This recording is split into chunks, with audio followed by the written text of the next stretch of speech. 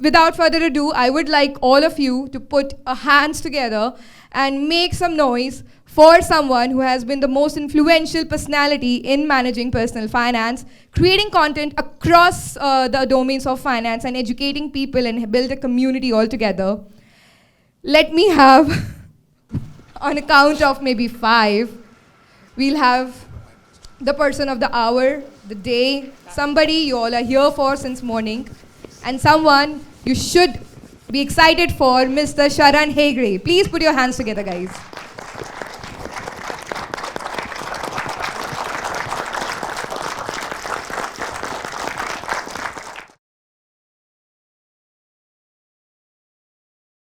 A lot of people would assume that I can bring that same energy from social media here. Let me just tell you straight up, that's not a real personality. That's a hyped up energy kind of a personality.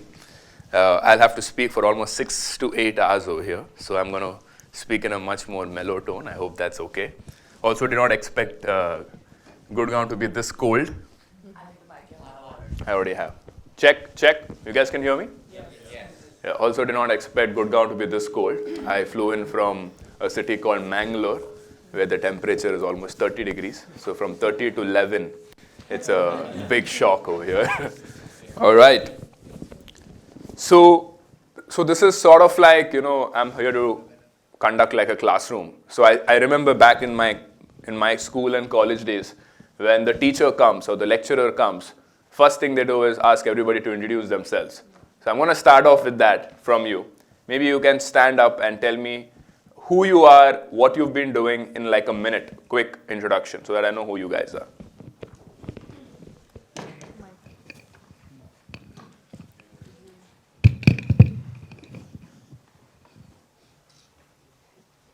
Hi, Sharan. Can you hear me? I can hear you. So my name is Harsh Khandpal. I'm born and brought up in Delhi itself, and I'm a fresher. Done my bachelor's in business administration, specifies in finance, and right now in SBM program, specializing the venture capital thing and private equity. And how old are you? I'm 22 right now. 22. Okay. Yeah. All right. Thank you. Thank you. Hi sir, my name is Tushar and currently I'm 23 years old. I did my bachelor's in statistics and currently working in one startup. Okay. Hi Sharan, my name is Manav. I'm a full-time founder at the Root Story, a full-time employee at Innovation, a part-time. Oh, Root Story. What is that? What does it do? Company that I've just founded, like food company. Food company? Yeah. Okay. Root Story. The Root Story. Interesting. And a part-time athlete and a student at Masters Engineer. You're a founder, you're a part-time athlete. Oh my God. Full-time employee also, as well. Full-time employee also? Yeah. How is that possible? You're an employee, you're running your own company and you're Yeah. training for the Olympics. Yeah, kind of. All right. Enjoying my 20s. How old are you? 23. 23. Next. Some good quality students. Hi Sharan, I'm Utkarsh Gupta, originally from Gurgaon itself, born and brought up there. I'm 24 years That's why you're dressed up properly. This is the attire. Okay. Yeah, this should be the appropriate way for the winters. Yeah, with scarf and all. So I'm 24 years old. I have done my graduation from NMIMS in economics. That's in Mumbai only, no? NMIMS Mumbai campus. Yeah. And I have a total experience of 2 years. Apart from that, I'm also a founder with Shuddha & Co. It's a honey first brand. So looking forward towards the session. So how many of you all are founders over here? Oh my God. At the age of 23, 24, you guys are starting your companies. Unheard of. Hi Sharan, I'm Yuvraj. I'm an engineer and I'm from Maharashtra. I've completed my BTech in mechatronics from. Finally, one normal guy. Engineering, BTech. This is what I was expecting. You're like me. Okay. I founded a company. You founded a company also. Yeah. This is not normal. So yeah, currently I'm working on a dropshipping project and I'm also looking for a job and a startup. Okay. Good morning, sir. My name is Mohak. I'm 22 years old. I'm from Gurgaon, and I've done my graduation in marketing and started my business in dry fruits, and currently I'm doing SBM. Business in dry fruits. Dry fruits. What is it called? The pantry is selected brands. So basically, I procure I do the white labeling. So procure the raw materials from the different states and package it and label it and then brand name, and then sell it to the B2B. What YouTube video did you watch to start this business? Basically, my father is into retail. That's how. So you got the family knowledge and know-how. Okay. Thank you. Good morning. I'm Chinmay. I have recently completed my chartered accountancy articleship and also involved in the family business. We have a manufacturing unit for Aisha tractors, so we make parts for it. You've not started any business? We are doing here. Very bad. Very bad. Very disappointed. CA and all what, bro? Everybody has a CA. Which attempt? First attempt, second attempt, third attempt? Second attempt. First level was first attempt. Okay. Second level was second. Okay, fine. That was the saving grace. ठीक है. Hi Sharan, I'm Jay Patak. I have around 3 years of experience and I've done BTech in food technology and I work with Zomato also. Currently we are building a brand called Velora Life. We are creating a marketplace for sustainable living and along with me all these are my teammates. These three. All I thought you already had a business. One more business you're starting here. Not you. These three. But you also had a business. You don't have a business. You had a business. You're starting one more business. These three and we are building a brand. What is this marketplace for wellness products? For sustainable living means there are a lot of issues when you go and search Amazon or Flipkart for which is the right product, which is certified, qualified, and which is the right metrics. So we are collaborating with brands. We have already collaborated with 3 brands, and we are trying to create a marketplace only for those products which are sustainable, healthy. Give me one example. We have Bamboo India. What is that? This is a wearable air purifier. Since we are in NCR, the air pollution is very high. Oh. It is already founded by IIT Kanpur founders. Sustainable living, like portable air purifier. We have 2 companies. So you're a customer. You bought it. We are a team. So you're also a part of the team. Yeah. How much is that for? Not cheap. So we have 2 companies who already came to Shark Tank. Okay. And we are trying to list more, but we are very skeptical on listing very good companies. Yes. We do a lot of research and then we approach them. Very nice. What's the name of the company? Velora Life. Velora Life. Correct. Nice. Thank you.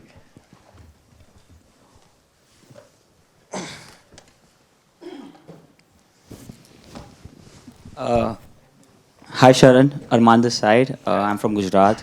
I've done my studying from London. I dropped out of my bachelor's, came back to India because of family business, obviously, and then now started my own new brand called Ractive. So we deal with performance-based pickleball paddles. What is that? Performance-based pickleball paddles. So the sport pickleball, if you have played.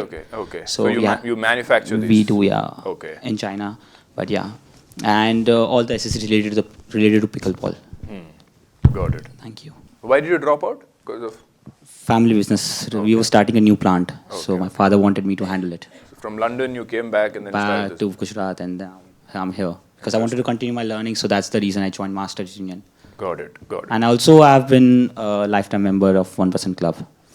I love this. One of the starting members. I love this guy. Hello Sharan, this is Yash and I'm a tech guy. I'm 24 years old. I've already worked in different kind of banks and other all. So in infra part, so building the IT architectures. Currently I'm working at Tether also. So I'm handling the tech part also, backside. Really? And you work at Tether also? Yeah, I worked at Tether also. And you're a student at Masters Union? Yes. Okay. Yes. And because of my tech, I understand how you have to understand the business also with that. So that is the reason I have joined my SBM course and I'm learning a lot of things from past 1 year and still continuing my learning. Nice. Yeah. Hi, Arushi. I have a background in journalism and mass communication. Currently, I'm running a brand, Lumuk. I make bags and laptop sleeves. This is a product. And I joined... You have one for me? I don't have... I have it in my car. If you want, I can give you one. Later. Sure. Thank you. That also, yeah. Hi, I am Abha. I am a data analyst. I have did my graduation in BCom honors in the business administration only, and right now I'm studying strategic business management. And me and Anika together, we are building a leather brand. Leather brand? Yes. Real leather or vegan leather? Vegan leather. That's what I thought. Yes. There is already a vegan leather brand which was on Shark Tank, I believe. Not on Shark Tank, but there was a show called Rich to Get Pitch. I think Pitch to Get Rich. Yeah. So there was a brand called Vyakti India. They were also doing vegan leather. But yeah, I'm Anika. I'm a textile designer, and here I am to learn how to manage business. And we've started this vegan leather brand called Aurum. So we make synthetic leather products and plant-based vegan leather products. We have olive leather, cactus leather, and apple leather. Interesting. Yeah. Interesting. Thank you. Thank you. Hi, I'm Surbi. I did chemical engineering. Currently, I'm working in Food Corporation of India from the last 3 years. Before that, I've worked in LIC for 2 years. And currently, we also started our company, the Snapchat Store, which is a one-stop gifting solution. And What also, is that? Snapchat Store. Snapchat Store? Yes. Okay. And also, I'm a member of 1% Club. I love it. I love this. I love it. Hi, Sharan. This is Two out Priyam of how many are there? 50 students here, right? No, nice penetration. In the right category of people. Hi, this is Priyam Vada. I'm from West Bengal. I did my graduation from Jain University and in BBA and Finance. And after that, I've joined the SBM course. And currently, I'm also preparing for the CFP exam, level 1. Got it. Thank you. Hello, sir. My name is Dipali, and I've done my BSc Life Sciences from Hansraj College. And then I'm a special educator by profession. I am here because I wanted to do entrepreneurship in special education. Yeah. What is that special education? Special education, it's for special needs children, like children with disabilities. There are 21 disabilities recognized in India as of now. So we teach basically, depending on a different disability, we teach the child according to how they are, according to their needs, according to their disabilities. And you, how did you learn about this?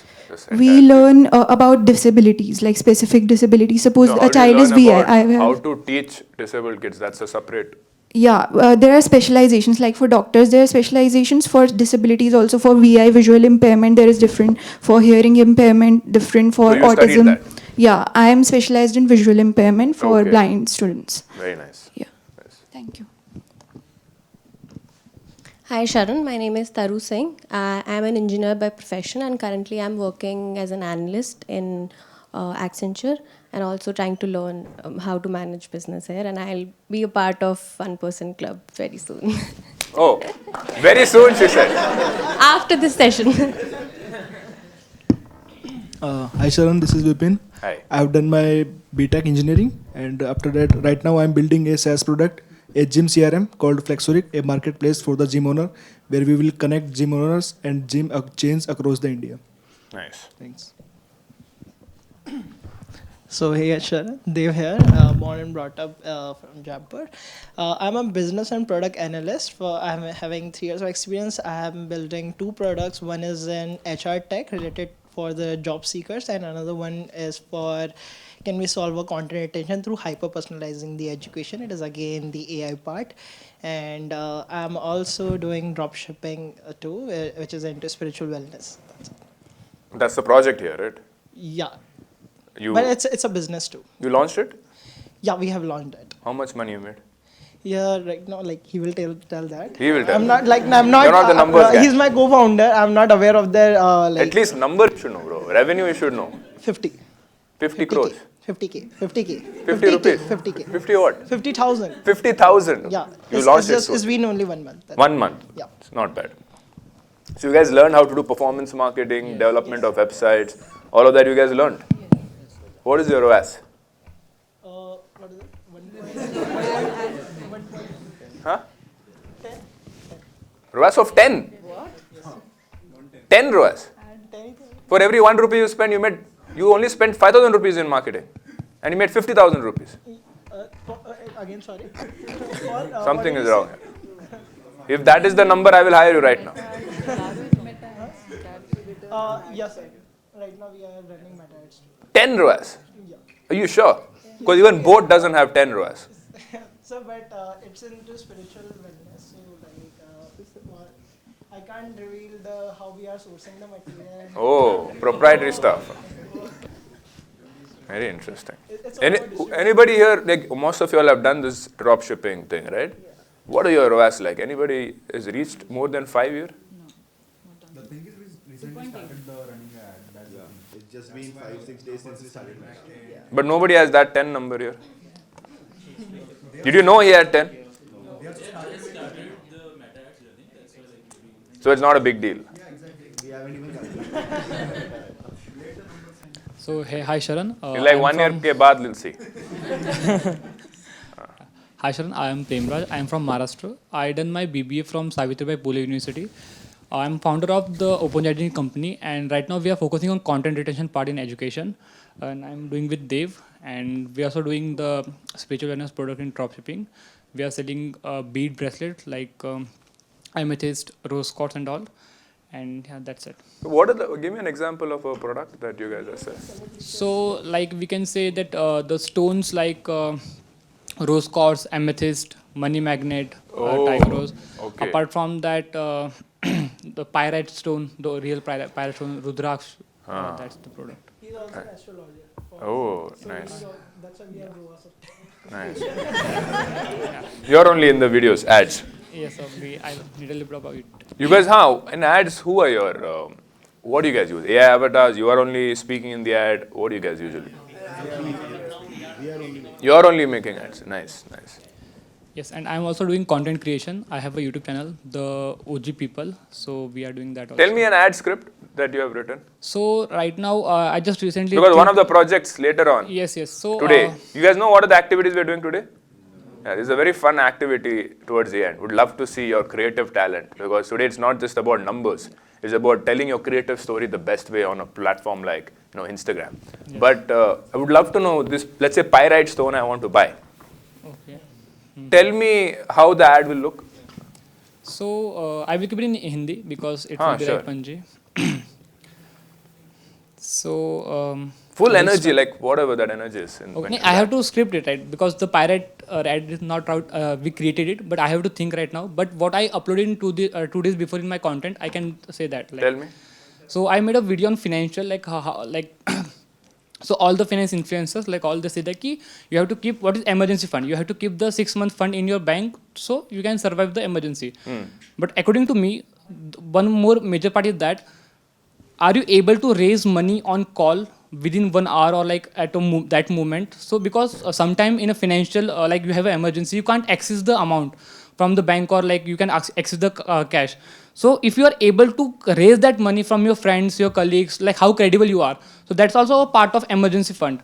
If you are able to raise that fund from your friends, relatives, colleagues, so it will be like more beneficial. So I said that okay, that is a good part, that 6-month fund in bank account. But you also have to make strong this part also. Are you able to raise the money from people at the emergency point? Right? That's the video. So that's how the stone will help. No, that's the video script which yes. No, but stone ka ad bata. So stone ka ad like that I can say that okay, like I can start. Are you feel very nervous or are you like feeling constantly in anxiety? Silence. Yes. That's what I'm talking about. Okay.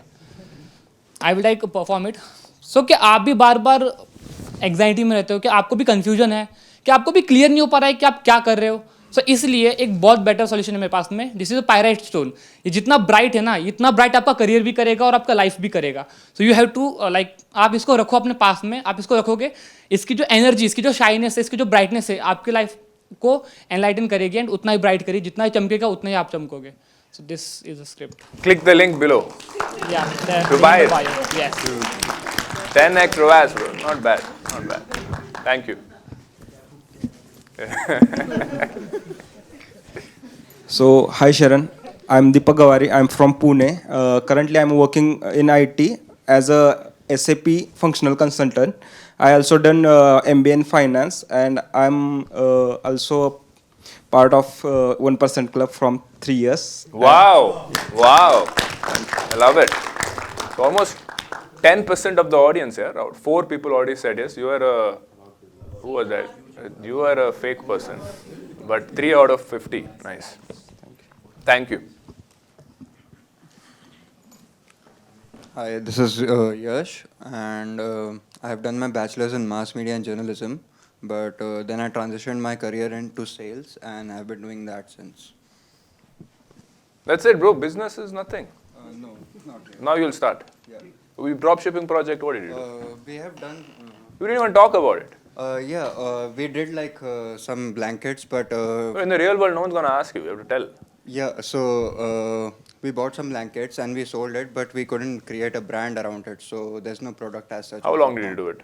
For 2 months. 2 months, you think you can build a brand? No, but we didn't see like Product brand market in fit. it, so yeah.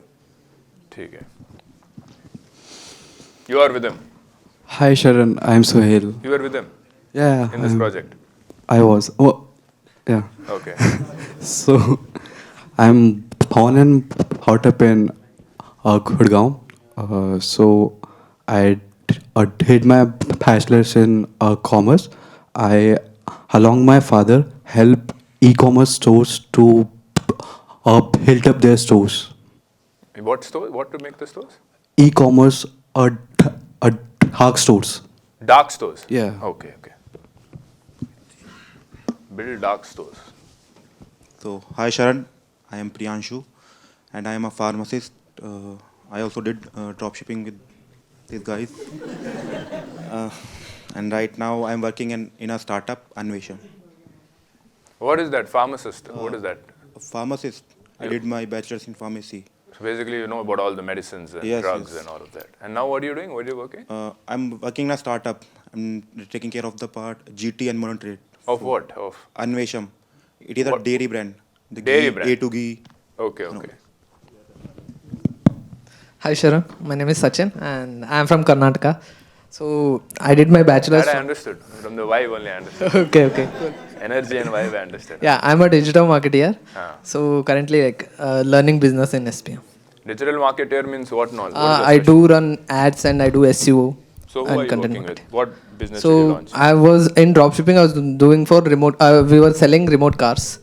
Remote cars? Yeah, What remote is cars. It's a like remote controlled cars. Remote controlled Okay, cars. Where, yeah, and also that. Targeting kids with your ads. Yeah, and also like we have one more person that, and we are helping him to build his own brand for chutney powders. We call it in Pudi, right? In Chutney Karnataka. powder, okay. Yeah, he's doing it, and we are also supporting him.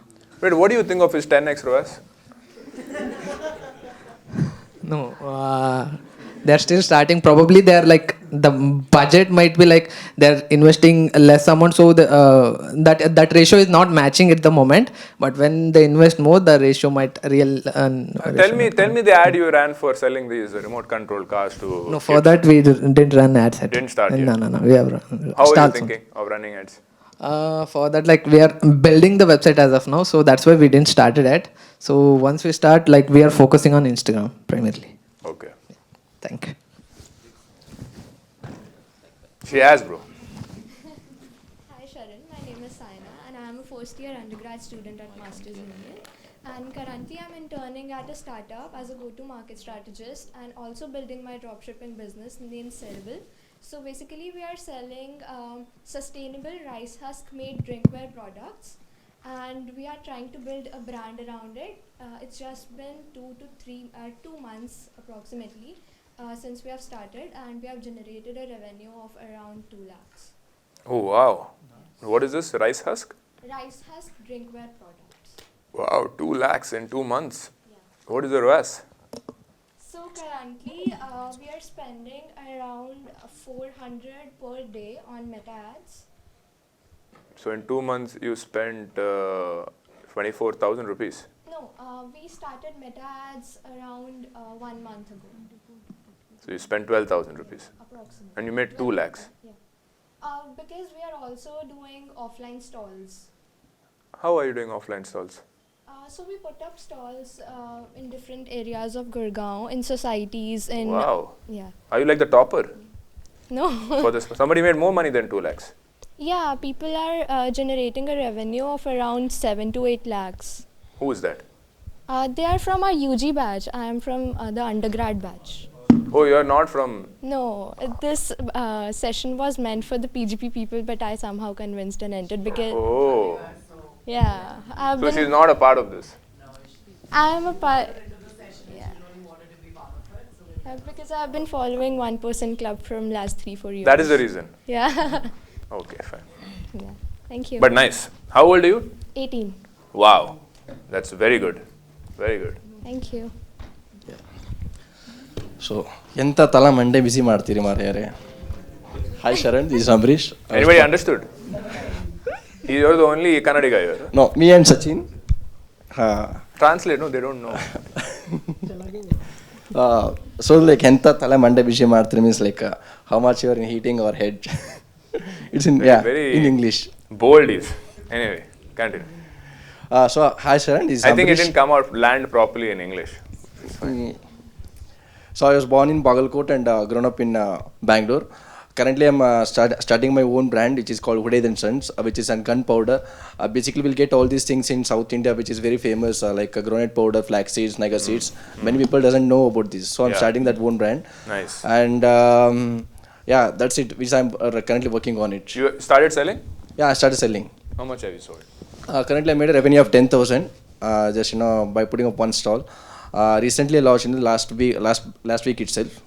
You're only manufacturing this? Yes, we are manufacturing. And also we also have this family business, which is an restaurant. I would like you to please come one day. Come. Yeah. Make a story. Not a story. Like just have lunch or dinner. Like you can experience our kind of food, like which is a North Karnataka, which is very different. Jowar roti, and this kadak rotis all will get but will not get anywhere here. That's very different. From the past 15 years we are running it. Right. So we have a lot of stories over there already. Which place is this? It's in Tidasalli, Pinya. Bangalore? Yeah, Bangalore. Okay. Yeah. Nice. So this is my visiting card. Please take it. Abhi lena hai? Yeah, sure. Give, come. Can someone please? Visiting card and all. Very professional. This is catering services. We also have the catering. And also there is a PG here. Yes. Sri Banshankari Gents PG available. Please turn the card in the front side. Yeah. Oh. Then it becomes a hotel. Nice. Hotel Sri Banshankari. Exactly. North Karnataka foods available. Nice. I'll keep this with me. ಧನ್ಯವಾದಗಳು. Thank you. Hi Sharan, my name is Muskan. I'm 24 and I have over 6 years of experience. I co-founded a small interior design brand with my founder whom I was working on in architectural services. I've recently joined Tether as a counselor and I have been a part of the dropshipping business called Snapstore along with Nilipta, Surbi and Priyamvada. I have done my graduation in psychology, now doing entrepreneurship because I'm very fond of learning how to manage a business. So, how are you planning to use psychology in entrepreneurship? It was like I was really passionate about psychology. How do we do? Why? What we do? Why we do? So that was the question in my mind, and I joined psychology. But later, when I joined the startup where I was working, I literally grew fond of like how to manage these things because my founder was so. Giving at that moment that he started nurturing me around leadership and he made me learn all those things while working for him. So like I grew fond of it. Then I thought of doing the entrepreneurship. Nice. Thank you. Thank you. Hi Sharan, Nilipta this side. So I am from Bhubaneswar. Currently, by profession, I'm a software engineer. Along with that, I'm working as a founder of a company, the Snapset store. And along with that, I'm working in agro-tourism part in Bhubaneswar only, where I'm focusing upon sustainable growth. Along with that, how we can enjoy the nature along with the culture. So I'm working on that project also. Thank you. Thank you. Hi Sharan, my name is Ansh. So I did my graduation in Bachelor in Journalism and Mass Communication and currently I am building a brand called Redrip in which we are focusing on thrifted clothes. What is that? Like we are sourcing the clothes from Panipat and we are selling out here. Clothes? Yeah. Okay. Thrifted. What is that? Thrifted clothes. Yeah. Nice. I love those stores. Nice. Nice. I recently got a leather jacket from there in Mumbai. $3,000. Thank you. Is there a clicker? This is the one, right?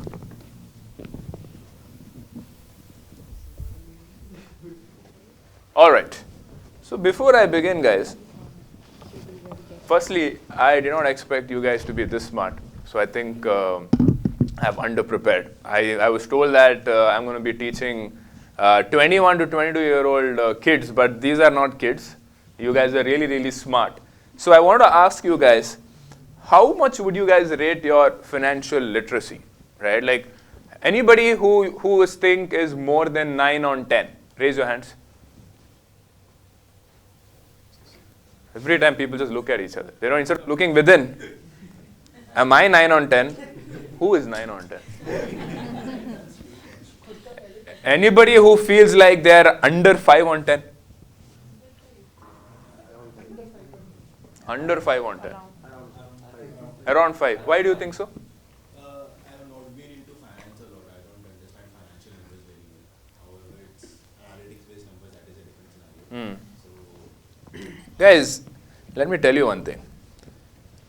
9 out of 10 businesses fail because of, who knows the answer? Financial mismanagement. 9 out of 10 businesses. So if you do not understand how to manage your own personal finances, forget about starting a business.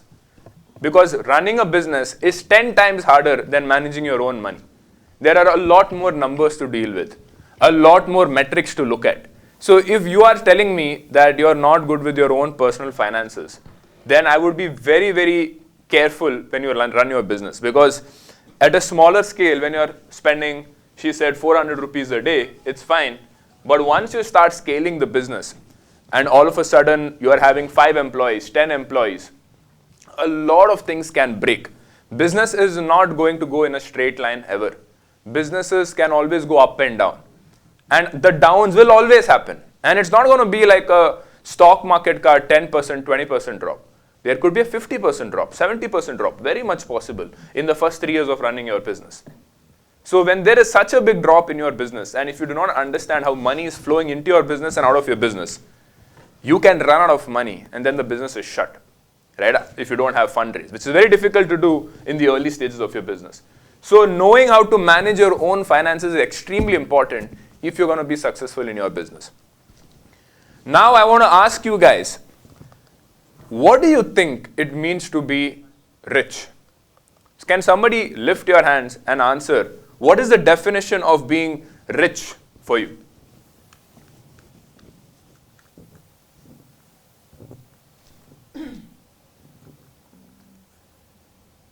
Yes. I think okay. Rich in terms of money, wealth. That I know. I mean, for me, Just that's money. a common, yeah. So my understanding of money, richness, or wealth, I would say, if I don't have to work specifically for money in a longer period of time, I have savings plus some emergency fund, some investments which can take care of me even if my active businesses does not do well. So that is what I feel richness is all about. You have some wealth, it is growing at a certain rate or something. So at certain kind of risk also you are secured. That is, I feel richness is all about. Anybody else? Yes? 5 on 10. Let's hear your answer. So I define richness in three phrases basically. From a personal point of view, if I'm buying something, I don't have to look at the price tag. That's one point. Another point is that have you reached that level? No, I haven't. Second point. Have you reached that level when going to a restaurant and ordering food? Not exactly, because restaurants also have there are various levels of restaurants, so it depends. Second is that I'm able to pass on a good amount of generational wealth. And third is that I reach a level that I'm able to manage finance in a way wherein my finances never deplete. They are always just growing in some exponential factors. So that's the three terms, three conditions Levels where I of define wealth. that I'm rich now. First the generational wealth, and then you will look at it growing faster then. Yes. Okay. Anybody? One last person. Okay. My definition in richness and wealth is like there's a one line. Like I'll give you the one example is that in richness it means if you're in India, if I'll get the example, if you have a 2 lakh rupees of cost of living in India and you are earning 3 lakh and 5 lakh, so you are rich. You are rich. But if you want to be wealthy, then you have to create system who generates wealth for you or who generates some money for you.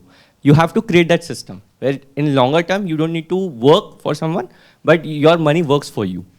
That is, I think you have to create a system, financial system, or get the financial freedom in that part. So that is a wealth actually. Got it. So guys, 2,450 years. That is the number of years Nikhil Kamath can live by spending 1 crore a month without having to work for a single day in his life again. So the definition of being rich for the wealthy is not measured in how much rupees you have or how much dollars you have. It is measured in terms of how many years you can live without having to work for money again. That is the true definition of wealth. Now, it is also called as financial freedom, where money is making more money for you. So every single rupee that is there in your life, think of it as an employee working for you. Today you guys have no employees. What are the leverages that are there in our life? What is leverage? If you look at the definition of physics, leverage is how can you amplify the outcome you get for the effort you put in. Because money does not exponentially increase for the more effort you put in. Right? 9 to 5 is not going to make you rich. I am sure you have already realized that by now, which is why you have started your businesses. Business allows you to leverage the money you bring into your life. So what are the leverages that you can think of?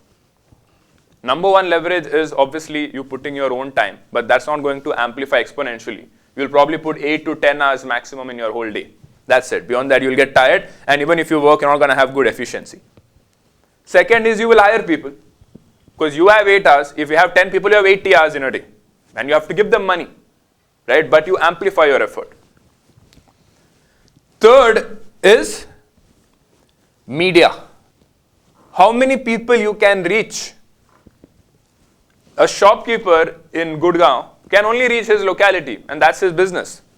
But when you guys are running ads on Google and Meta, you can amplify your reach of yourself and reach more and more people. So that's leverage. And the last one is technology. You build your technology once, and then millions of people can use that same technology. But obviously, the capex for that is really high. That's why people raise money to build that technology. And once crores and millions of people are using it, it becomes a Zomato. So these are the 4 leverages of life which you can use to attract money in your life. Now, a lot of people also have a number in their head. There is a magic number that all of you guys have. You are like, if I have this amount of money in my life, then I'm set. I don't need anything else. Would love to know what is that number for you and how do you explain that number for yourself. Anybody can go, raise your hand and tell, I want this much money because of A, B, C.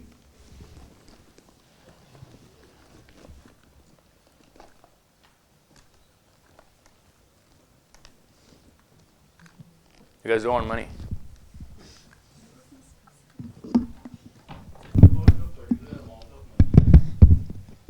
Wait, let him start. So, according to me, I need at least 8 crores. Because so, $1 million. 8 crores, like Indian rupees. Yeah. Because I know my expenses. I know what I want to, like, what lifestyle I want to live. So all the insurance part and all, how much I spend in a day, and what I want to eat and live, like my lifestyle, what gadget I want, what car I want. So all this calculation, and so everything can be done in 8 crores. Like, what is your expenses? So right now, so I'm living in PG, so I don't have that much. No, I want you to imagine. So okay, so let's your say, ideal version of you. Okay. You're married, you have kids. Yes. What is my monthly expenses that you think you need? So good food first. What? Good food. Okay. Like the dry fruits, good. Dry fruits comes first. No. See, good food. I will start with good food. Like I have to like eat good, eat clean, some fitness, like gym and all. And then good Look at him clothes. laughing next to you. He's you only. I saw you giggling. Yes. Oh, what's so funny? Nothing. Then this, like, see what you're doing. Yeah. So good clothes, one good car, a good house. So all this comes in that 8 crore. I calculated it, so that's why I'd say this exact number 8 crores. Got it. So 2 years back when I calculated it's 5 cr. Okay. But now this inflation and all, that's why I put 8 crores. Yeah. Okay. Anybody else wants to go? Okay. Tell me.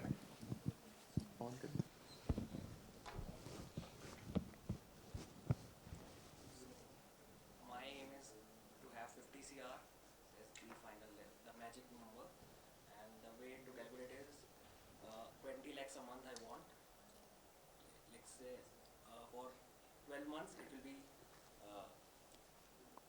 2.5 crores. And then for 10 years, 25 CR. And for 20 years, I'm sorted. You sorted then. Like, if I have 50 crores, for 20 years I'm sorted, I can invest, I can live the way I want, in a better house, better car. And when do you think you will achieve 50 crores? Until after which you can finally live the life you want? How will I achieve? When will you achieve, you think? I feel in next 5 to 10 years. Next 5 to 10 years. I aim to do that. So you already have a few crores. No, I don't have a few crores. Okay. I think in a decade it can be built. Decade it can be built. And how do you think it will be built? Tell me the sources of income that you will attract in your life to reach 50 crores in the next 10 years.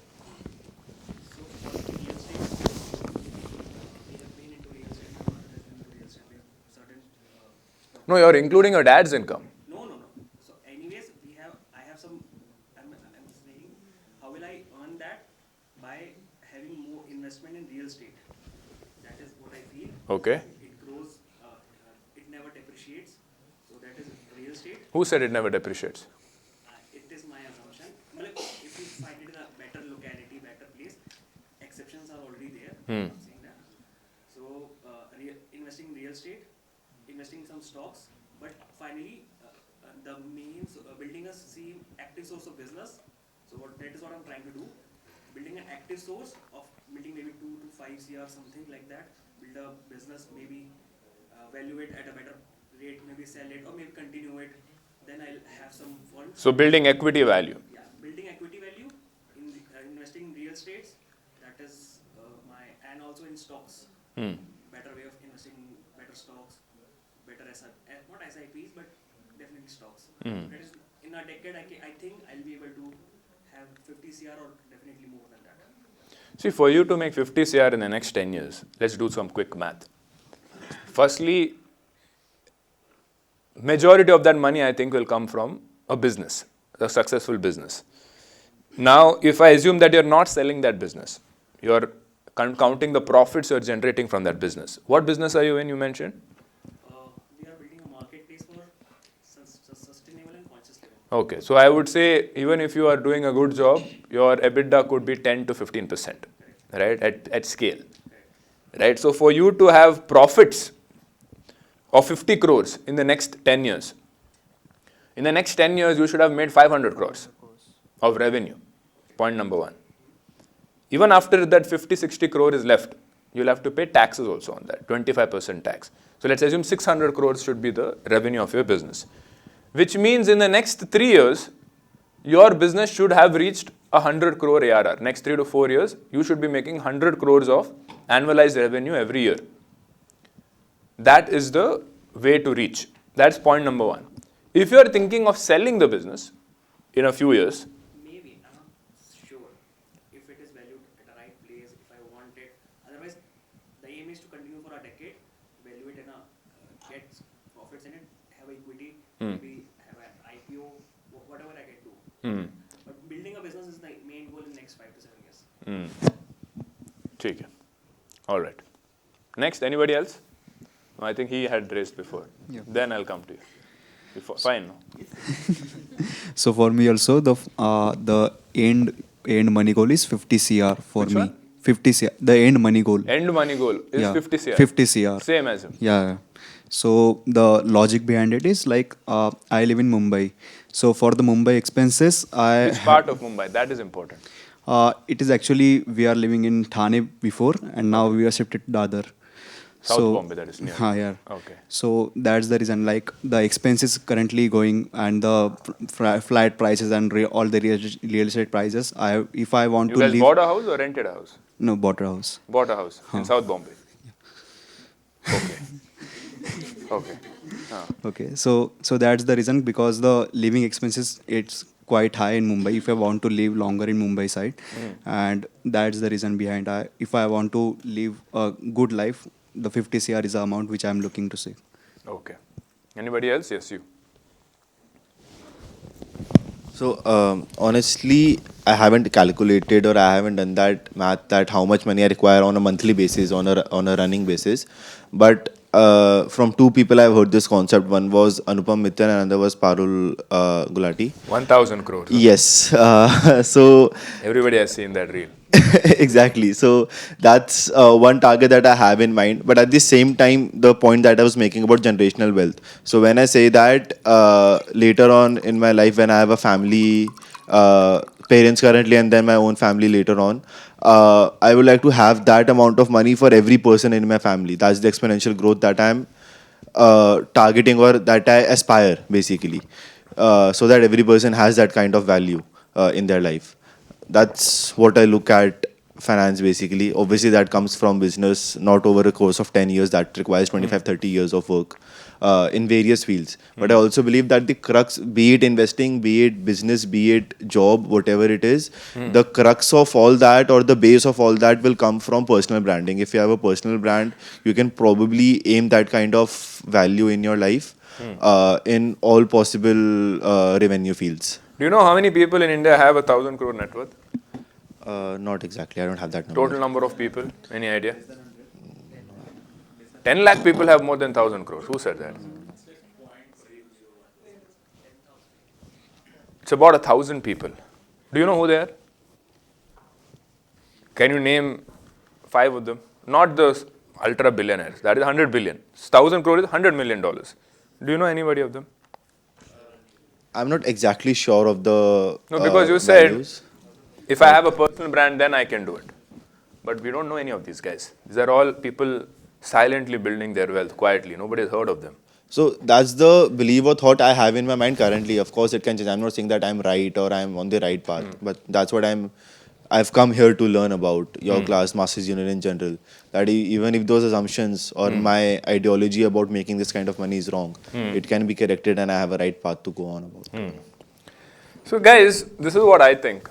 See, this is personal finance, right? There is no right or wrong answer in the world of personal finance, right? It is what works right for you, provided you know what the numbers and the mathematics are saying.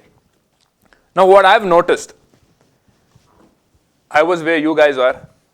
At the age of 23, I was making about 27,833 rupees per month. That was my salary in KPMG. And at that point of time, I was thinking, this was when? 8 years back, I was 22.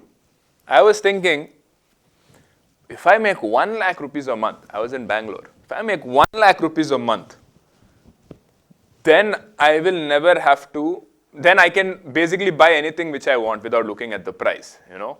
Because at that point of time in my head, I'm like, I like to go to restaurants, eat a lot of food. I like to go clubbing. I like to go on a vacation maybe once a year. So I thought if I make 12 lakhs and if I spend 3-4 lakhs on essential basic stuff and another couple of lakhs or couple of 3 lakhs on fun stuff, my life will be set. And the number I had in my head at that point of time was that if I have about 3 crore rupees of savings, then I will be financially free.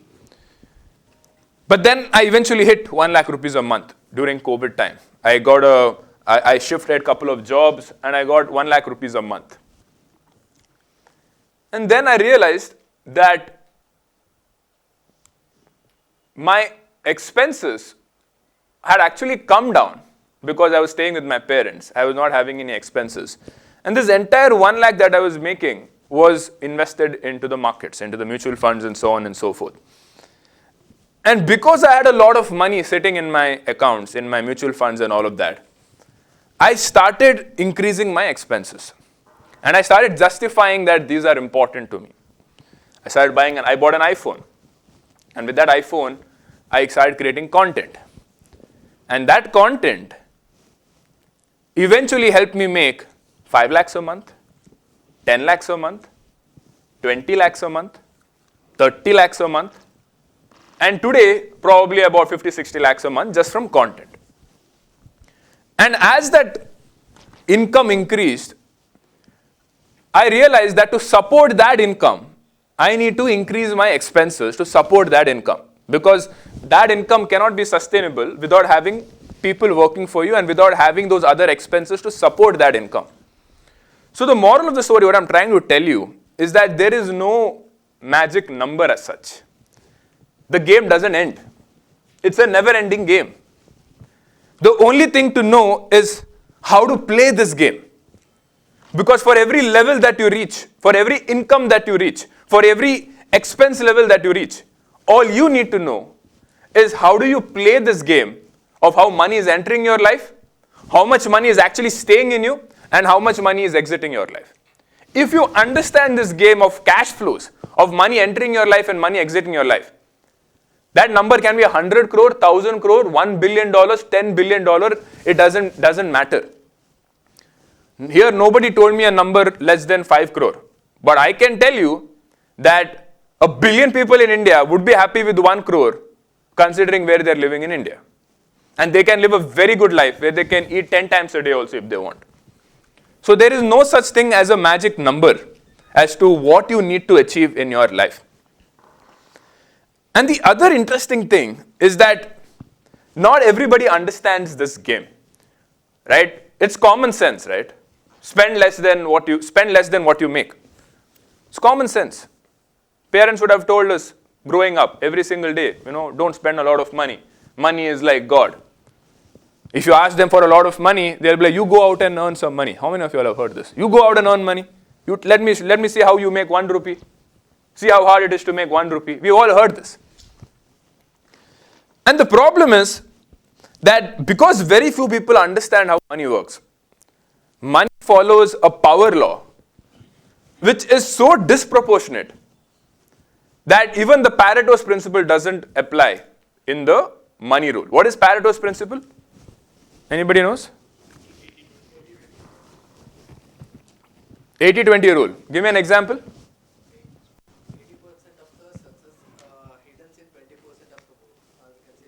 80% of the? Can you give me a real world example of this?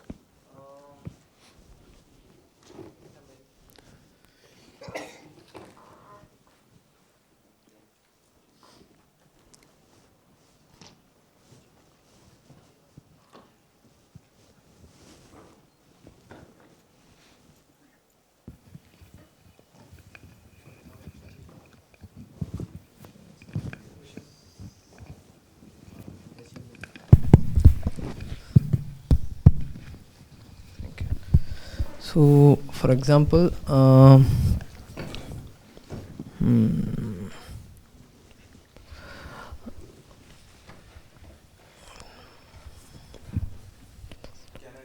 Yeah. So if we invest in 10 stock,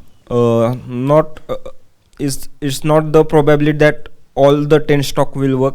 Probably the 2 stock will give so much profit that even if 5 stock are in loss, that will recover them. Yeah, good example. So Pareto, the guy who actually came up with this rule, how he figured this out is that he was living in Italy. And he noticed that 80% of the land in Italy was owned by 20% of the people. That was his first reveal. And he started noticing that this was happening across. Now, if you come to India though, it is not 20% of people owning 80% of the wealth. It is worse than that. It is 10% of the people owning almost 80% of the wealth.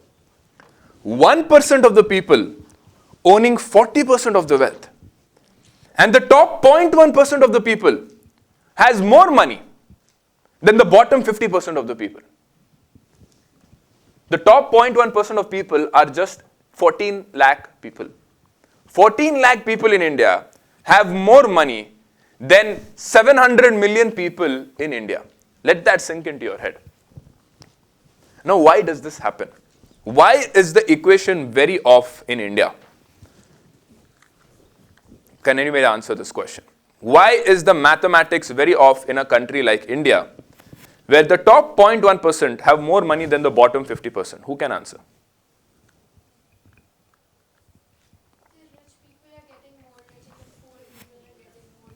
But that's everywhere in the world. What's different in India?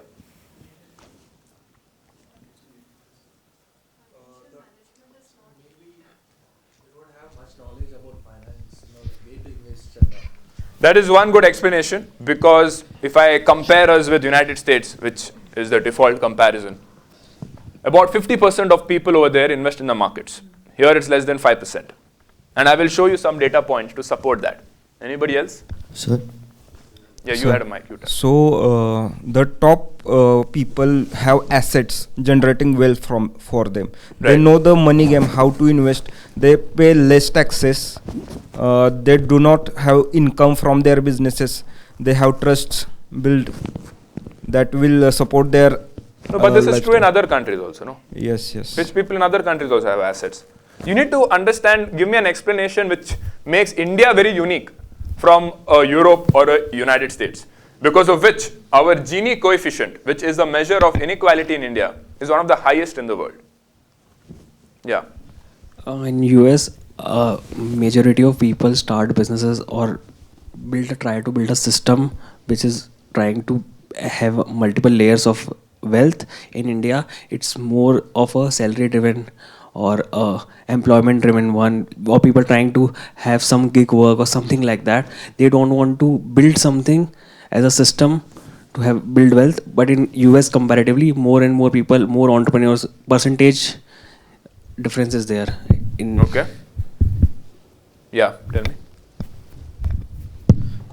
So I think the India's case is such that majority of the people, for them, managing finance or investing or building wealth comes secondary. Basic survival comes first. In Because, India? yeah. So because of that, the 50% population, the bottom 50%, for them, running regular chores, having day-to-day basic finance wherein they can support their family and just survive is more important than going an additional step and building wealth out of it at a certain risk. Whereas the top 1.1% or 1% people, they are at a level wherein they want to take risk and they can build wealth on wealth on wealth. That is the reason they are able to extract that particular wealth from the bottom 50%. One We more, already answered, no? one more thing I'm trying to add. There's no marks, bro. So there is a mindset difference in US and India. India is a lot more status-driven society, and US is wealth-driven. In India, status matter a lot. People try to present themselves not as wealthy, but as a higher status, more respectful. Like IAS job preparation are number of people who apply there. It is the total economy of coaching centers is way beyond if people just tried to build businesses on the top of it. So that is not relevant in US. So here people get motivated towards the status part, and in US they actually go for the wealth. I guess yes, sir. Yeah. So I guess before 20-30 years, starting a business or like entering into business was not considered ideal. And even if you look today, a person who owns a business and who has a job is considered different. A person who has a job is considered secure and who has a great future. This is what is perception of Indian people, I guess. So they don't want their children or their relatives to go into business much. Okay. Yes, you go ahead.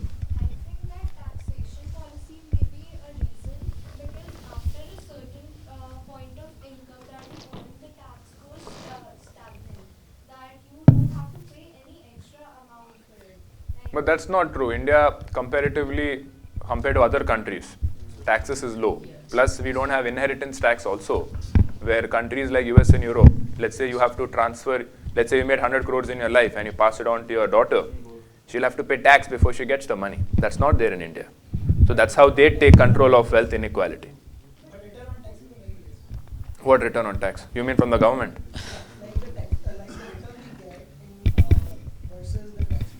Hmm.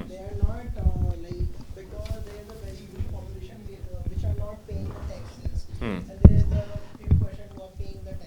Hmm.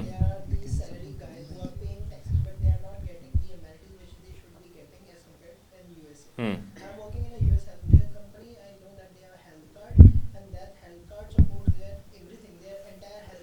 Hmm. Pay for it. Anybody else? I mean, I think it's due to the population as well in India compared to other countries. That plays a major role in finding jobs or doing anything. And also that drives sales as well because we have more population paying for the products compared to them. We have what more? More people paying for the products as well. So population plays, I mean, it has pros and cons, both of it. Hmm.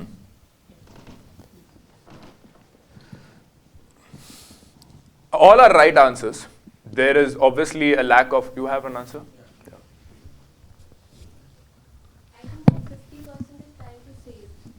Hmm. Because they want to achieve something, they are trying to save that money which they are earning, not invest. Okay. So like when we look closer by going back to our history, like we got independence very lately in 1947, but Americans and all, they got independence very like before it's in 1818 itself. Right. After like once the government started giving this liberalization, that's when the things got changed. And before that, the people were struggling to have this basic needs itself, the like of shelter, food and all. And when the liberalization started, the people started aware of education is also very important. At that time, education was not also very important. And lately, when they got education, the people were struggling to find get the job itself. That too, getting a government job, getting some sector companies and all. And after that, like recently, even my dad says this story. In Bangalore and all, getting a land in HSR alert in MG Road, it hardly cost them 5,000. That's it. But they were not ready to invest because they don't have much knowledge about like if we invest in the future, how much they're going to gain in return. And also they were scared. What suppose rowdies and all attack, they kill. So such things were happening. So they were not proper knowledge regarding this. To guide like way to invest and to look up the future forecasting, like how it is going to benefit us. Got it. Anybody else? One last. Yeah. I also want to put light on this that before independence, when the Britishers were there, like the total contribution of India was there, was in a good percentage when we were in terms of productization. After they have left and in whatever condition they have left in India, from India, now the major of the population are service class only. The only thing they know is to work under someone. Right. The manufacturing and everything was gone. So because of that, we don't have our own product, our own services to sell, own products to sell to other countries. So we by default we came under the umbrella of laborize, we are only a third world country because we are cheap labor. That's it. Perfect. So guys, we all think that the world right now is not the world that was in the olden days, 500 years back, 1,000 years back. What was happening 500 years, 1,000 years back? There was no democracy. There were kings and rulers who had armies fighting for each other, fighting for resources with each other. But fast forward to today, we believe that we are in a very peaceful world. There is no kings and rulers anymore. But according to me, nothing has changed in the last 500 or in the last 1,000 years. The order of the world still depends on who has the largest military base. Nothing has changed. You might call it president, you might call it prime minister, you might call it dictator, you might call it king. At the end of the day, the way the resources of the world are divided between each other entirely depends on the innovation that you're doing And that innovation goes into various industries, and majority of it goes into defense as well, which is why you're seeing defense budgets of India has been increasing. You've raised a very interesting point about before the British rule came in. I was watching a very interesting video on YouTube, and what I found out that in the last 20 centuries, for 15 to 16 centuries, we were the number one economy in the world. For the last 15 to 16 centuries, we were the number one economy in the world. We accounted for almost 30 to 40% of the global GDP at one point of time. Today, America is at 55-60% of the global GDP. We were at 30 to 40% at one point of time. We accounted for 30% of the global textile export. We were one of the best metal workers in the world. We were exporting a lot of things. You must have heard of this thing called Damascus steel. Have you heard of this? Which was very popular in Europe. It was made in India. We had the best trade routes in the world. We had everything going for us. But what we lacked was innovation. What we lacked was coming up with new technology. India has always been behind in terms of coming up with new technology. And the economies and the countries which come up with new technology, the new innovation, are the ones who's going to take away the wealth and resources. Today we live in a very globalized world. We can't say that, okay, we are only Indians. We will live in our country and we will buy and sell with each other. We are in a very globalized world. We compete with people all across the world. We might not see it, but on a grand scale of things, every single 8 billion of us are competing with each other in one way or the other. One simple example of this is when the US starts printing more money for its citizens to give freebies, inflation in India increases. Without dropping a single bomb on India, they are sucking out money from us. Somebody mentioned my fire number was 5 crores 3 years back. Today it's 8 crores. Who do you think is responsible for that? Without dropping a single bomb on this country, his fire number has increased by 3 crores. Why? Because so much of India's output is dependent on being in a globalized world. Now, how do you look at this? How do you sort of extract value from this insight that I just shared with you? How do you look at your own life and how do you become rich in today's world? Because countries is one thing. Where you are born in this country, there's nothing you can do, right? Your fate was established the day you were born. You guys were born in the year 2000. People who were born in US in the year 2000 versus you being born in 2000, they already were starting, 10 steps ahead of you. But what can you do to sort of attract more wealth in your life? Because it is not just about, I make this much money or I spend this much money. It's about knowing how to attract as much money as you can into your life. Let's take an example. What we have been taught in schools and colleges is that you work hard, get a high income, and then you can take care of all your expenses and start a family. But the rate at which your income can grow is limited. What is the salary hike percentage that has been happening in the last 10 years? 5 to 10% average. If you're working in startups and if you're a good employee, you can get 20-25% as well. So salary increment is limited. And there's also inflation on top of it. So what we need to do is figure out ways to attract large amounts of capital to yourself. Now, nobody is just going to hand 10 crore check to you. Why will they? Why will somebody just give you a 100 crore check? So can somebody tell me, how can you attract ways of letting money flow into your life? See, it's much easier to convince someone to say that I will manage this money for you. You allocate this much money and I will manage it for you and build something out of it, rather than saying, bro, give me 10 crores or 100 crores. Only your dad will do if he has that money. But anybody outside your family, if you go and tell them, see, because we are living in a world where there is exchange of resources between each other. The barter system still exists today. We exchange value. The amount of money you can attract is directly proportional to the number of problems you solve in this world. The more problems you solve, the more value comes to you. So how do you attract large amounts of money into your life? Who can answer? Salary is not the answer. I think you should be capable enough to recognize and you must be aware of what's really going what's trending in the global terms, and you have to see where are the big players, big countries are interested in, and try to build product or innovations around that. And if you are capable to do that, they must be they will be interested in your business, whatever you are doing, and they would give some money to you to perform that in your country. And if you are able to do that, then I think you will boost your own economy. You will allow the foreign money to come into the country. When you're answering this, you don't necessarily have to say what India has to do. You can tell me what an individual needs to do. Because what I think is going to happen, the world is going to be more and more fragmented. Individuals in the world will be more and more fragmented. They'll start being a global citizen going forward. Right? And you will need to look at opportunities, not just in your country, but across the world. And because of social media, you are now aware of everything that is happening in the world. Everybody knows everything.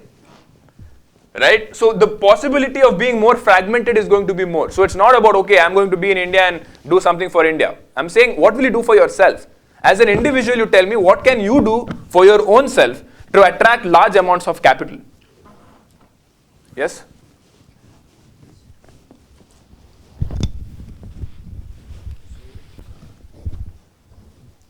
So if somebody is actually solving a problem of someone, that might be using a product that if somebody needs water, so you are solving that problem so that people can pay for you. That can be a service in terms of building. If you have construction expertise, you can give them a service and collect cash from them for that particular service. That can be also managing somebody else's wealth. If you are on keeping a commission, you are taking capital from somebody, managing that, investing in all the portfolios or wherever that person can, and then taking a commission and giving the money back so they can give more amount of money. So that is a cash flow which can be generated. Okay. Yeah. So anybody else? Yes.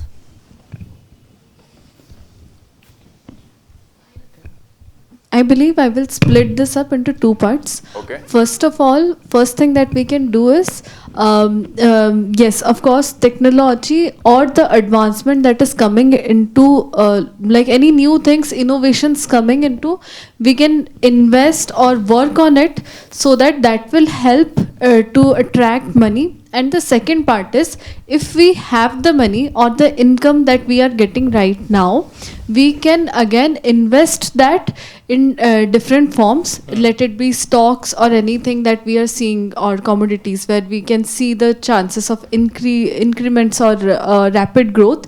We can invest that again, that will again increase the wealth itself. Okay. Anybody else? I'll come to you last. You're last. So I think one can have a unique solution to the problems that people are facing. Like for example, a patent. One can, if a person has a unique solution, an original idea, so they can patent it. So that is probably giving a solution which is problem a lot of people are facing all over the world. For example, a health concern. So I had a lot of ideas when I was in my graduation. I was a life sciences student, so there I was thinking I studied patent by then. So you can extract a particular biochemical, you can create probably a tablet out of it, or you can create something that will help solve a particular health concern from that. That would be a unique idea because someone else hasn't done it, and you can patent it. So the patent is something that money will automatically come if you have patented that. It's a good answer. I will summarize it later, but this is one of the good answers. Yeah. Wait, you.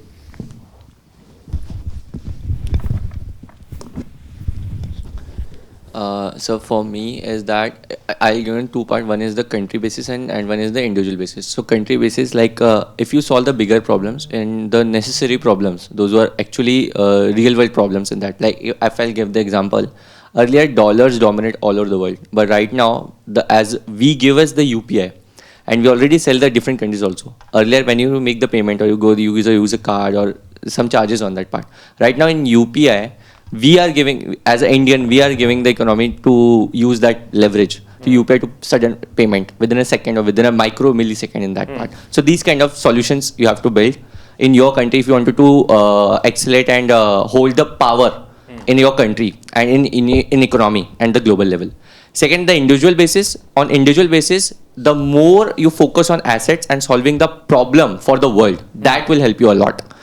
As example in Indian, one of the Nikhil Kapat, his solution is that earlier also doing the people in stock markets, but what he built it, he gave the possible solution, an easy solution for the people to invest in the stocks. Yeah. So that kind of things you have to build for your own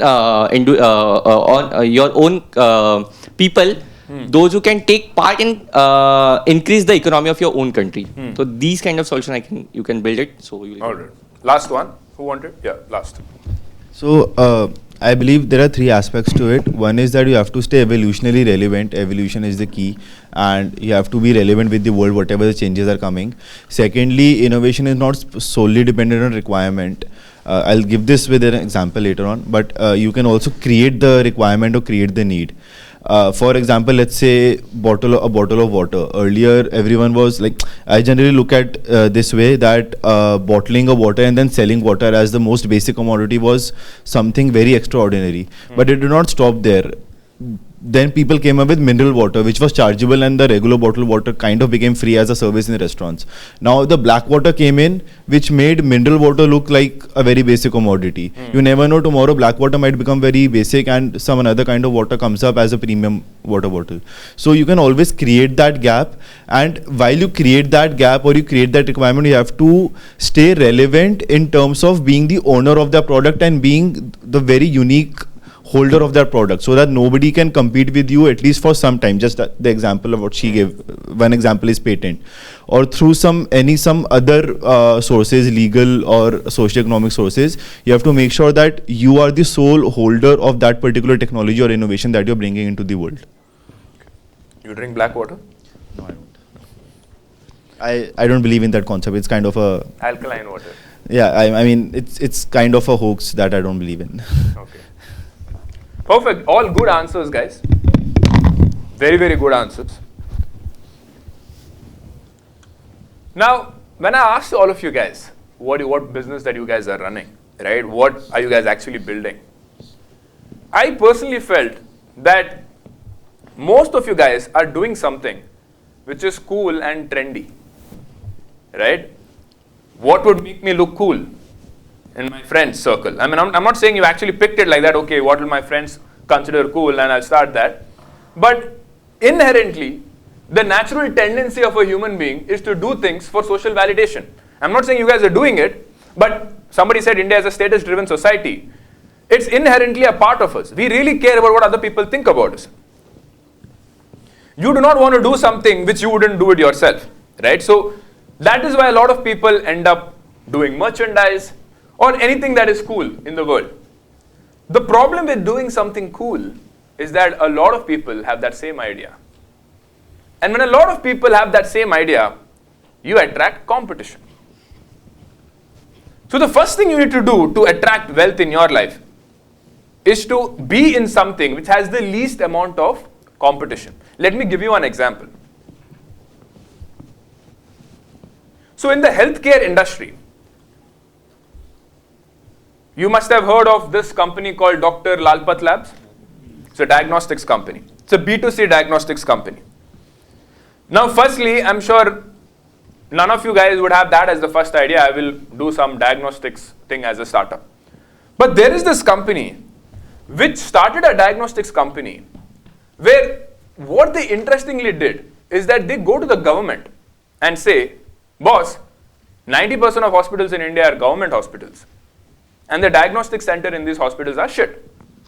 You guys are not doing a good job. So I am going to open up these centers in your hospitals. And I'm not going to charge the customers. You pay me. The government will pay me. And the customer will go to these government hospitals. They will get free service and the government will pay me. So what has happened over here? Number one, eliminated the competition. There is no competition. As once you get into this hospital or government hospital, nobody else can get in. That is a monopoly that they have created for themselves. There is no competition anymore. Second, I do not have to do the advertising and marketing because people are anyway coming to these government hospitals for free. They're coming for free service. And the onus is not even on me to collect the money from the customer.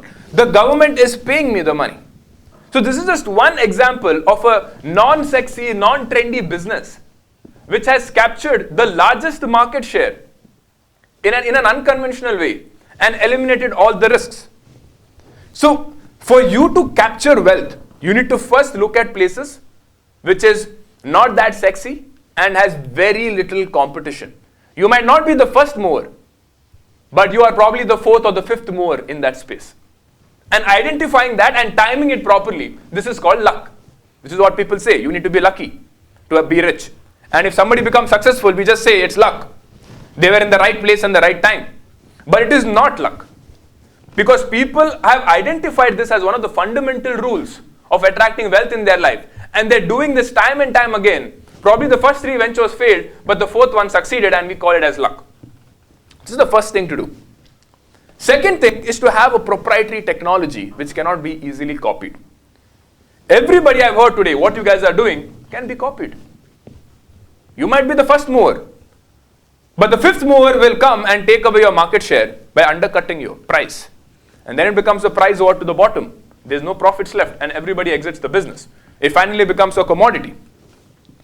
So I've not heard anybody here talk about building something which is a proprietary technology in the world of AI, in the world where jobs are being laid off.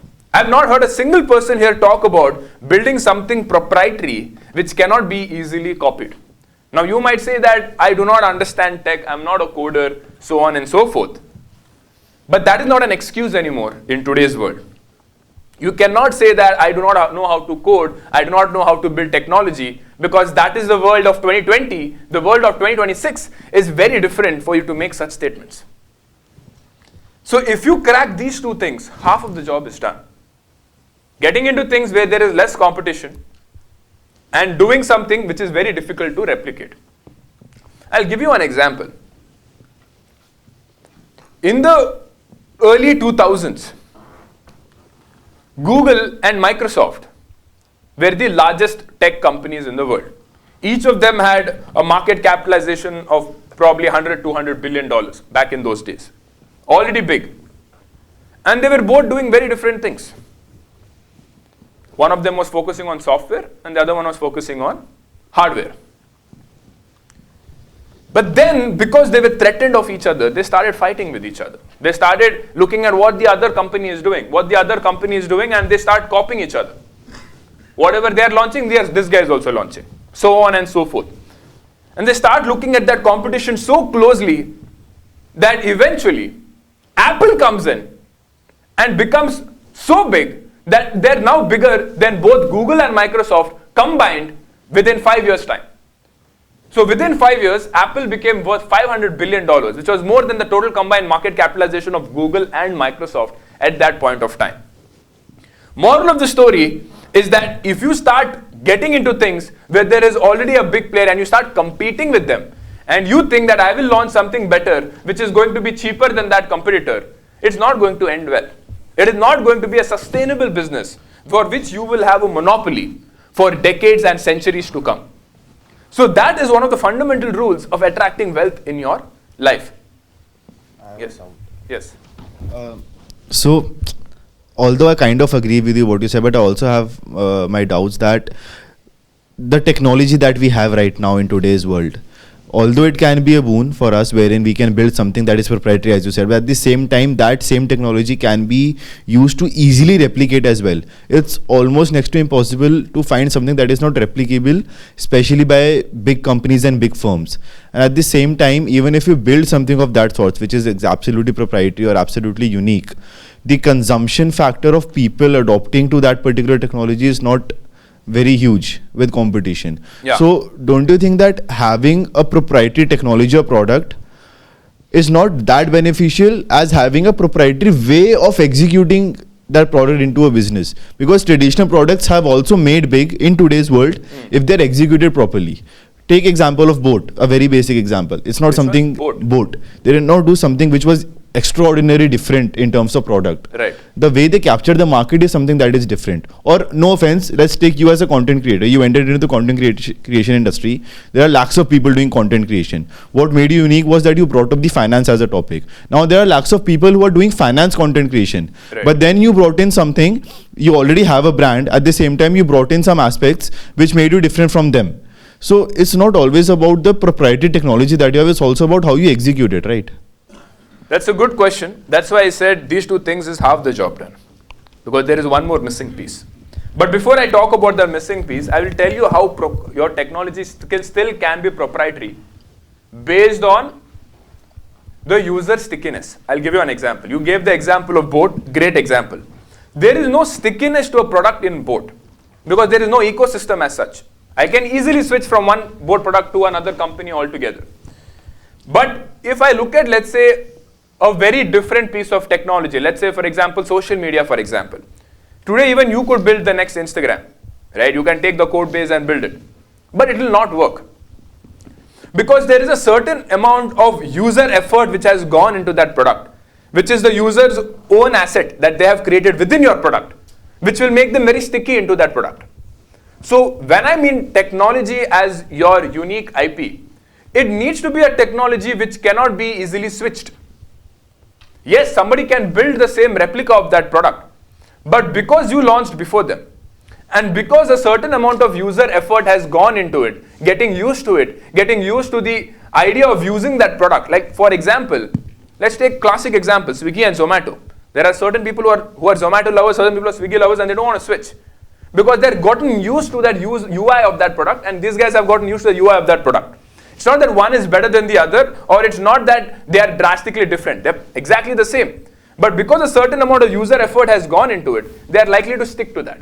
So that is what I mean by having a very, very unique tech IP, which people will not easily switch out of. SaaS companies do this very well, which is why most of the VC money goes into B2B SaaS. Because once a company gets used to using that technology, and hundreds of employees are using that technology, have their data stored over there, it's very difficult for them to go and switch to another SaaS product. Even if it is 10%, 20% better, the only way they switch is if it's 10x better. That's another thing. If you are looking to disrupt an existing business player with a new piece of technology or a new piece of product or service, if you are going to go to that customer and say that I am 50% better, 30% better, it is not sustainable. Because the competition can easily catch up to your improved product quality because it's not a big improvement. Until and unless it's a 5x or a 10x improvement, you cannot disrupt that market. And the last thing which is absolutely important in today's world, which is what you only said, is your brand, your personal brand. Because you're right, a lot of people can build the same piece of technology, but the winner will be the one who can distribute it the fastest way, and who can build a household name and a brand for himself with both personal brand and company brand to support both the pillars of the business. So once you master all of these three things, capital will automatically flow into your life. That is when you can go and raise VC money. And that is when you can tell a VC that I need 100 crore or a 500 crore check. And once that money goes, it's not going into your pocket, it's going into the business. But as a part of the business, that capital can be used to increase the equity value of the business which you own. So the way to make money, the fastest way, is to own that equity value for as long as possible. Attract a large amount of capital into that business. Become more and more integrated into those customers' problems which will allow you to survive for decades and decades. So the ability of a business to predict future cash flows is what gives its value.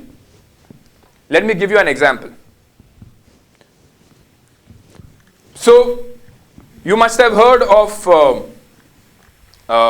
HP printers, right? We all had these printers in our home.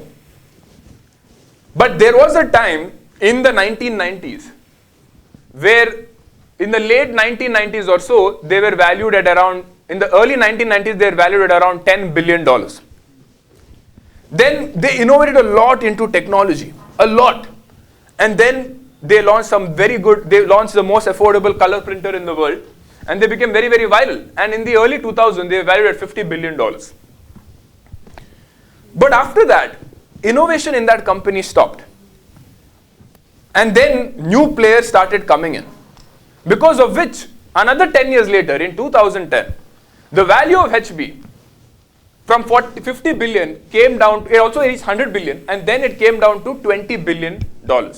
So inflation adjusted, they actually did not grow at all over the 20-year period. So the reason why this happened is because innovation stopped and the investors were unable to know with absolute certainty what could be the future cash flows of this business, which is why the valuation started dropping. Companies like Uber have such high market cap because even today, the bet is on future cash flows, which has not been seen yet.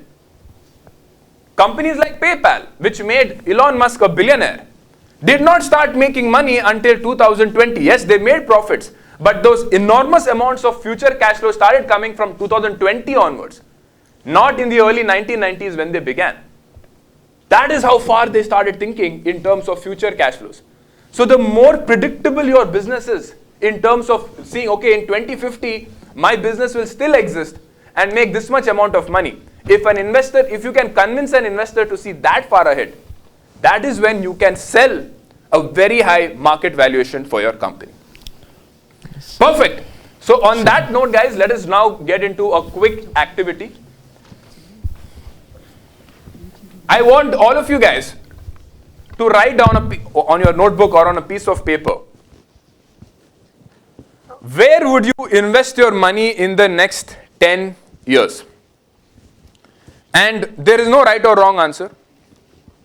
Completely personal. This is personal finance. There are any asset class that you can look at. There are hundreds of asset classes. I will not tell. You guys only pick. I want to know from you what you actually consider as an asset.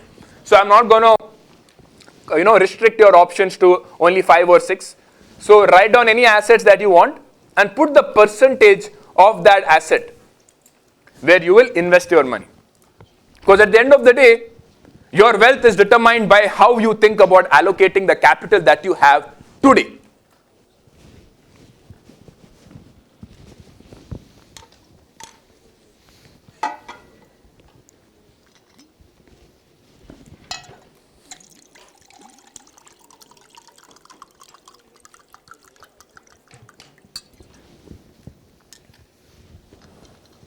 This is just an example.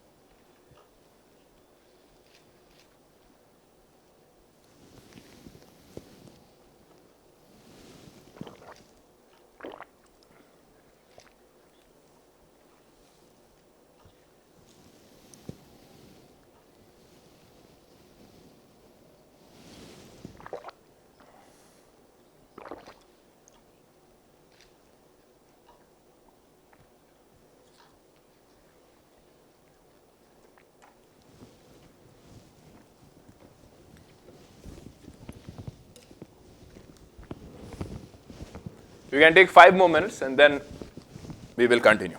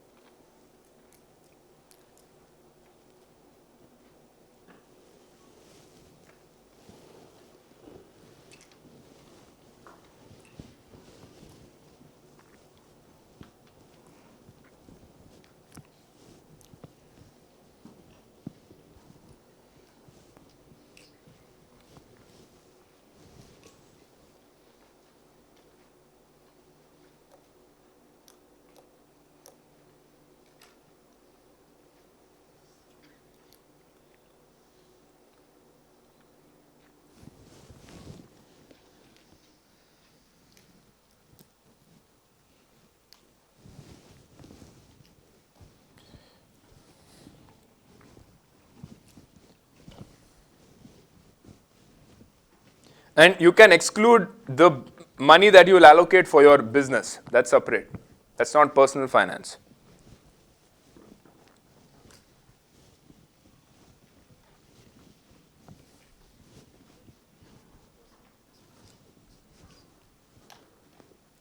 If you're done, just raise your hand. Okay. Hurry up, guys.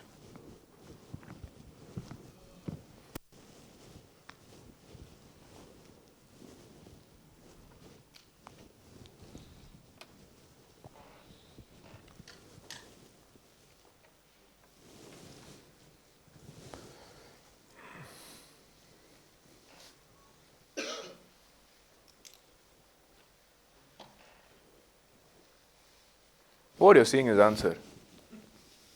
Then I saw you looking at his paper.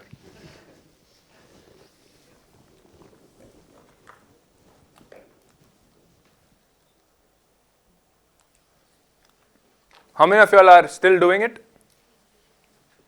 Okay.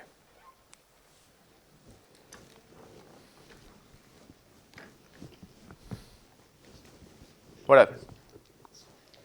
No, she's still doing.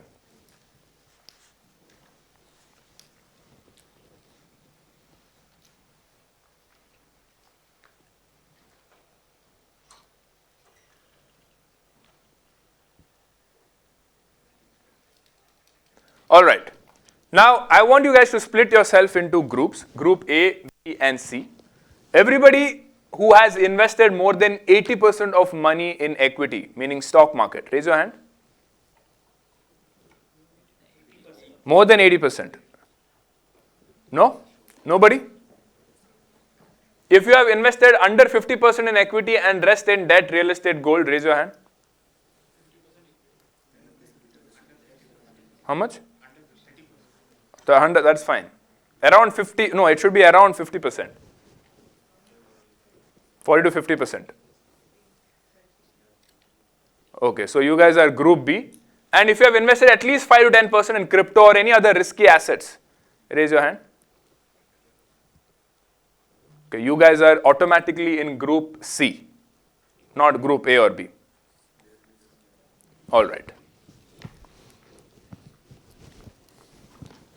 Now I want to show you guys something. Let me first explain to you how diversification impacts the growth rate of your fund or your assets and your net worth. Now this is how a typical Indian invests. This is the data from RBI. Total Indian household assets as per March 24. If you notice here, you see that half of the money is in property, 15% in gold, 13% in fixed deposits, 5.7% in your LIC funds, another 5.7% in your provident fund, 3% in cash, and 5.8% in equity. This is what the data suggests of what majority of us are doing. Now, why does this happen? Can somebody answer? Why does this end up happening for majority of the people? Now, I know what you answer you guys said. But then why is the data saying this? Who can answer?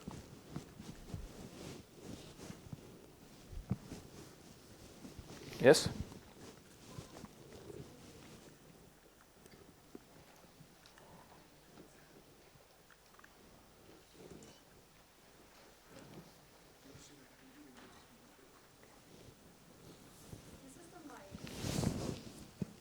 This is a general mindset of every person.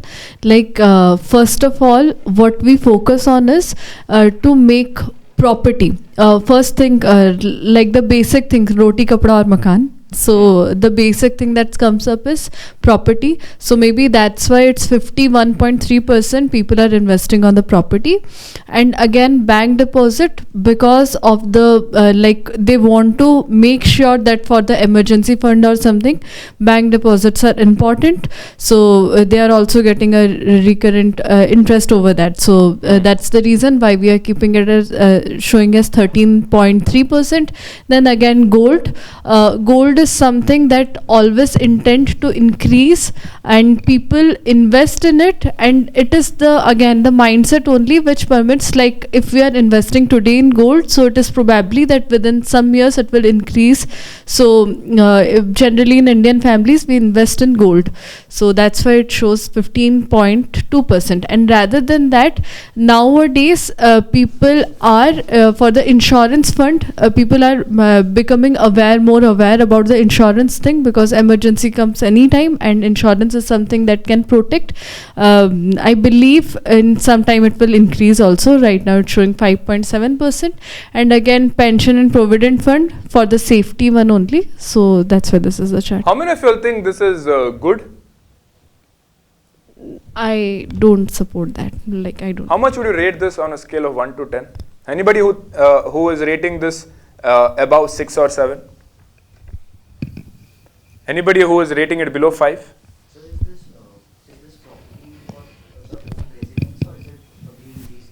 So majority of Indians own only one property. So obviously RBI will have, and RBI won't have all the data as well, because a lot of black money flows in, which RBI will not be able to track. So you can assume majority of this is your primary home of residence, because very few people have second homes and third homes.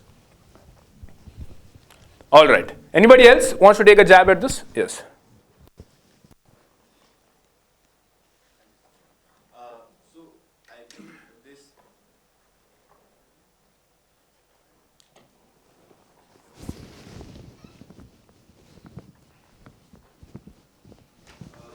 I think this entire graph is more synchronous with the entire lifestyle of Indian households, because the entire mentality, as she said, and the way we are brought up, the generational knowledge that has been transferred, how we live, how our lifestyle is very synonymous to this entire chart. Because the very first thing that we look at when we earn some money is to have one home of our own, one house of our own. Gold is something which is very dear to Indian families, Indian households. By default, people try to gather as much gold as they can. Equity is something that not a lot of people are aware about, or they see it as a very big risk factor, because of which the proportion is also quite less. People have now started becoming aware of equity. At the same time, bank deposits and provident fund are something that they are not willfully doing it, but because of the salaries, the entire employment structure is such that they have to have bank accounts, they have to have that provident fund, which is by default applicable by the companies and the government. So a certain amount of investment directly goes into that, and that is also reflected in this entire chart. Insurance fund is also something which is, they have to do it because of the cars, life insurance, vehicle insurance, home insurance, etc., all that stuff. So all these other factors which have small proportion is something they are not willfully doing it, they are being bound to do it because of the entire structure of the ecosystem, financial and economical ecosystem that Indian households have right now. And gold, equity and property is something that they bifurcate between these three as major investments as of now. Okay, so almost all of you all said this is bad. Now, how many of you all can confidently tell me 100% that if I call you up once you turn 40, this will not be you? How many of you all can confidently say 100% this will not be you at the age of 40? 2 people, 3, 4 people. Not even 20% of the people over here. Now, why does this happen? Again, it goes back to the status-driven society, right? It is almost a financial suicide in the Indian society to say that you are living on rent at the age of 40 or 45. It not only affects your ability to attract the right partner in your life, because in the arranged marriage household, one of the first questions which is asked, do you own a house? That's one of the first questions that is asked. And the second thing is obviously family pressure. So it has become almost impossible to avoid this happening in your life because of the societal structures that we are living in. That's number one. Number two, how many of you all feel, how many of you all agree with the fact that the house is an asset? Raise your hand. If you feel house is an asset, raise your hand. Yeah.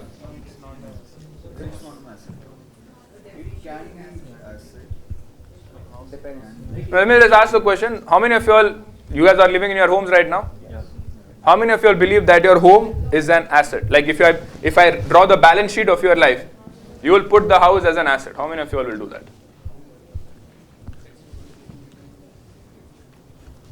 Okay.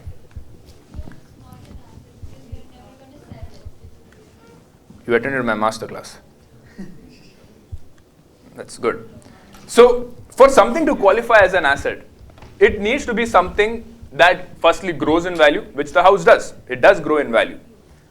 But the problem with your house is that you're never going to be able to financially utilize it for your other goals. Right? Having a 5 crore house versus having a 5 crore mutual fund. What gives you more freedom in life? And it doesn't even have to be mutual fund. It can also be money kept in the savings account. Right? Obviously, it won't grow as fast, but the ability to liquidate it and the ability to use it for other things in your life makes it such a powerful tool. Yes, you can take a loan against your house. But the problem with India is we have very high interest rates for our homes. And even the entire prospect of getting a house in the first place. You take a house, you take a 20-year home loan. You end up paying those EMIs for 20 years. And at the end of it, you are stuck with the property which you will not sell because of sentimental value.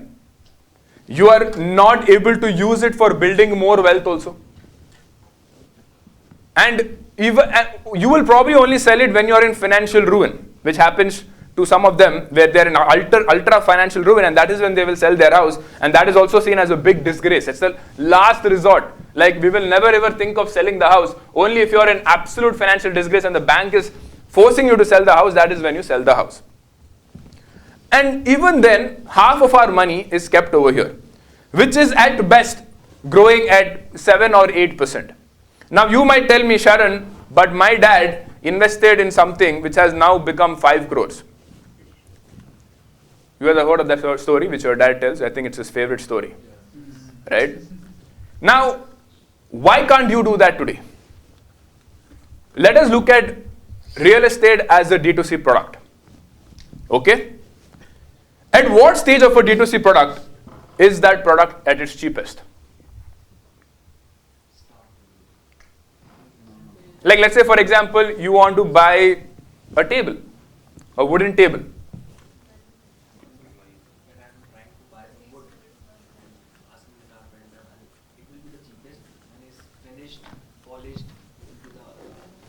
So if you do the work yourself in getting the wood, negotiating the price, finding the carpenter, giving him the design and making it, versus going to Urban Ladder and buying it, the price will be 5x difference. 5x difference higher in Urban Ladder. Similarly, when you buy property, most of us, when we look at property, we are looking at a 3 BHK flat. 3 BHK flat is like buying a ready table from Urban Ladder. It will be at the highest possible price. The entire value of it is captured by the builder, not by you.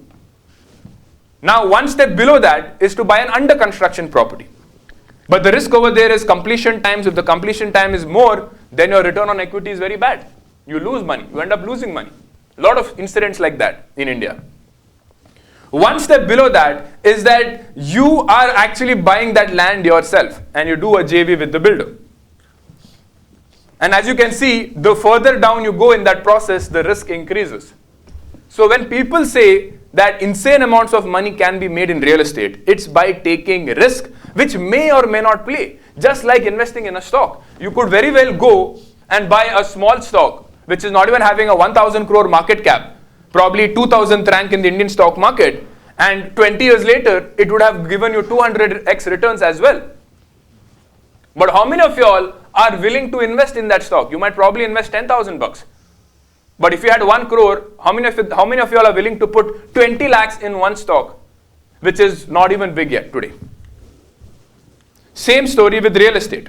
If I am able to buy a piece of land in the outskirts of Gurgaon and Delhi, where I feel development will happen, some road will come over here, but how many of y'all have that conviction and the guts to invest in a piece of land like that and wait for 20 years once development catches up?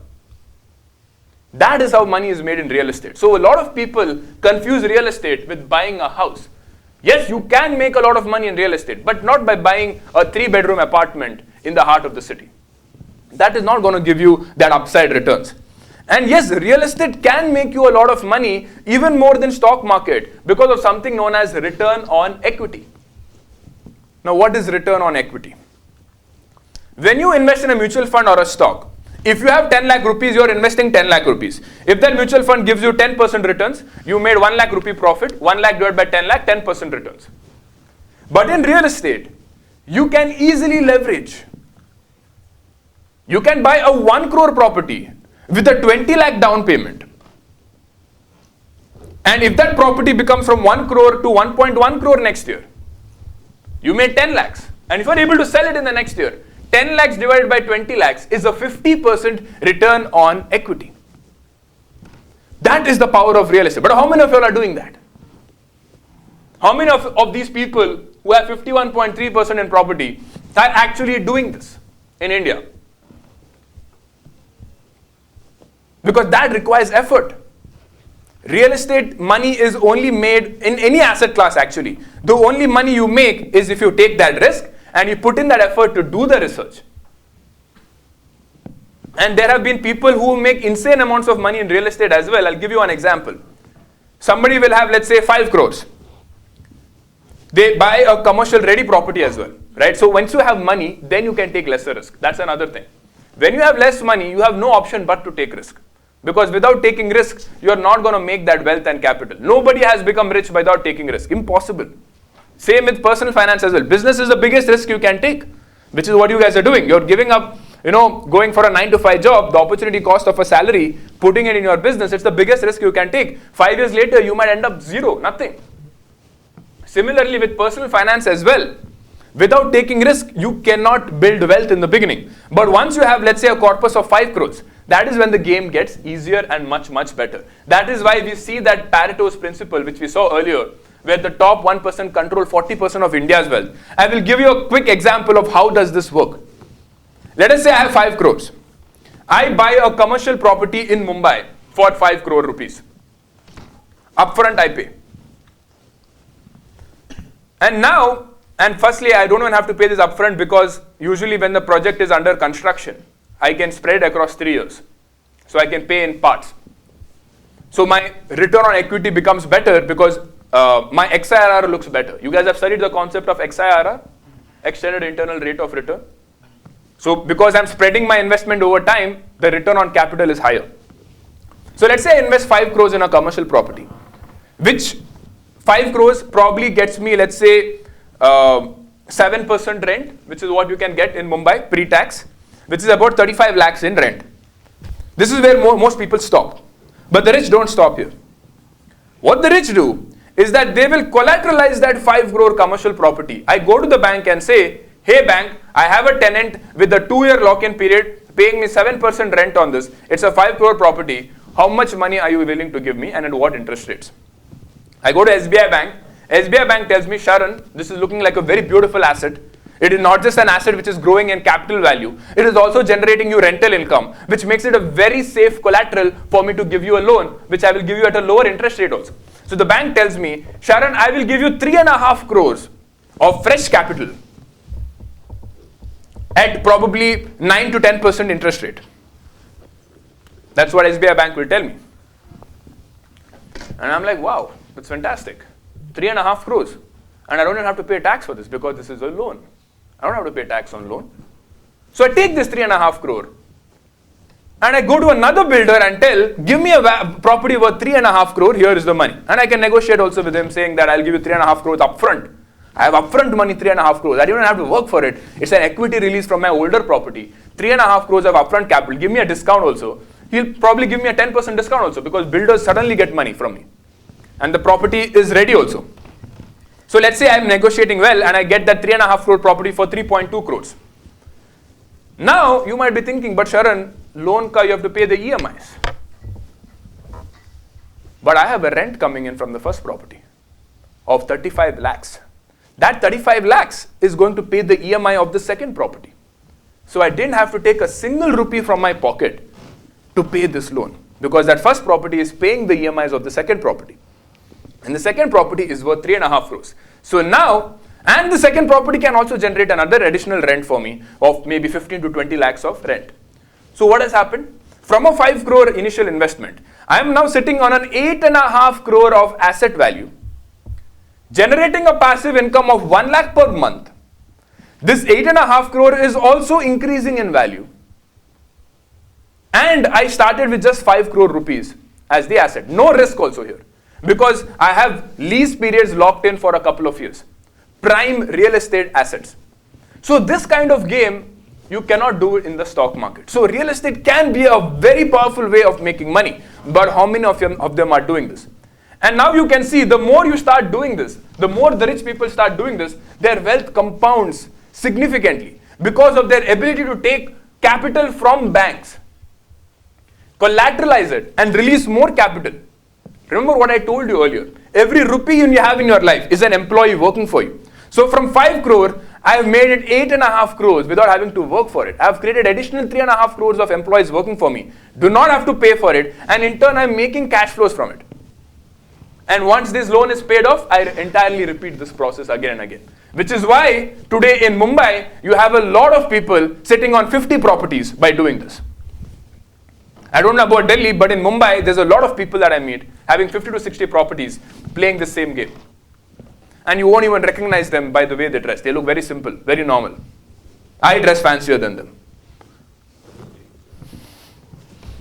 All right, so that is about property. I think other assets are fairly simple. I will go into that later. But I wanted to sort of explain this about how the rich look at assets. Because a lot of people will look at your home as an asset, but it's not an asset. Because whatever I just told you, you can't play that game with whatever I just said. Your home is your one, you're the one consuming it, you're the one living in it. What rent you will make? You will not make rent. And even if you give it out for rent, you will probably make 2% rent on it post taxes. It's not going to do anything for you. Now, these are the assets available for us. All the assets I've put over here, the most commonly invested assets. And below those assets I've put the expected post-tax returns, considering for 2026 onwards. Cash is obviously 0%. So any cash that you're holding with you, savings account, forget savings account, current account, you must have business current accounts. How many of you have a current account? Only one? Okay. How much money do you have in your current account? What is that money doing? Have you done anything on that money? Have you told the bank any specific instructions for that money? So your current account is giving you 0% interest. Right? Did you know that you can open a flexi FD on that current account and generate 7% interest on it? And withdraw the money anytime you want without paying penalty? Not overdraft. Flexi FD.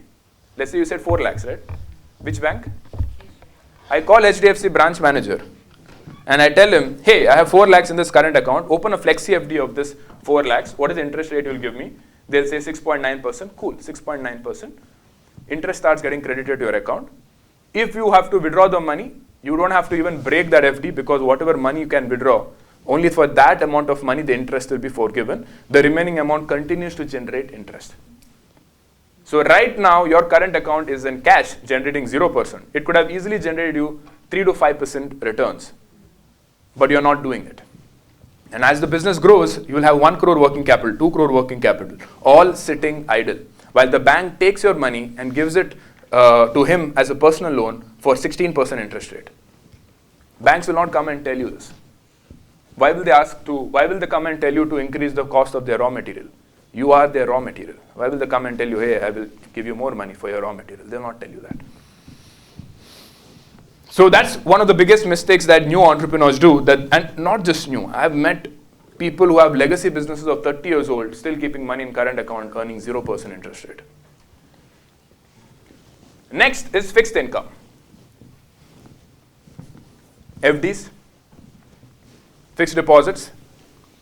You might probably get 7% interest, assuming you're at the 30% income slab. You end up making 3 to 5%.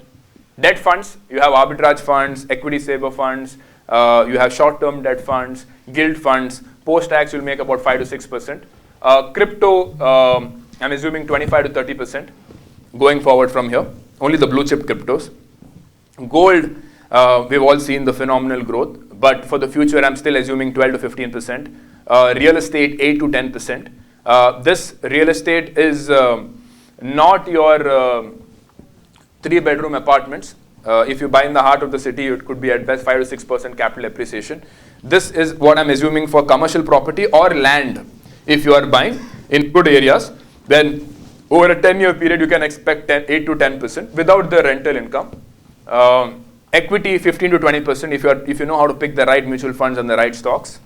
And alternate assets like P2P lending, invoice discounting, post-tax can generate about 6 to 7%. This is what is available for the retail investors of India, not the HNI investors. HNI investors obviously have access to PMSs, AIFs, structured products, a lot of other things open up once you cross the 1 crore mark. You know how many crore-patis are there in India? 1 crore liquid net worth.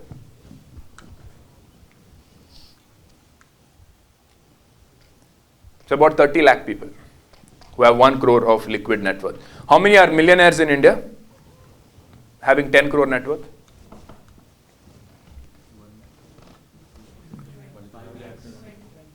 About 8.5 lakh people have 1 million net worth. 250 crore net worth. This is where we are termed, see 1 million is called HNI, high net worth individual in India. Then comes ultra high net worth individual. What is the net worth? 250 crores is the net worth. Do you know how many people are there in India? About 30,000 people. 1,000 crore net worth, I already said. Around 1,000 people. $1 billion net worth?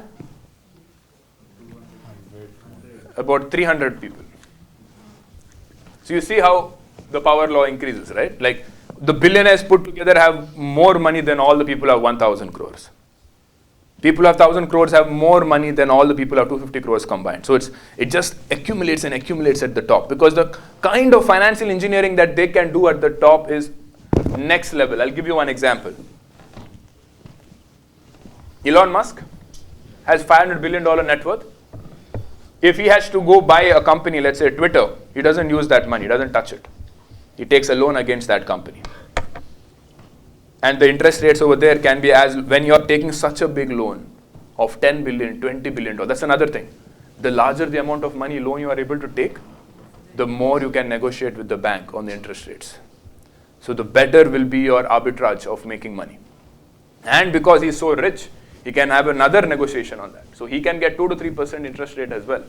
Imagine 2 to 3% interest rate for a $10 billion loan, and he goes and buys Twitter. Those are the kind of games you can play. Now let me show you some interesting stats. 2 investors have been investing since 2015. Investor A, 100% in the stock market. Investor B, 65% in stock market, 25% in debt, government secured bonds, and 15% in gold ETF. Now I have a question to ask with 3 options. Who has more money, investor A, investor B, or do they have equal amounts of money? Investor B. But 100% stock market, no? Investor B has more money? What do you think? Investor B. Why?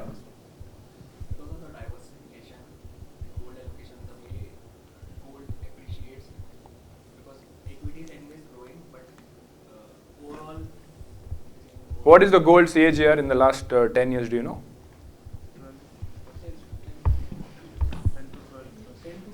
10 to 12%. You have an answer?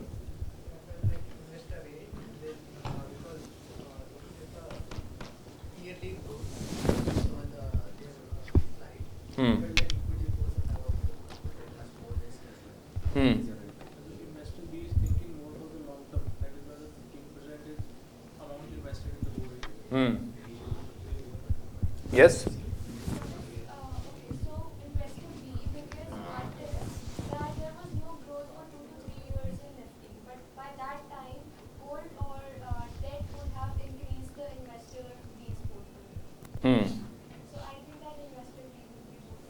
Any other answers? You already answered, bro. Something else, okay.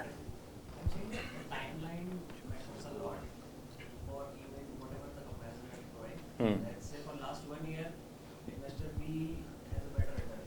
Last 5 years, maybe this Mr. A because of COVID or something like that. So it can differ on different timelines. Okay. Anybody else? Last? Yes.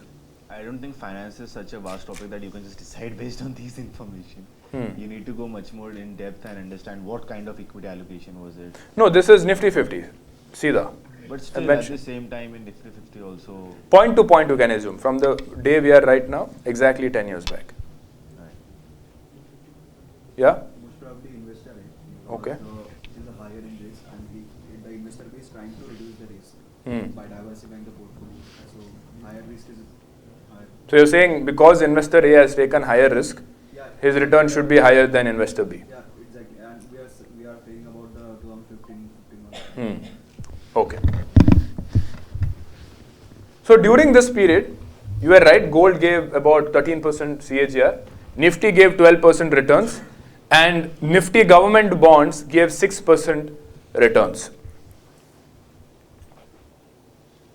The correct answer is just a hairline of a difference between the two.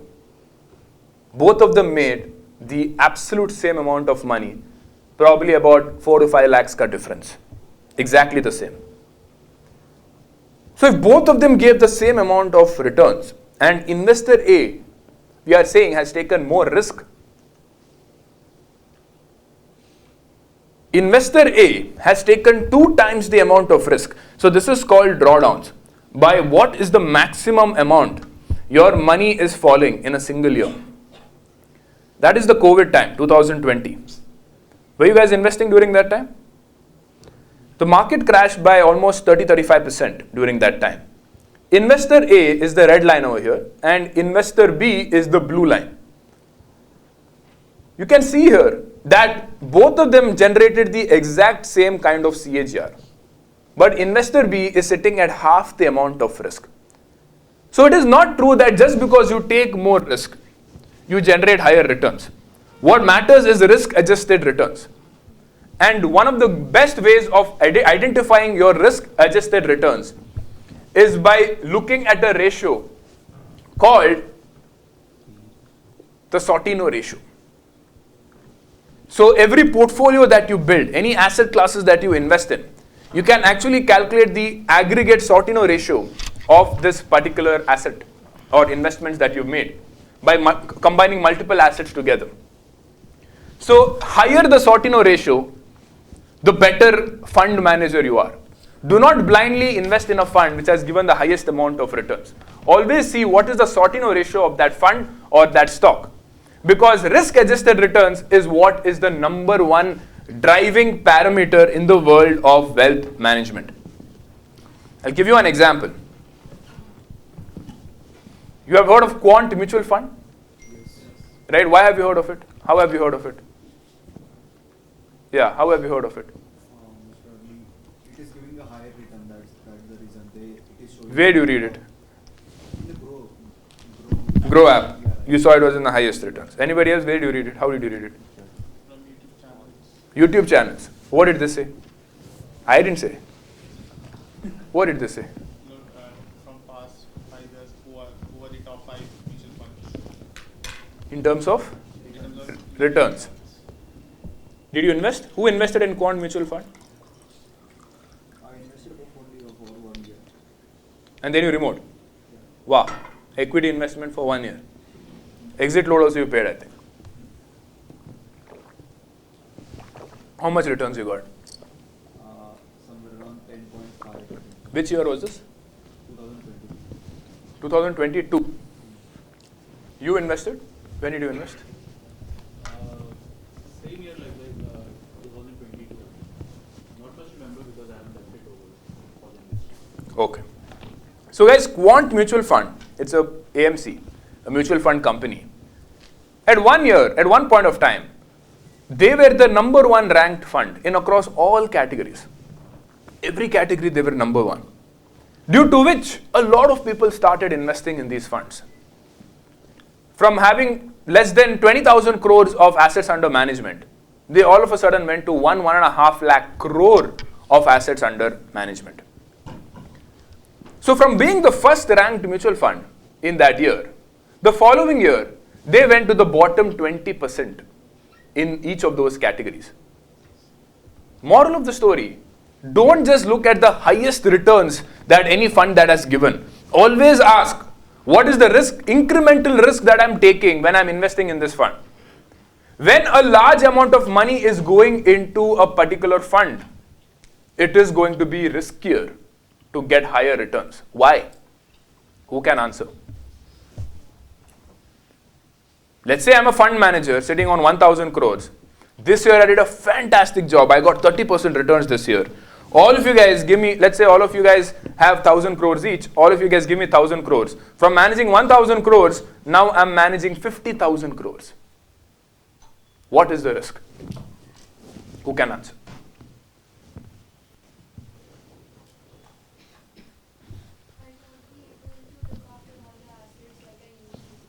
Why?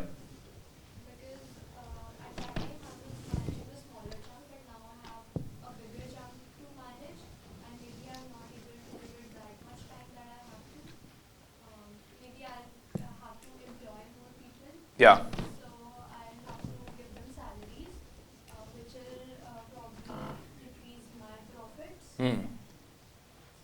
It's the right answer. Congrats. It's a tough question.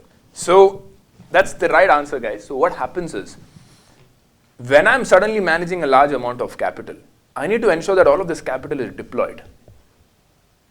Right? Somebody has given me money not to sit on cash, to invest.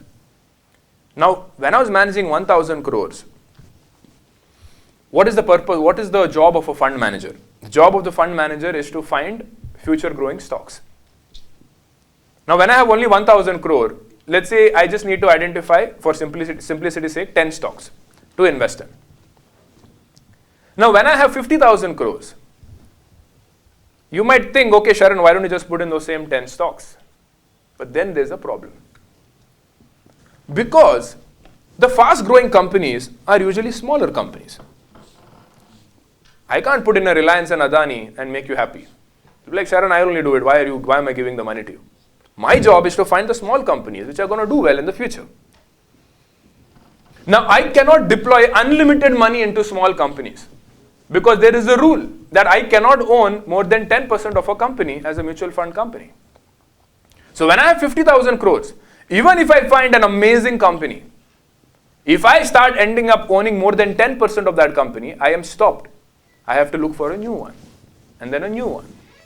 Which is why if I find my fund size is very big, then I will stop beating the index. I will stop beating the benchmark.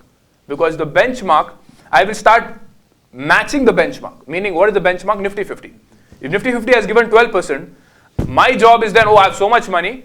As long as I get same as Nifty 50, I'm fine. Because if you're lower than Nifty 50, you're screwed in the market. People will start taking out their money. So then as a fund manager, I will think, bro, I will just try to match the overall market. Forget about beating. Because as long as I match the overall market, my job is safe. If I try to beat the market, I can't because I have this much money to deploy. I can't do anything.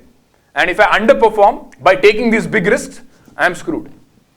So when a fund has a large amount of money, this is very counterintuitive. We think, oh, bigger the fund, better the investments, this and that. It does not work that way. So if you have a very big fund, and the problem is, I am supposed to invest all this money in Indian stocks. I can't invest this outside. So when you look at a global hedge fund, you must have heard of Ray Dalio, right? Bridgewater Associates. He manages, like billions and billions of dollars, right? Think like $500 billion or something. Now he can invest anywhere in the world, any company, any country, public, private, any asset he can invest in. So he can deploy that capital. But if a mid-cap mutual fund, multi-cap mutual fund, small-cap mutual fund manager gets that much money, they can't do anything because they have to invest that money in India. That is when you will start seeing some underperformance in those funds. So don't blindly look at the last 1 year, 2 year returns and invest in a fund, because if it has really performed in the last 1 or 2 years, it's a mathematical fact that a lot of money has gone into that fund manager's account and becomes very difficult to deploy. Very important learning from the personal finance industry. A lot of people make this mistake time and time again, because inherently when we invest in something, we cannot take our eyes away from last year's returns. And if the last year's returns are good, automatically we are more comfortable investing money. If I tell you, invest in a fund which has only given 8% returns last year versus a fund which has given 15% returns last year, you will think 10 times before putting in that fund which has given 8% returns. It's just a psychological thing. You cannot easily convince yourself to do that. Which is why we see a lot of underperformance in people's asset allocation. Now let us see what happened to investor C. Now investor C, how many of you all said 5% crypto? How much did you put? What are the riskier assets?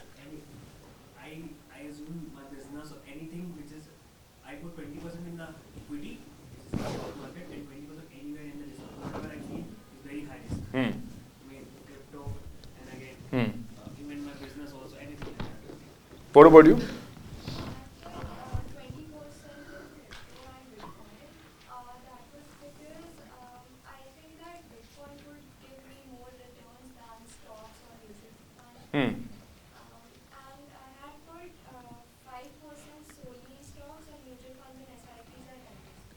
Okay. Anybody else?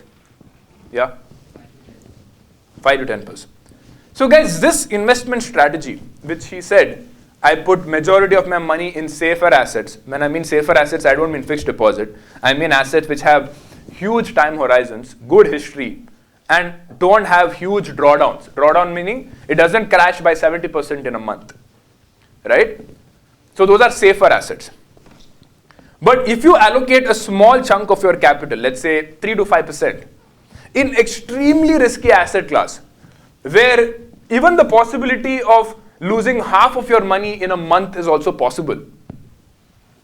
But if you do that, this is called the barbell investing strategy.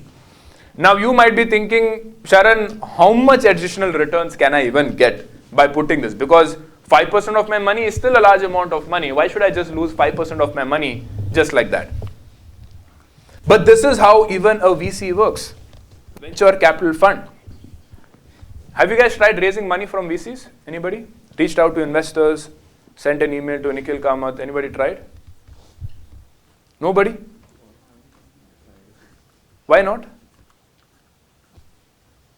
You guys know that there are a lot of funds which give grants as well, right? For free money.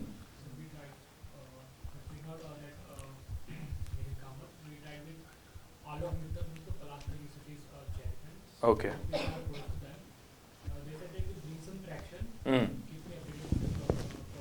Right. No, at least you tried. So the VC's concept is very simple. They know for a fact that 95% of those companies will fail. They know it. When investing only, they know. They just need one to perform well. Just one Zomato that they need in their books. One urban company.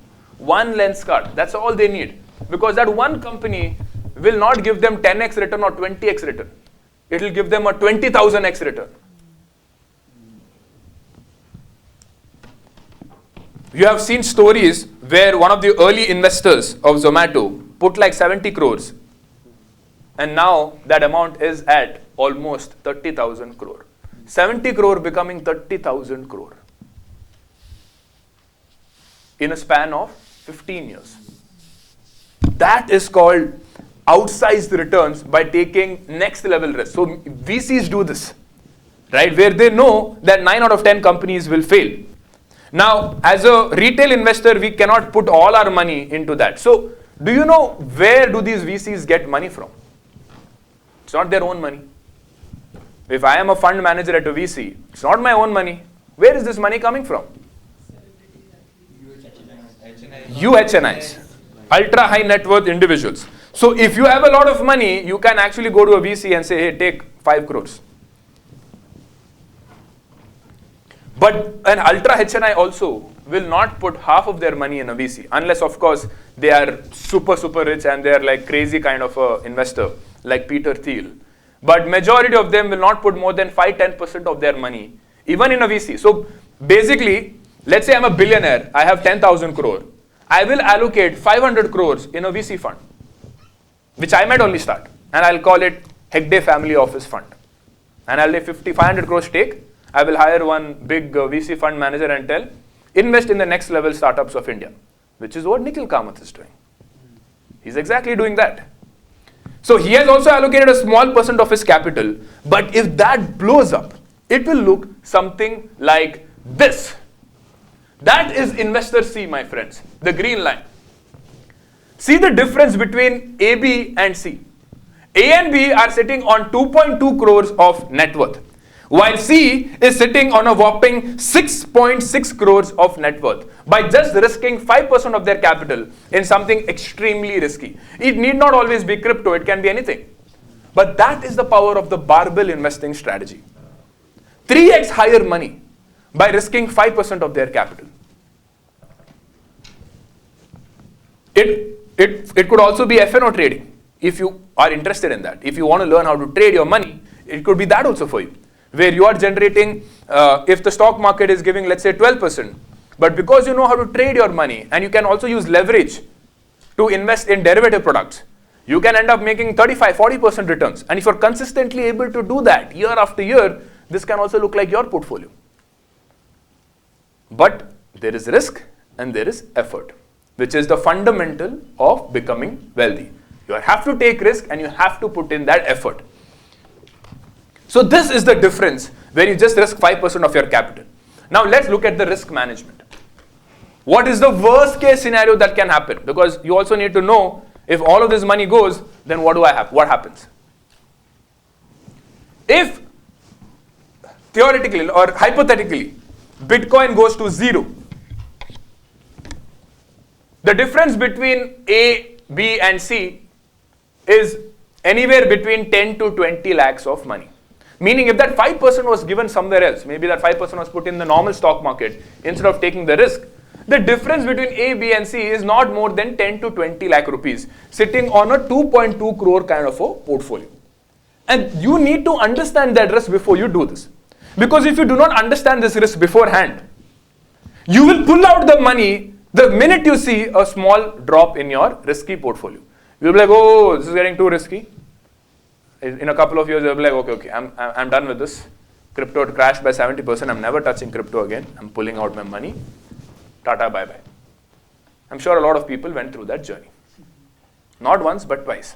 2018 happened in 2022, and now it's happening, 2020, and now it's happening again, where a lot of people are pulling out their money, which is why Bitcoin has dropped from $120,000 to $80,000 per Bitcoin. I've seen this cycle 3 times. So if you do not understand this risk, you cannot implement this strategy. Because the minute you see a drawdown in your portfolio, like he said, I will put 20% of my money in crypto. He probably did not know that it could drop by 70%. And when it drops by 70%, will you continue holding 20% in Bitcoin? Is the question. Because if you can't do it, please don't get into risky assets. So understand, do that stress testing of your portfolio, see what is the worst case scenario, and if you can live with it, then you know that even if this happens, I'm not going to touch my portfolio because I know I expected this as a possible scenario in my portfolio. Perfect. So that brings us to the end of segment 1, guys. We'll take a quick break now. We'll go for our lunch break. And then when we come back, we will get into the world of credit cards. Thank you. All right. So until now, guys, we've gotten a glimpse into the asset side of the things, right? Like, how do I actually build more assets? How do I build more employees working for me in terms of my personal finance? How many of you all have read this book called Rich Dad, Poor Dad? When I mean read, I don't mean like 5-10 pages, like properly read it and understood. Little bit no. Everybody has seen that book in the airport, 3-4 page, but not that. I've read the whole book, but I don't know if I understood the whole or not. Okay. How many of you have read the full book, end to end? No. Okay. Would you like to tell me what has been your number one learning from that book? It's the mindset. The mindset that you... No, that is psychology of money. No.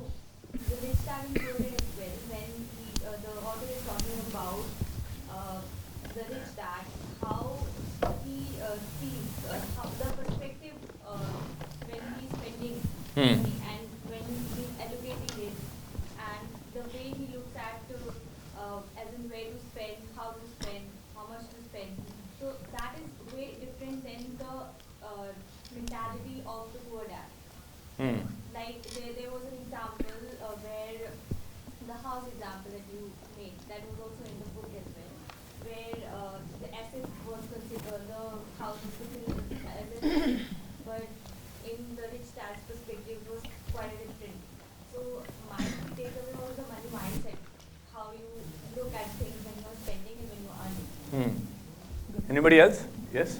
So I learn, first time I learn about assets and liability in a clear way. Hmm. And then the cash flow quadrant, there, Yeah. like a business, employee, Yes. and entrepreneur, investor.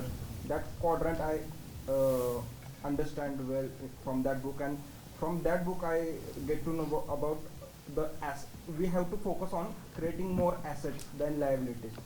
What are the liabilities in our day-to-day life, like a home or a car? That is a liability. Anybody else? Perfect. So that was the answer I was looking for. The quadrant, right? In every person's life, there is your, what you wanted to say? Yeah, you read, but you didn't understand, so I didn't ask you. So it's not exactly how much money you have, it's about how you wish to spend it or how you wish to invest it. Okay. So, now you guys are all like setting up your businesses right now. You guys would have learned how to make a P&L statement, balance sheet, cash flows. You guys have learned all of those things by now? Yes. But how many of you all are doing that for your own personal life? Do you know what does the balance sheet of your personal life look like? What is the cash flows? When was the last time you opened your bank statements and analyzed how much money you are spending across what categories? When was the last time you put all the assets that you own in one place and measured the XIRR that you've generated in the last few years? Maybe if you've not started investing yet, have you begun those conversations with your parents? Have you started asking them these questions? Because trust me, they haven't done it. You wanted to say something? Somebody raised your hand here. That. You already started it? I have my own balance sheet, I do have my own P&L, everything. What does it say, your P&L? My P&L? And over the year, last year one, I made a profit of around 18% level. 18%? 18 lakh. 18 lakh profit. What did you do? I mean, by investing and also by trading business, which I do on my own. Interesting. Interesting. So what the book Rich Dad Poor Dad says, that every person has 4 columns in your financial life. Remember I told you, personal finance is about understanding how money enters your life and how money exits your life. So let's try to understand that. First, let's look at the cash flows, right? We'll look at your income and your expenses. Income is salary, business ka profits, rental income. What else? What else can be income? Dividends. Any other examples?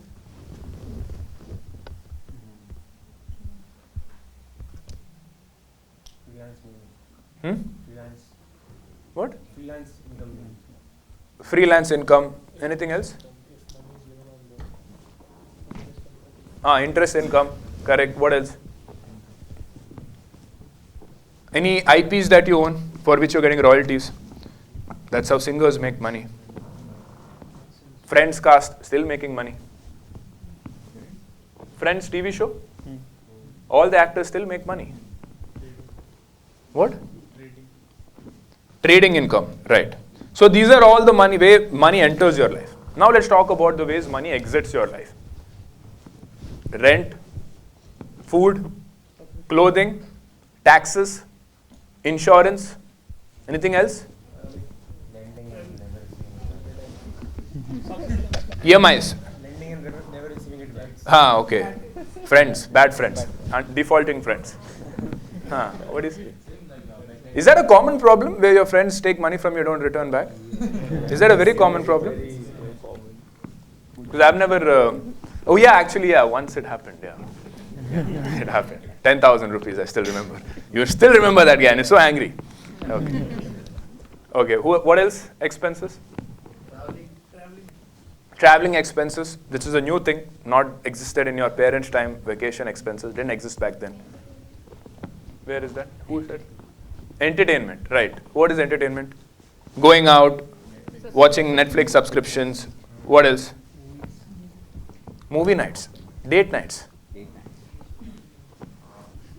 You pay the bill fully, or 50-50? 50-50. Full. Sorry, who was that? Anything else? Sufficient base. Subscriptions, right. So these are all the way money exits your life. So in this segment, we're going to learn about how to optimize the way money exits your life. That is where we come to the beautiful world of credit cards. Because 99% of you will pay for something by selling your assets. Right? You might take money from your bank account, you might take money from your savings account, you might take money by selling some mutual fund, you might pay for it by borrowing money from somebody, right? So there are several ways of letting money exit your life. How to do it the right way? Because the right way can help you save up to 20 to 25% on your expenses. Meaning, if you are somebody, how much do you guys spend every month? Let's say, for example, somebody that time when I asked you, what is your retirement number? He said 50 crore. You said you want to spend 20 lakhs a month. How will you spend 20 lakhs a month? Can you explain everybody here? Let's say I'm living on rent, 5 lakhs on rent. Where is this 5 lakhs per month rent? I'm just asking, I also spend a lot of money. I'm not pulling your leg or anything. But I like this topic. 5 lakhs on rent. Where? I want to know about Gurgaon, Delhi. What's the poshest places? Where 5 lakhs a month? Where can we spend that kind of rent here? So, as you said, for a property of, you get a 7% rental. That is in office spaces. In rental spaces, it's around 3 to 5%. You can, no, Delhi it's actually 1.5–2%. Delhi rentals. So maybe I'm living in I like to live in a bungalow. Okay. That is my personal choice. Okay. So I'm living in a bungalow, in a rental space, assuming. In Delhi? In Delhi. Okay. That Gurgaon, in a better locality, I'm living in a bungalow. Where do the rich people in Gurgaon live? Where are these bungalows? There are Camellias, very rich. Camellias 100 crore, you have to pay 2 crore in rent, which is rent only will be 10 lakhs a month. 10 lakhs a month. Okay. Assuming there are Dahilias, bungalows also, not Camellias is a flat. Okay. There are bungalows also. I'm assuming I'm paying 5 lakhs on rent. Also assuming I'm paying remaining 5 lakhs I'm spending on myself, the day-to-day expenses. Like what? Again, whatever we talked about. It can be food, car, I have insurances, servants, drivers, and I'm going out, I'm traveling also, like travel expenses, flights, entertainment, everything. This is also including you, your spouse, your kids, everything. Yeah, let's say then education expense for my children, some hospital expense if it is required. So I'm assuming 5 lakhs or 7 lakhs I'm saving out of the 20 lakhs. Okay. 20 lakhs is the income that I want, and 5 to 7 lakhs I'm saving or investing or whatever. That is a different thing. And 10 to 12 lakhs I'm spending in different things. Okay, so that's a good number to spend, by the way. 10 to 12 lakhs per month means you are a king in India, right? You don't have to look at anything. You can live in a bungalow, like he said. You can go to any restaurant in the country and not look at the price. You guys have heard of Bastion? Yeah. Is it there in Delhi? No. They just recently opened in Goa. To enter, you have to pay 2 lakhs for a table. He can do it without thinking about it. Little he'll think, but then he'll go. You can go on 4 international vacations a year, right? You can buy 2 big cars. You will have a full-time driver, full-time maid, full-time butler also. Everything you want, you have in that life. 10 lakhs a month. Now, what if him, instead of spending that 10 lakhs, he's only spending 7.5 or 8 lakhs and getting 10 lakhs worth of value. Is that possible? That is possible with the world of credit cards, right? So, while most of us spend our own money, we do a UPI transfer, we spend with our debit card. If you know how to use the world of credit cards properly, you can get a lot of value back into your life. That's point number one. Point number two is that you don't have to spend your own money in the first place, in the beginning. You have a 45 days of free credit period. A lot of people will take out money from our, let's say, your savings account. Let's say it was even giving you the best savings account. For example, there are banks which gives you 6% interest on your 7% interest on your savings account as well. I forget the name of the bank. Which one? Do you know which bank? I think it was from I it starts, man. I forgot. IDFC Bank. IDFC savings account will give you 7% interest rate on your income, on your savings.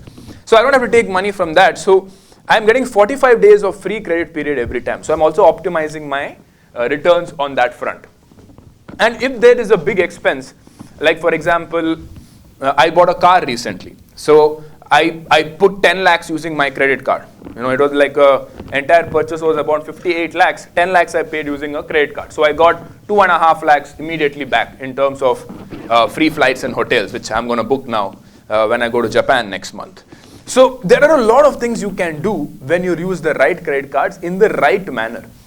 But the problem is most people do not know how to handle one. What do I mean by that?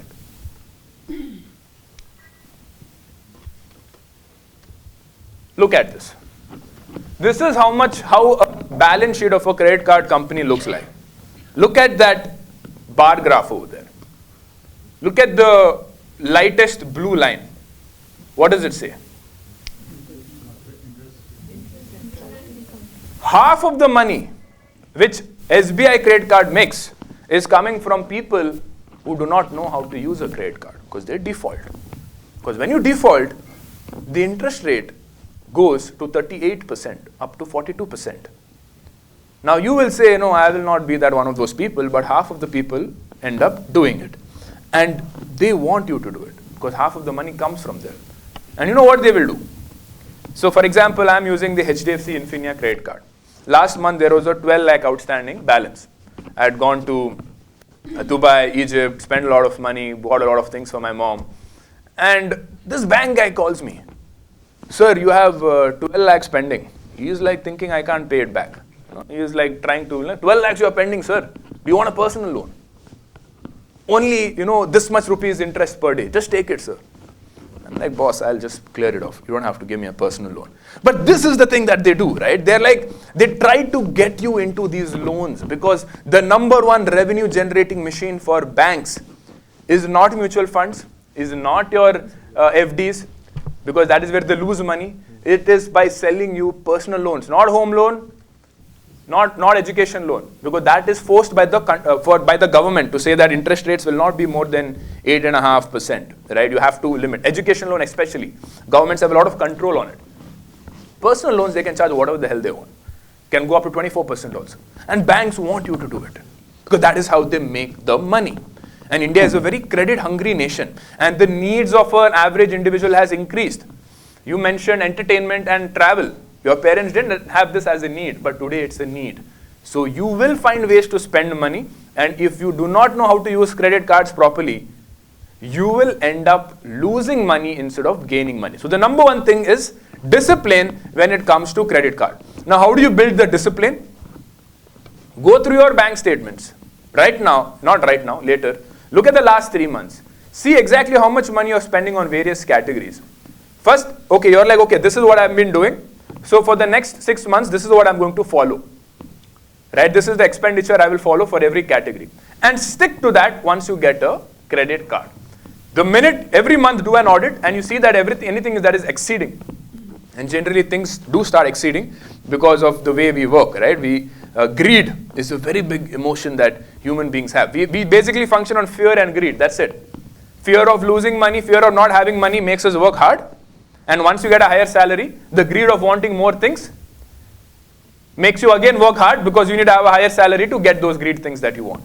So having a credit card, so right now in my card, in my wallet, I have the Magnus Burgundy, which has a 15 lakh limit. I have the HDFC Infinia, which has a 10 lakh limit. And I have the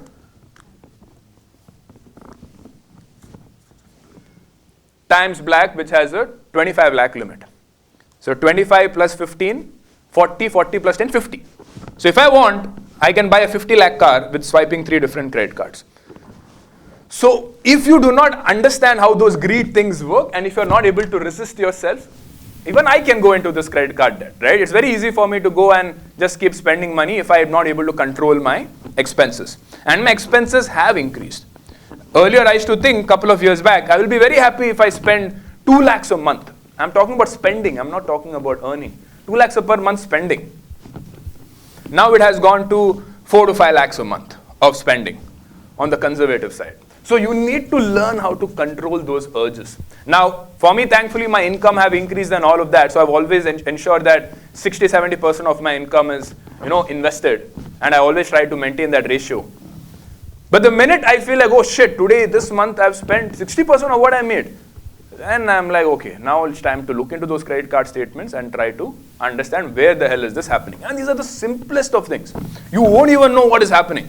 Number one thing is subscriptions. You look at all the list of subscriptions and I'm like, oh my God, where is this money going? I'm not even using these subscriptions. Why the hell am I paying for all of these things? Then Swiggy, Zomato, these 500, 800 rupees bills just add up, man.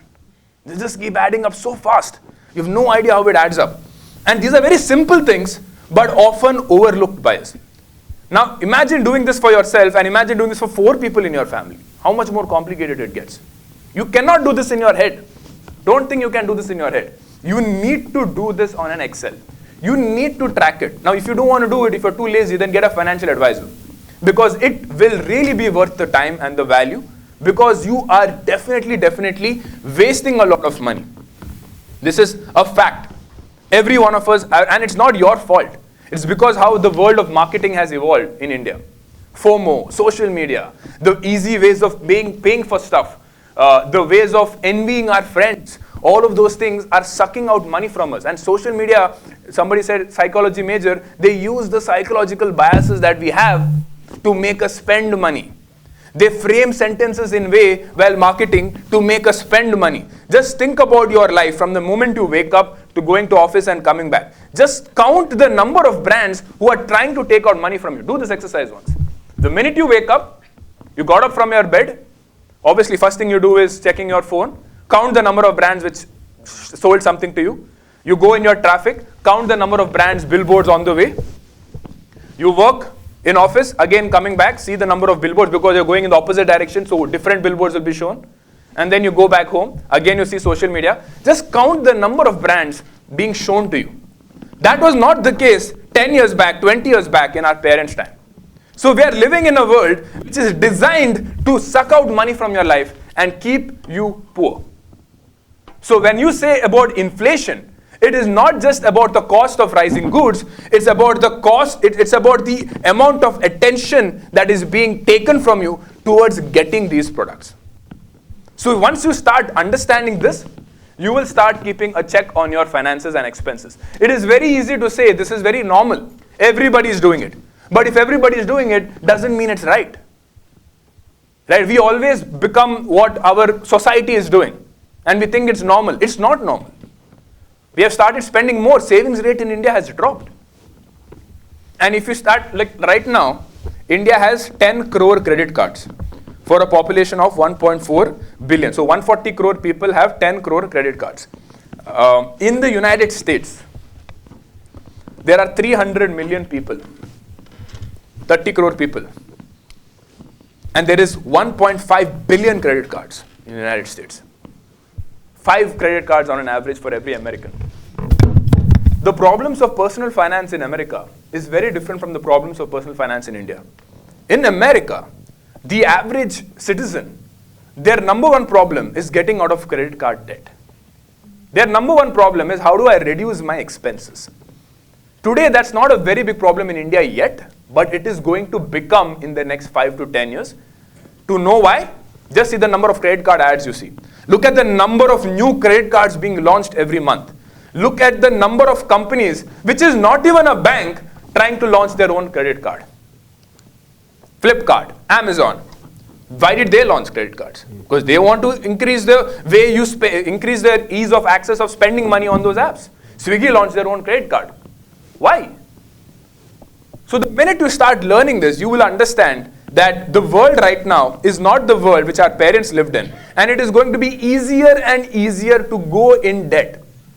You might think, no, I will not go into temptation. It will happen. So knowing that and reminding yourself that every day is extremely important before you even think of getting a credit card. Before I talk about the good stuff, I want to tell you the bad stuff. Which is why I don't recommend for half of the people to get credit cards, because if you do not have the mindset, you will not be able to succeed. Recently, Chirag, who is our content strategist, he worked for 1 year on his credit card. And today, I think you booked a what? Two nights stay at Jaipur with my girlfriend. With his girlfriend. That's the key point. And he worked 1 year for it, and he got what? Free flights, free hotels? 3 hotels, like 5-star hotels, all Marriott properties. I got it for 30,000 points. So that's how much. I invested around a lakh to 2 lakh in the previous year. With like strategic. Invested matlab spending. Spending, yeah. So essentially strategically spending. You spent 2 lakhs last year? Around that. 4 Right. lakhs many points. That we will come. Wait. Which card it seems. All right. So now let's do an activity, guys. You're 22 years old, just completed your MBA. You got a full-time job and recently moved to Bangalore. Let's say you have 1.5 lakh monthly in-hand salary, no previous credit history. You pay rent, utilities, food, transport, and subscriptions on your own. And you're also planning to buy a BMW in 3 years. Now, you know that you need a good credit score because you will not be able to buy that BMW upfront. You need a car loan for it. And you also need the credit card to manage your expenses because now you're going to be living on your own. No mom and dad to take care of you. You're going to be living alone, probably have a roommate, and you are now controlling all the expenses in your life. Now let's look at the options. Option A is a lifetime free credit card from one card. No annual fee, basic reward points of 2%, limited lounge access, and it's an easy approval for you because you don't have a credit score. Option number 2 is the Regalia Gold credit card by HDFC Bank, annual fee of 2,500 rupees, reward rate of 5%, lounge access for domestic travel, and an annual waiver after 4 lakhs in spending in the whole year. Which card will you choose? Take a couple of minutes, think over it, and then I'll ask you guys.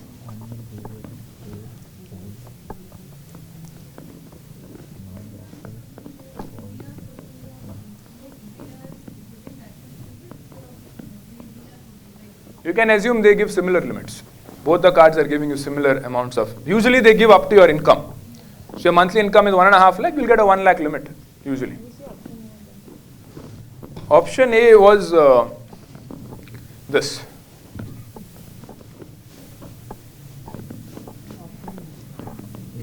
And option B is this.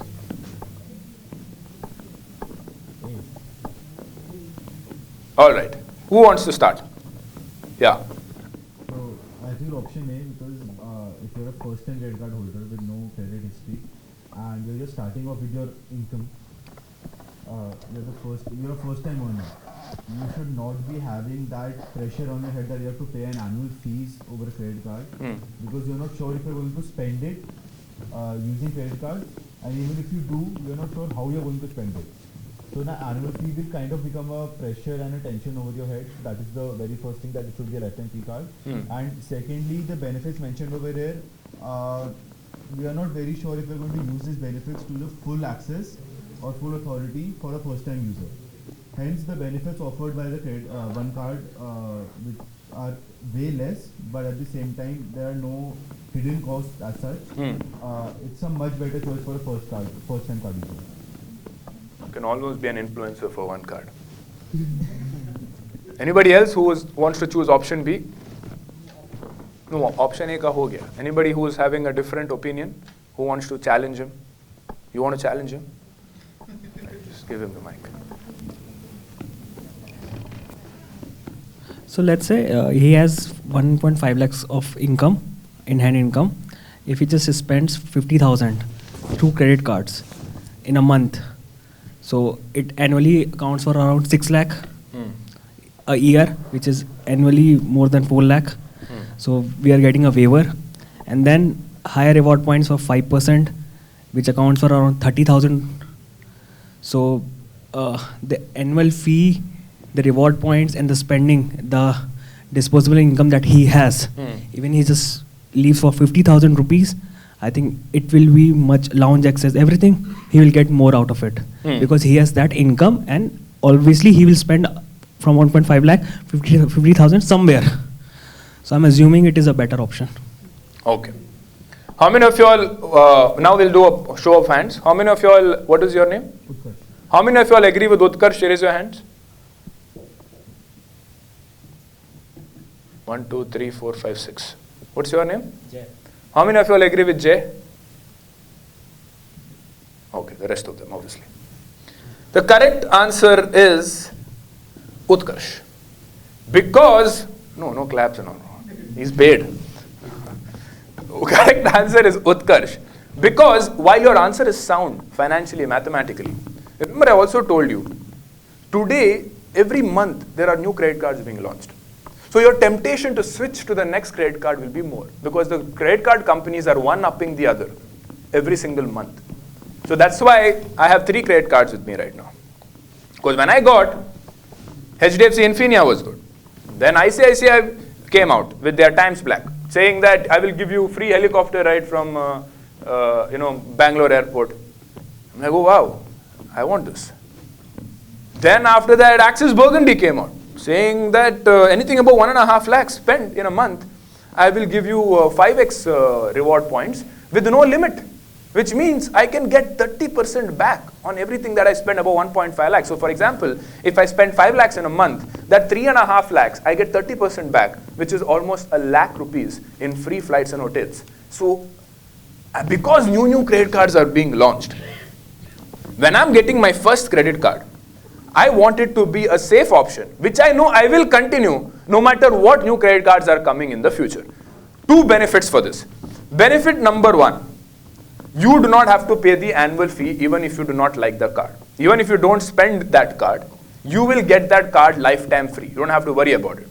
Benefit number 2, if you are not spending a certain amount, then the credit card companies might say that I put a penalty because you're not using this card at all, and then you will want to close that card. If you close that card, your credit history will get affected, which you do not want to happen. Because if you're getting a loan in the future, and if your credit score is affected, in the same year that you closed one credit card and next year you get a loan, your credit score could be lower than what it is supposed to be. So because of these 2 reasons, our advice is that the first credit card should be a lifetime free credit card, which just gets the job done. You don't have to use it extensively. Build your credit score slowly with this lifetime free credit card, and then your credit score improves, you have a good credit history, and then you can apply for a very good card, which otherwise you would have gotten rejected as well. So it's not that you can easily get this card just because you're applying. Credit card companies have a very high rejection rate because if they don't like you, they'll just reject you. So now, like I told you, the first rule of credit card is to get lifetime free credit card. Now, I would like to ask Chirag to come on stage and talk about how exactly you planned a free trip and what was your credit card strategy. Explain everything you did in the last 12 months. Please come. Can I just do it from here? I think I'll look way bigger. Okay, fine. Maybe you can stand here in the middle. Yeah, I'll stand here. Hi, guys. So my name is Chirag. As Sharan said, I'm the content strategist at 1% Club in Finance with Sharan. So the whole world of credit cards was new to me as well 1 year back. And the one card that they showed is actually my first card as well. And it's a better bet to make because it's one card isn't sponsoring this, so it's a shit card. But it's important to have it because it builds you a good credit history. And then I got 3 more cards. One of my card is a Swiggy HDFC card, which gives you 10% back on Swiggy. I live alone, so I order out a lot and I do my groceries from there, so it makes sense. After that, I have a card called American Express MRCC card, which is a membership rewards card, and it's a good card because it's a good for low spenders. It gives you 20,000 spend if you have monthly. It gives you an additional 1,000 points, and if you made 1,500 worth ka 4 transactions, it gives you again 1,000 points. Plus, it also gives you an entry reward of 4,000 points, which is usually at $1,000. So it's always good. So this, if you keep doing this for 2 lakhs, you annually make 20,000 points.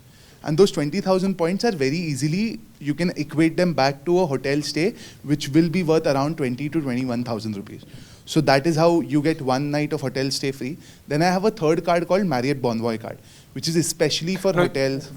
Mention this important point where when you buy a hotel, when you take a hotel room for actual rupees versus taking that same hotel room for points, what is that difference? Correct. So if you go to an average Marriott, the Marriott will be somewhere around 10 to 15,000 rupees, because that's how an average 5-star hotel costs me. So in Jaipur, which I have booked a Marriott, that is per day is 13,000 bucks, and I got 1 room for 2 days for 30,000 bucks, 30,000 points.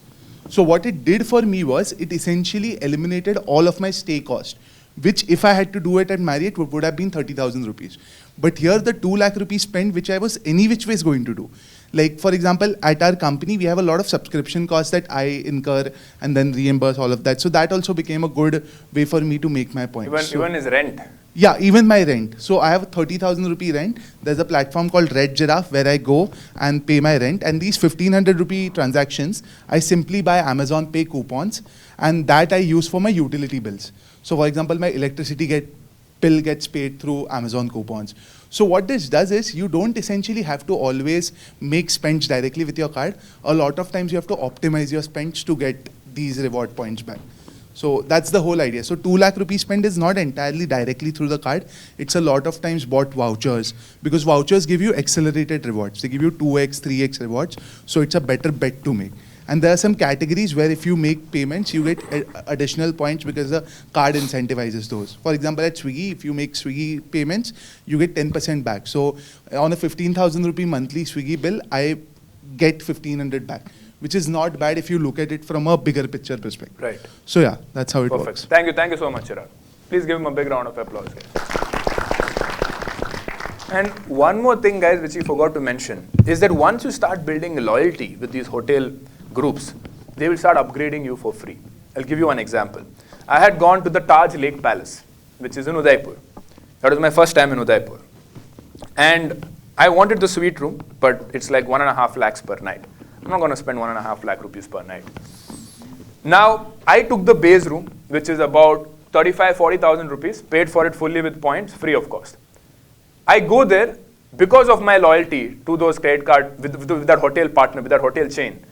I sent an email to them before going that, hey, can you upgrade me to the suite room? I went there, they had given me the suite room, which is 1.5 lakh rupees a night.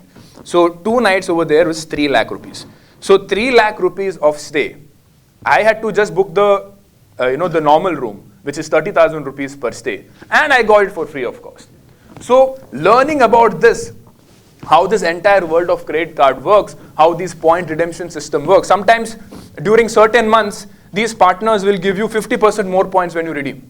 Because during that month, Marriott would be having an offer saying that during Marriott Bonvoy this month, usually in December, they will tell that if you redeem right now, I will give you 50% more points. Because December, everybody is traveling. So Marriott is like, I want people to come to my hotels. So whoever is using my credit cards, I will tell them that if you redeem it into Marriott points, Marriott Bonvoy points, you will get 50% more. So then people will come there. Right? So there are a lot of these kind of tactics. Now this is just one example with hotels. There are something you can do with flights also. For example, can I use these points to get a free business class ticket? Right? Can I make my entire, because see, whenever you travel, the biggest expenses are your flights and hotels. The more you can, if you just make these 2 expenses free of cost with your points, then the entire vacation might as well be free, because the only thing left is shopping then. And the best part is, even when you are booking these flights and hotels, let us say some amount you're paying with points, some amount you're paying with actual money. Then you earn more points on top of it. For example, I recently booked a business class ticket to Japan, me and my mom. that ticket would usually cost up and down somewhere between 7 to 8 lakh rupees. Right? Not going to spend that, don't worry. Now, firstly, what we had to do was, I already had points.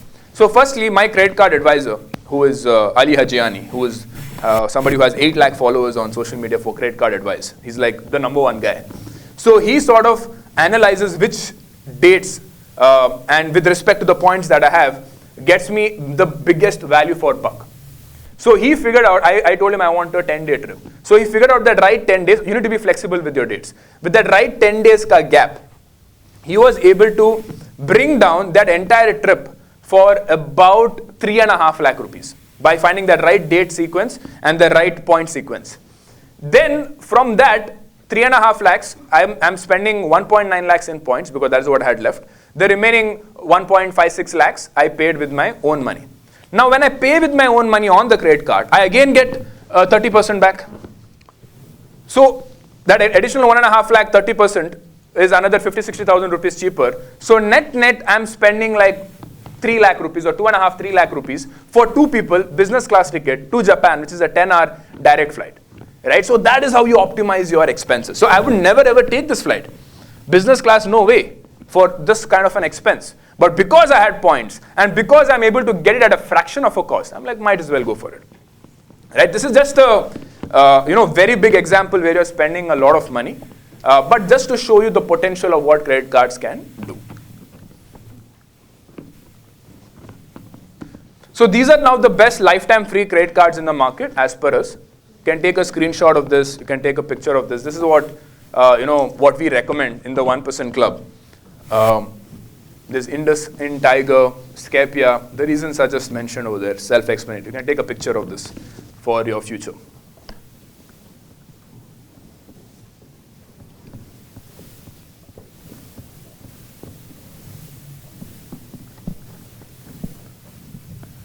Now this is what I currently use, the HDFC Infinia, 3.3% base. So you see, whenever I spend on hotel, I get 33% back because I get a 10x on that 3.3. Whenever I'm booking a flight, I get a 5x on it, so that becomes 16%. And whenever I buy a voucher for Amazon, Swiggy, or Uber, I get 16% back. So this is how you get your returns back. Like you ask me, okay, how do I optimize 20% and get 20% of my expenses back? It's like this. So get a card which have very good multiplier effects. Right? 10x rewards 33% back on hotel expenditure. So whenever I'm traveling, like right now I'm traveling, I'm staying somewhere nearby, I book with using my credit card. So for me it's 33% cheaper. And when I go to the lobby, the receptionist just upgrades me to a bigger room for free of cost. Right? So you're basically living life on easy mode, hacks. But a lot of people don't know how to do this. A lot of people get this card and they just keep the points just like that because they don't know how to use it. How do I spend my money? Swiggy, Blinkit, Uber voucher, lifestyle vouchers, everything. And the best part is, I put this credit card on my company. So, most of y'all will spend from your personal bank account UPI. You cannot show that as a tax deduction because it's from your personal accounts. What I do, I spend using my credit cards. When it comes time to repay these bills, I pay it from my company account. And my company will say that these are business expenses. And my company can write off this whole expense. So let's say I spend 10 lakhs. I can save, so because my company taxation, partnership, is 30% tax. So that 10 lakhs of expense can help me reduce my income tax by 3 lakhs at the end for every month. Because if I'm spending 10 lakhs, if I spend 1 crore, 30 lakhs of tax is saved for the year because I'm showing it as an expense. Rich people do this as well. They never use their personal accounts to spend money. Always use your business accounts. And because you're all starting businesses, having current accounts, eventually you'll set up a GST, bank account separately. Use those accounts for your personal expenses. So this is what I did for another previous vacation. So basically I've looked at my groceries monthly expenses, 50,000, 30,000, 30,000, 50,000. Reward rate and car down payment, which I told you, 10 lakhs, and all of that put together for that month. So 20,000 per month points I'm getting. Plus in 1 month, because I bought a car, I got 33,000 points. And all of that put together, so over 3 months, 20,000 into 3 is 60,000. 60,000 plus 33,000 is 93,000 points. Now I will convert 80,000 of those points into Accor points at a 2:1 ratio, giving me 40,000 Accor points. Now each Accor point is approximately worth 1.8 rupees, which made me book that hotel room for free of cost. So this is how you do it. Now that conversion rate, whether it is 1.8, 2.5, differs from partner to partner and the time of the year also that you do it. So one more hack is to book it at the right time of the year, because at 1.8 could be 2.5 also, or it could be 1.1 also. So you need to book it at the right time of the year. So you need to constantly monitor these ratios if you want to hack your expenses. Yes. That on the portal there is a system to transfer those points. So for example, if I'm on the HDFC, there is a HDFC Smart Buy portal. There I can. This is for Access. So Access. This is. So this was HDFC Infinia. So there is a portal. On the portal there is a transfer points button. In that transfer points button there are multiple partners we will have access to. Marriott will be one of them, and there are multiple flight partners, Chris Flights, this, that, right? You have to click it, and then you put the membership ID. You need to create a membership ID for Accor hotels. You put that, and then it gets transferred. So install the All Accor app on your phone. You'll get a membership ID. Put that membership ID when you're doing the transfer points, and then it'll get transferred. Like I also recently booked a Phuket trip for my birthday using this. Again, free of cost. Cool. So do we take a break, or do we need to, it's almost 2 o'clock. This will probably take another half an hour. We'll continue? Perfect. Cool, guys. So that was the entire credit card planning exercise, where how you can control 20-25% of your expenses, right? So don't pay for these things. Optimize using your credit cards. So coming back to the rich dad, poor dad. Assets ho gaya, income ho gaya, and expenses is done. Then when you come to the balance sheet, that is when you look at your assets and liabilities. Now what do most people do as soon as we get a job? EMIs. So that immediately goes into your liability sheet. Why do we do that?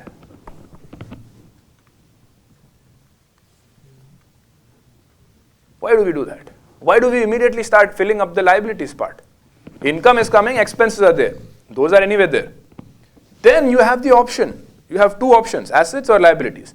But the first thing that we do is figure out getting a house and getting a car.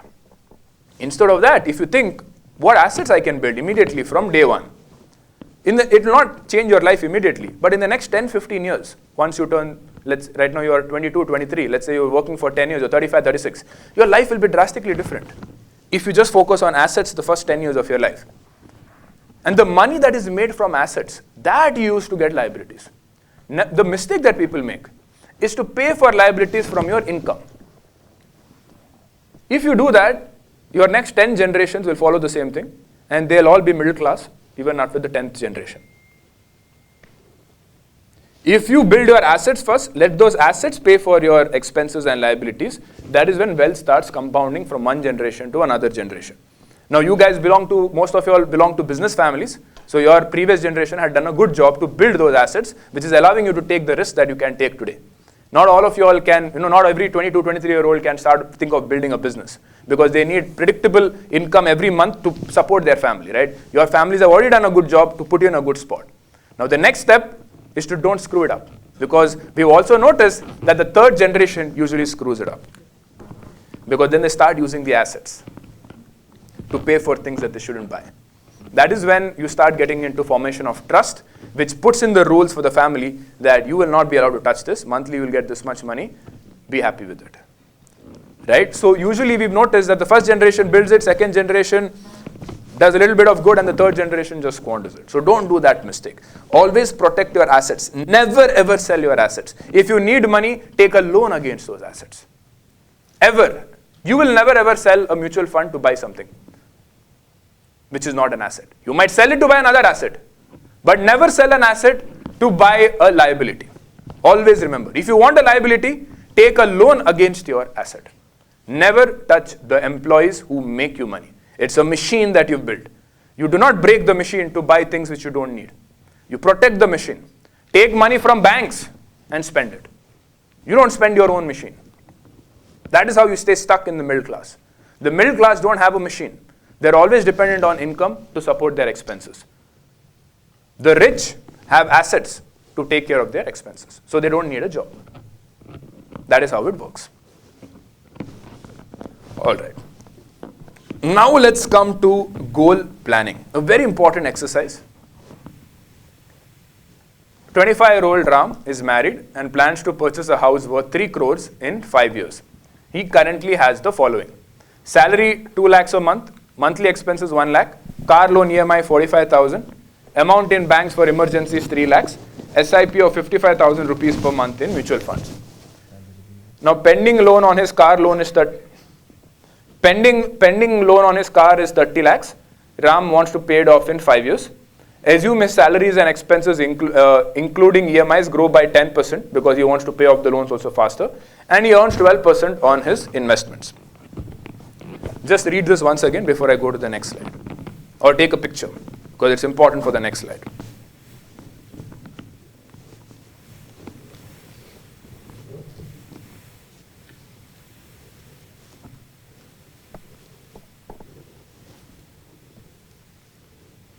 Now, I want you guys to split yourself into 5 groups.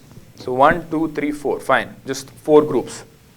And I want you to divide yourself, go wherever you want, and have a discussion between yourself and categorize the risks into high impact, low probability, high impact, high probability, low impact, low probability, low impact, high probability, and tell me for each of those risks, what is the measure that you will take to protect yourself financially, considering this is the financial situation of your Ram. So do that. These are the 4 groups. Go into different corners of the room. Take 20 minutes. Do this exercise, and then I will ask every team to present themselves.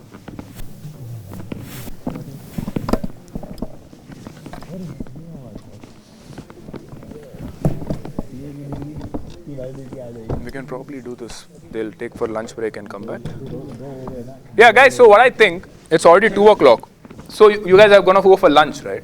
So discuss it over lunch, right? You guys sit in your tables, whichever group this is.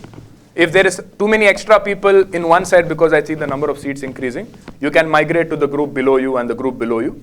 Go sit together for lunch and discuss this. And when we come back after lunch, I will ask every group to have one leader who will come and present it. Works? Fine. Go for a lunch break, discuss this, and let's discuss after that.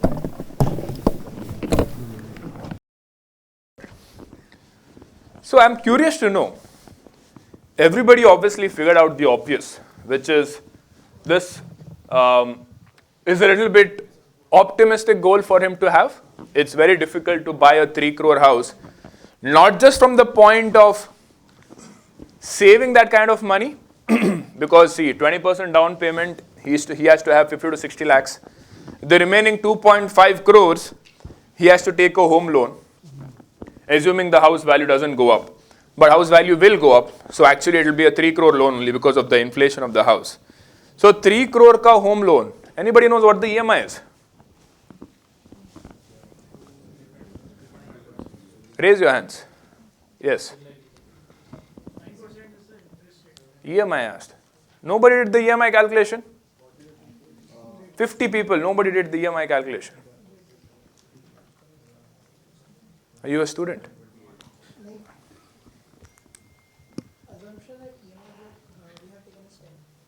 It's the? What is 10?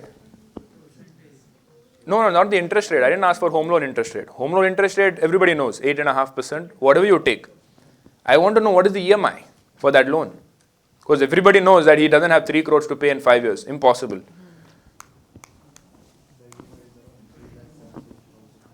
How much? No, per month I want. EMI is equated monthly installments. 6 lakhs? No. 6 lakhs per month. How much? No. 2 lakh? Over 20 years, 2,79,000. 2,79,000. That is pretty much the number. So about 3 lakhs a month. This guy's salary is 2 lakhs per month. Assuming he's growing at 10% every year. 5 years ke baad, what will happen? 2 lakhs, what will that salary look like? 2 lakh? 2,92,000. Where is the money coming from? 3 lakh ka EMI. Nobody told me that. So even if he can take the loan, his salary does not support it. Bank will not even sanction the loan. So that was the first mathematical impossibility that I was expecting you guys to answer. Because a bank will not sanction a loan unless the EMI is less than 60% of your monthly income. That's the first lesson. Just because the bank is giving you 60% doesn't mean you take it. Because banks they have to make money. Beyond 60% they know they will not recover the money. Hence they have given 60%. But that doesn't mean it's a good financial decision. A good financial decision is 40% of your income can be home loan EMIs. Because you still need to have a buffer of 10% for either a car loan, personal loan, education loan, whatever might come up. So if you have completely utilized 60% and you have an emergency, no one will lend you the money and you're screwed. Think of the loan that you get from a bank as your own emergency money whenever you need it.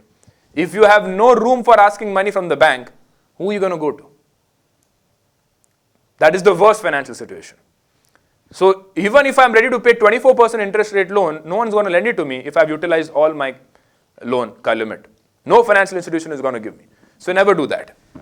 Always keep some buffer. Now, if it's a mathematical impossibility based on the bank's compliance and risk measurement rules, what can I do next? Now it comes to goal prioritization. Remember, these are just plans that Ram has. It's not that there's a gun to his head and he has to achieve this. It can be tweaked. It's just a plan. A plan does not become a reality. Now, if I had to ask you to prioritize the goal of house and a car, what is more important? House, because at least a house holds its value. Car is a depreciating asset. So why did nobody tell selling the car? Because clearly this guy has bought something which is a very bad financial decision. He bought a car of having a loan of 30 lakhs, meaning car is probably worth 40-50 lakhs. And he bought a car at such a young age, at the age of 25. That itself was a bad financial decision. So the number one thing that you should recommend to him as a financial advisor is to say, bro, you need to sell the car. It's not financially good for you. It is just going to eat up your money. Because if he sells that car, let us assume he sells it and immediately the loan EMI is gone. Yes, he has to take Uber. I get it. But this is a point of prioritizing goals. You can't have everything in life when you are making little money. You need to prioritize stuff. Life will get a little tougher. It's fine. It's not like he's walking to the office. It's not like he's taking a bus. He can still Uber. So let us say he sells the car and let's say the loan and the selling price knocks it off. He makes nothing. Loan is paid off. Car is no. So basically what has unlocked? What has unlocked is a 45,000 rupees EMI, which can now be parked towards mutual funds. Let us say his living expenses increase because now he doesn't have a car. So earlier he had only petrol expenses. Now with Uber cost is going to be slightly more than the petrol expenses. So let's say his monthly expenses go from 1 lakh to 1.1 lakh, for example. So 1.1 lakh, but 45,000 rupees has been freed up. 45 plus 55 is 1. 1 minus 10,000, 90,000 rupees is now his new SIP. Now this entire SIP will be going towards building his corpus for the down payment of the house. Okay? Now he wants a 3 crore house. Now comes point number 2. Should he go for the 3 crore house? Let us do one thing. Can somebody quickly do a 90,000 rupees monthly SIP, stepping up by 10%, invested for the next 5 years, generating a 12% return? How much does it come? You done the step up? No, you guys calculate.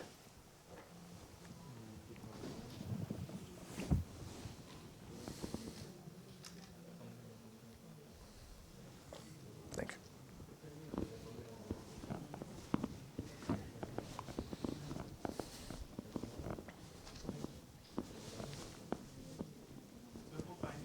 Yeah, 5 years. So you can round it off to 90 lakhs. So 90 lakhs is generated from it. Let's say the 3 crore house became 3.5 crores. 3.5 crores minus 90 lakhs is 2.6 CR. 2.6 CR, though home loan EMI will be about 2 lakhs. His salary is about 2.9 lakhs. Bank may sanction the loan, but he shouldn't take it. So he needs to settle for a slightly cheaper house, which you guys, most of you all told me. So instead of going for a 3 crore house, go for a 2 crore house, for which the EMI will not be more than 1.2, 1.3 lakhs. Because he's already putting up 90 lakhs as down payment. So that is how he can get that house, maybe not a 3 crore house, but a 2 crore house. So this is what I would do. I would recommend the client to sell his car, free up that EMI, save towards paying for the down payment of the house as much as possible. If the markets perform really well, then he can end up buying that 3 crore house also. But if it doesn't perform well, then he needs to settle for a lower value house. Is this much clear? Perfect. Now let's look at the risks. Nobody talked about him dying. Nobody. Except for the last team which talked about terminal issues. Yeah, terminal issues. But that is the number one, obviously low probability, but high impact risk. That is the highest impact risk. Because Ram is married. Let's not forget that. Ram is married. If he's a single person, then it doesn't matter because there are no dependents. But he is a married man. And there are his kids and his spouse is dependent on him. So the first thing he should do is take a life insurance cover. There is something known as the DIME method. D stands for debt, I stands for income replacement, M stands for mortgage, E stands for education. So both put together, he has a 30 lakh debt. Let's assume that is gone with what I recommended. Income replacement of 3 crore, which is 15 times his annual income. So 3 crore ka term insurance cover he should have. Not 1 crore, not 2 crore, 3 crore. A lot of people don't appreciate how much life cover they need. They go with 1 crore thinking 1 crore is a lot of money. It clearly isn't in today's India. So 3 crore should be the minimum life insurance cover that you should be thinking of, provided you live in a big city, the top metro cities. If you live in a smaller town, tier 2 town, then you can go with a 1.5 crore as well. So for him, if he takes a 3 crore term, 36,000 rupees is the annual premium. So you can assume 3,000 rupees per month goes towards that. Not a large amount actually, 3,000 rupees a month, that's it. Out of 1.1 lakh SIP, he just takes out, out of 90,000 rupees SIP, he takes out 3,000 rupees and he protects his entire family in the worst possible condition that can ever happen to them. He dies, family gets 3 crores. Everything is sorted. House is done, education is done, everything. And very few people actually have done this. Very few people. What we usually do, we go for the money back plan, ULIP plans, endowment plan, which probably covers you up to 50 lakh rupees. What is the point of 50 lakh rupees if you die? It's nothing. Next comes medical emergency. This is obviously common. A lot of people mentioned it properly. But a lot of people go cheap here as well. A 5 lakh cover is not enough. Get at least a 10 lakh or a 15 lakh cover of health insurance, which will cost you anywhere between 20 to 25,000 rupees, assuming you have no medical conditions. If you have a medical condition, that price will go up, which is why get it when you are young. Because once you turn 35 and you have a lot of medical conditions, that price will shoot up to 40,000, 45,000 rupees. If you get it young, even if you have a medical condition in the future, this price is not going to shoot up. Insurance company cannot say, hey, now you have diabetes, now I'll increase. No, they can't do that. But if you are getting it after getting diabetes, after getting high BP, then they can charge you a bomb. Same with heart attack. One heart attack you get in your life, 90% of health insurance companies will reject you. And those who accept you will charge you 3 times higher. That will be 60,000 rupees for you. One heart condition. And you know how common it is with high cholesterol. Next is obviously Ram loses his job, which is obviously medium probability, I would say, considering AI. So having 6 months of expenses as an emergency fund is important. So he should maintain at least 9 lakhs as an emergency fund. So that is an additional 6 lakhs going into the emergency fund corpus. Market downturn. Nobody spoke about this. We are in a very, very tough geopolitical situation conditions right now. Market crash happening is not a low probability anymore. It's quite a high probability as of now. Yeah. So as he achieves closer to his goal, firstly, he will not even put like 100% equity. No way. He needs to have a diversified portfolio, which we already discussed earlier. Gold should be, as of now, if you are asking me, at least 25% of your allocation today, gold and silver baskets. About 50% can go into equity, and the last 25% can go into debt. As he comes closer to the goal as it's written, in the 4th year, he makes it like this, 80% debt, 20% equity. And in the 5th year, the last year, he will be 100% in debt instruments. It could be FD, it could be arbitrage fund, it could be a dynamic bond debt fund. So these are the 4 risks that Ram will face. And if all of these things are done, he can have a peace of mind going to sleep. Because he has planned for every goddamn thing happening in his life, starting from his death, having a big operation, him losing his job, and market not going his way. But the foundation is to get rid of loans which are bad loans. Because if that is not fixed, there is no point doing all of this. So let's calculate his new spends. 2 lakh salary, 1 lakh monthly expense, 45,000 car loan EMI, medical insurance 2,000, life insurance 3,000, revised step up SIP 50,000 rupees. Here I've assumed he's continuing the car loan, but I would say stop it. Down payment of 40 lakhs would be required by year end 5. First year salary would be entirely used to cover his emergency fund needs of 6 lakhs. Only from year 2 he will be able to invest for his house purchase goal. So if he does that and step up at 55,000 rupees, he will end up with 30,63,000 rupees, which is what most of you guys got as your number. But clearly that is not going to help him do anything.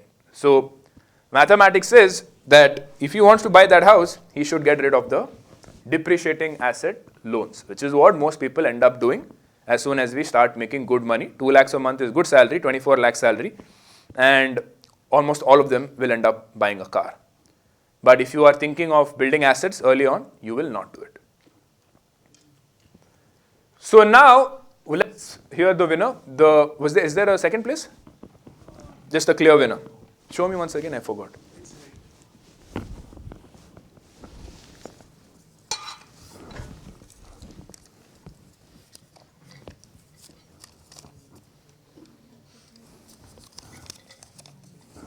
All right. The winner with 2 votes is team number 4. Congratulations.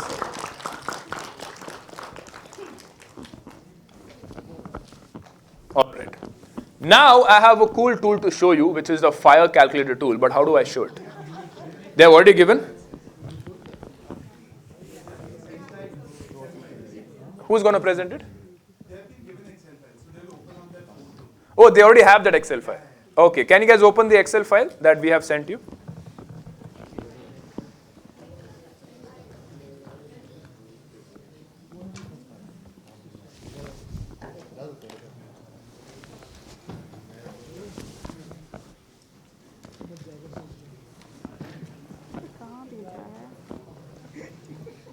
So you will have access to this tool, which will actually help you determine when you can retire.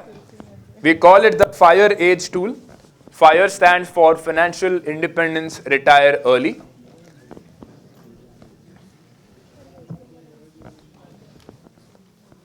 Open that tool and let me know when you guys can retire. 5 of you all can fill it up and let me know what the tool is telling you. And the tool, if you are having goals which are unachievable, the tool will immediately tell you cannot do this, you cannot retire. So the number 1 priority in this tool is given to financial freedom. Everything comes later. Right? It might even tell you having 2 kids is not possible, my friend. And you will have to reduce one of the kids, obviously, before you conceive. So that's the tool which will tell you.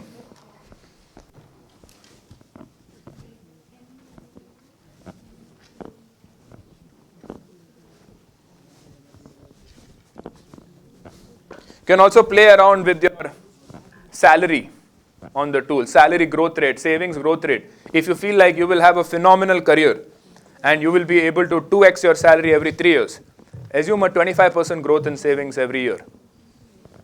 But if you want to err on the conservative side, then assume 10% growth in savings. Because anything is possible if you become rich really fast.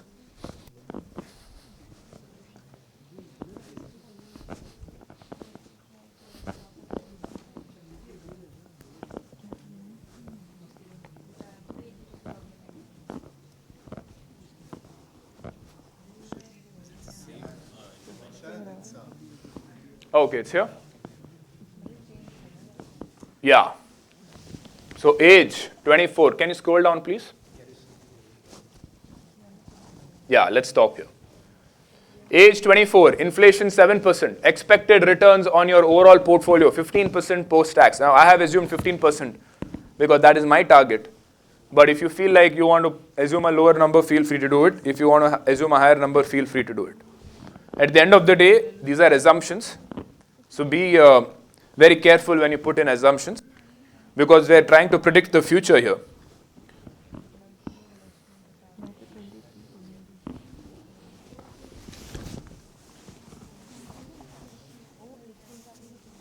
Three major goals in your life: buying a house, getting married, and having kids. You have the flexibility to buy the house any point in your life or not buy it at all, in which you will put the house value as 0.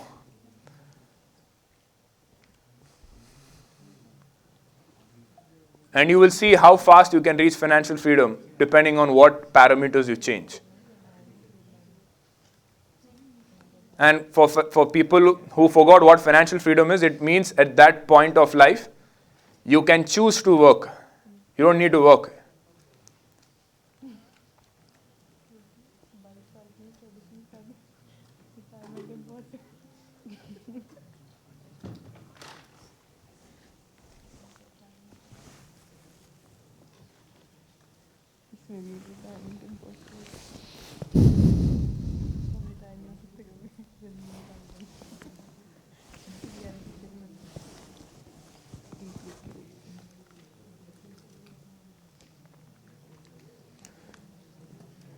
And all these expenses you will put as per today's value of money. Inflation is already accounted for in the second cell itself. So whatever numbers you are putting, 7% inflation will automatically account on that. So you don't have to worry. So don't think, oh, my kid's education will cost 1 crore in the future. It's all accounted for.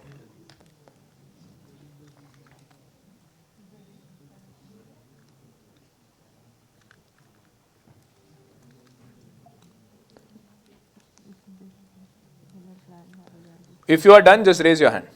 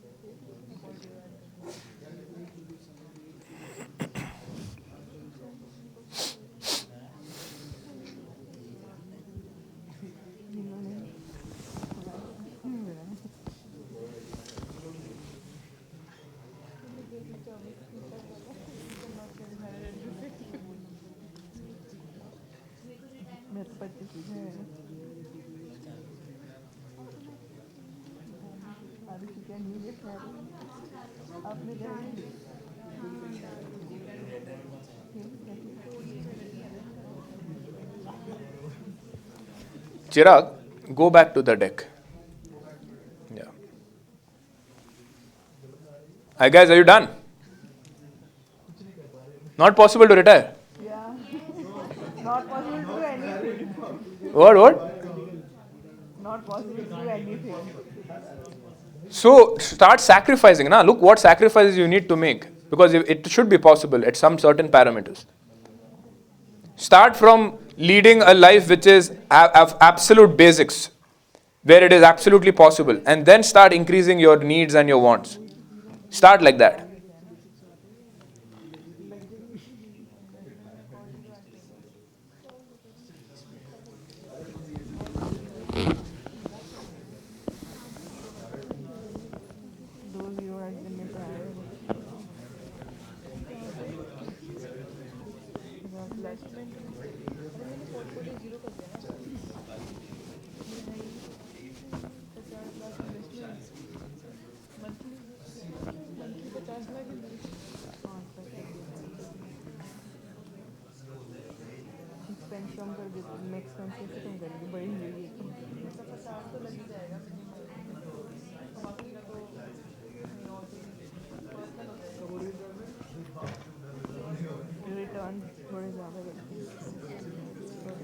Is anybody able to retire? That's not bad, yeah, 53. People work till 65. Warren Buffett retired at the 95.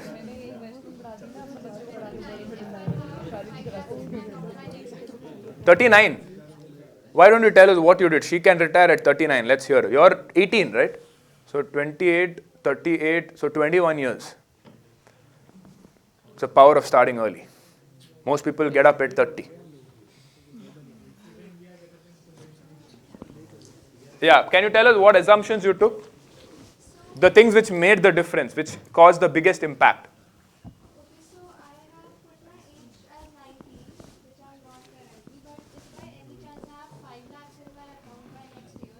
And my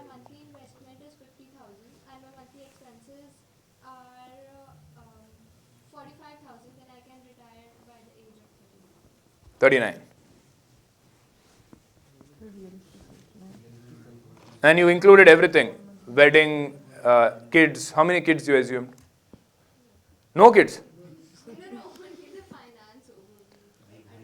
Matlab? I didn't understand. She didn't put anything there. Everything is empty. Okay, okay. Yeah, you tell me. What did you do? You are saying 58, no? No, I changed the numbers now. Huh. So I put my age at 24 and added 3 lakhs to my... First you tell me when you will retire as per the tool. And how much money you will have at the time of retirement. 37 years, I will be able to retire and I will have 1 CR 60 lakhs 54,000. Interesting. So within 15 years, you will retire. Assuming 1 kid, married at 28 and house purchase at 40. Oh wow, that's nice. And monthly expenses today? I have calculated as 45,000. 45,000. Got it. Interesting. Anybody else? 2 people retire at 38, man. The game is not to retire the fastest. There's no right or wrong answer, first of all. It's just to see whether you understand the importance of planning these things properly, because a lot of people go with the flow. You can now realize when you go with the flow what happens. This is an indication of what will happen if you go with the flow. Yeah, you want to say it? Age of 55. Let's hear you. Guys, keep quiet. No? You tell me. 55, how much money you will have and what are the assumptions you took? 14 CR at the age of 55. Let's hear the assumptions. Monthly investment 1 lakh, step of 10%, monthly expenses 1 lakh. Age of purchase of home, age 30, 4 CR. 34 age, you will purchase the home. 30. Wedding goal 24. Huh? Age of 24. How old are you? 2 years के बाद you will marry. Oh my God. Already engaged. Damn. And how much are you spending on the wedding? Okay. That is the key assumption. All right. Anybody else? Sorry? What? Oh my God. Maybe that's why he's able to retire also fast. Everything is happening quickly. How much did you assume extra expenses for kids? Extra expenses once kids are born. How much did that increase? Education, wedding 20, monthly child 20. Okay. Got it. Anybody else? Anybody who's not able to retire and you can't figure out why? Yeah, what's happening? What are the assumptions?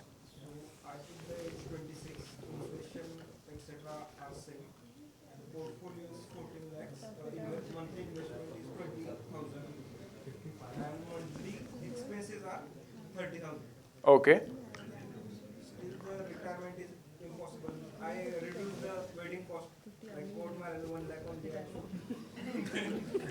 How much? 1 lakh.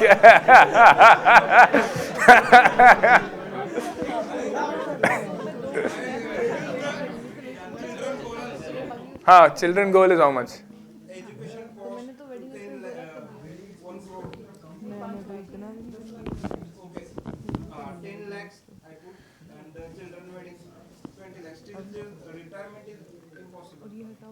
House का क्या? What did you write? House, yes, the age of purchase 26, estimated value 38 lakhs. House value is how much? 38 lakhs. House value 38 lakhs. Which house? Flat 38 lakhs. Where? Really? Okay. ठीक है, I think the problem is the investment amount. थोड़ा कम हो गया. 20,000 rupees per month is very less to invest for the goals that you put. But home is also very cheap. I don't know what is happening. You tried tweaking the numbers a little bit. What was the inflation you put? 7% on. 7% inflation. Okay. Home interest is 7.5. I don't know, there are a lot of parameters. Keep tweaking.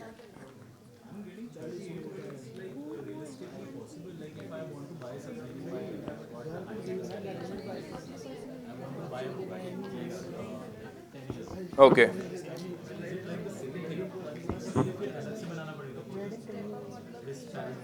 Yeah.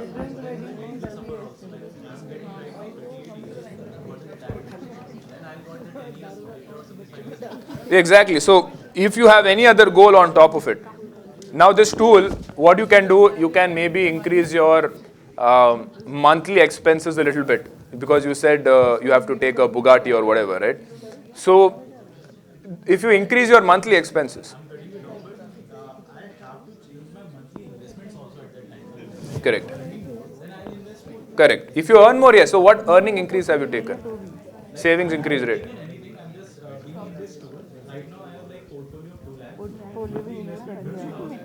Monthly expense 40,000 and keeping the home thing same as you. Just age change careers like 40,000. Wedding we save आपकी तरह. And children go we save. Okay. And your retirement age is coming at 38. Good. So guys, so the fundamental learning I want you to have from this, guys, listen to me.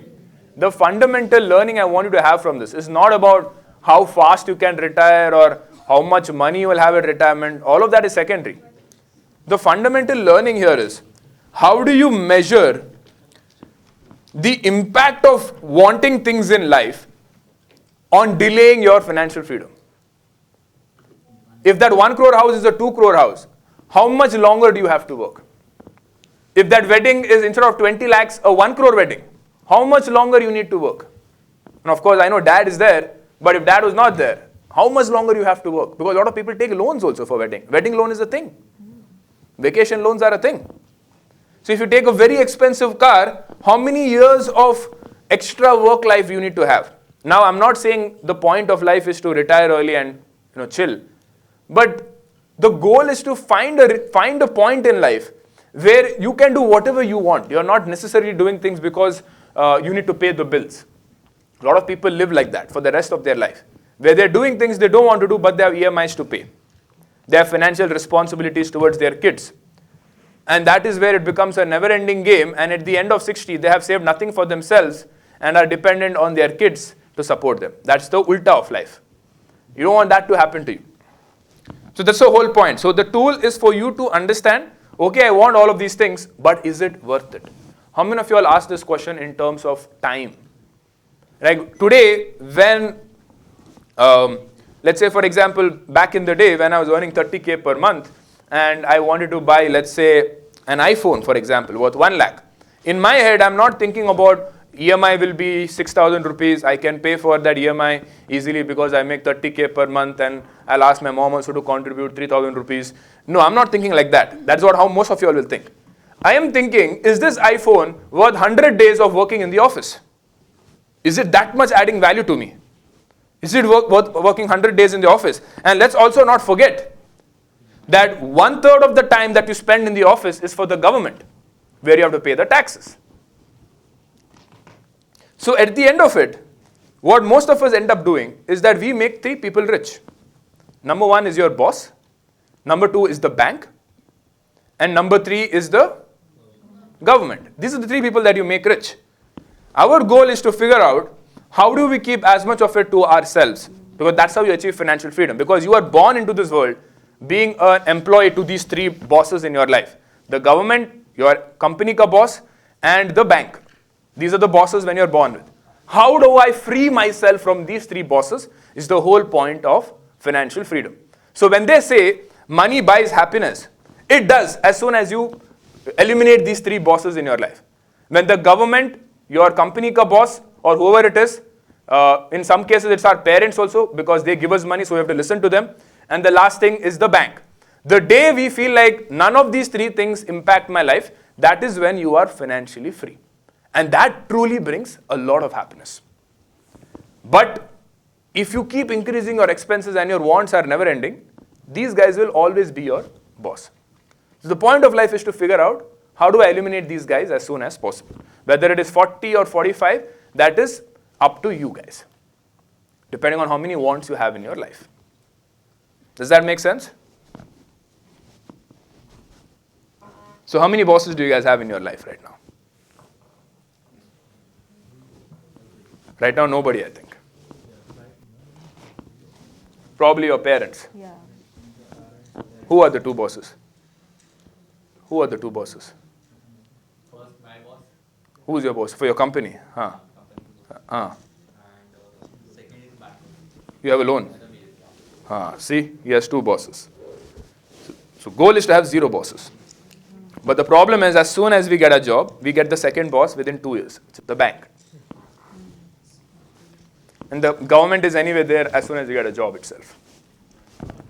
In fact, the government boss is there for me also right now, unfortunately. That is why a lot of people are moving their bases to Dubai. Right? That's where they actually pay 0 tax, and then you have no government boss also in your life. Yeah, you are asking something? I'm asking. Yeah. You can see that this tool is making something. What is that like? It's not measuring the overall income, or you can say the investments of a person. Like it can show me that what the SIP and all the things I'm doing. What if I have some already rented? What if I have old accounts? So you can add that in your existing investment, no? The thing is that the number it's showing me, the fire number, the amount which I have to make under probable, I already have it. So am I retired? If you already have it, then yes, you don't need. So what does that mean? You already have it. What does that mean? That means like I have all the things, rented properties, gold, or any other. See, it's very simple. The passive income should equal your monthly expenses. That's it. Is that happening in your life? Yes or no? So then you're not retired. What is this tool telling you? It's not telling that thing. Like I have not added those things. That's why. So you can add it. So you said gold. These are the assets now. So gold which you have. See this, if I make it very detailed where I ask you to put individual asset classes separately and put the returns on that separately, it becomes too complicated. So this is just from a perspective of getting a direction. right? It doesn't need to be extremely, extremely accurate because at the end of the day, it's an assumption. So for now, just add up all your assets and assume a growth rate on top of it. It can be a combination of your gold, your real estate, your this, whatever. And if the majority is outside of equity, then lower your expected returns from 15 to probably 10%. So that you can do. That is the first thing. Second thing you mentioned was rental income. That you can add in your salary. Or you can add that in your savings. Because your rental income you will invest somewhere. So that can be part of your monthly savings or monthly SIPs. So you can add over there. And then see what is happening. Okay, so that is done, guys. So use this tool, play around with it. And this is something that you will use for the rest of your life because every year life keeps changing. And you can reassess this and know that whether you are going in the right direction or there is a major deviation. Especially when you are making a major life decision in your life. Right? See, increasing your expenses, getting a small credit card loan, all of that will not change your life drastically. You can always fix it. Think about the irreversible financial decisions that you can take. A big home loan, an expensive car loan, having more kids than you can financially handle. These are all irreversible major financial decisions for which the tool is going to be a guide for you on whether you should do it or not. And if you're doing it, you know all the risks that is associated with it.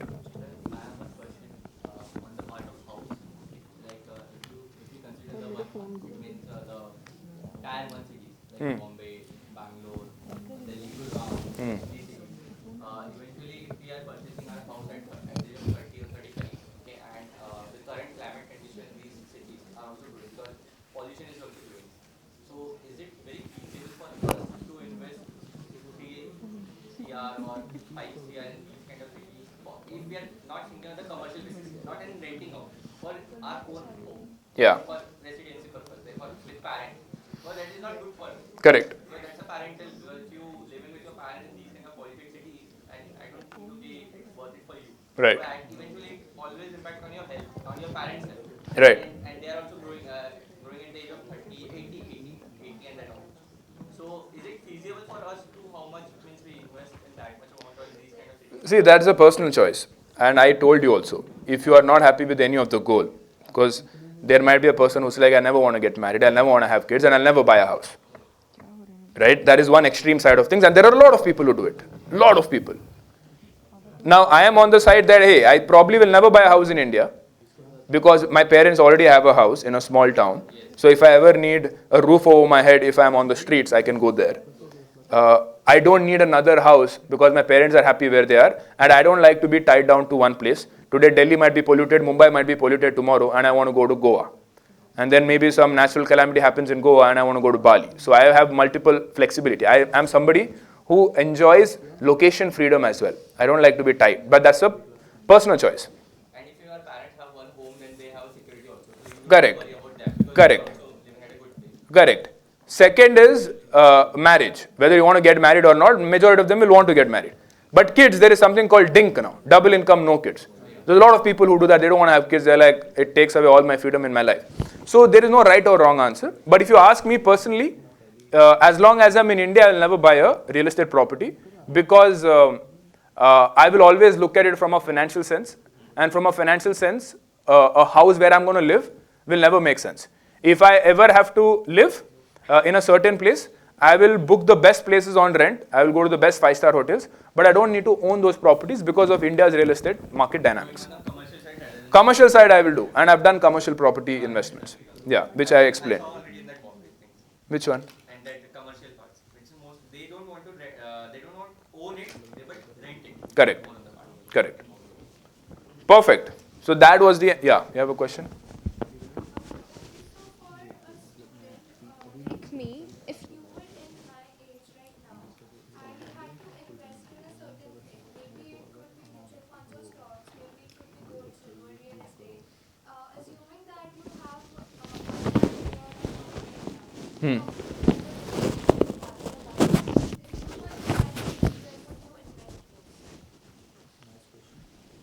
I think depends on your emergency fund situation, right?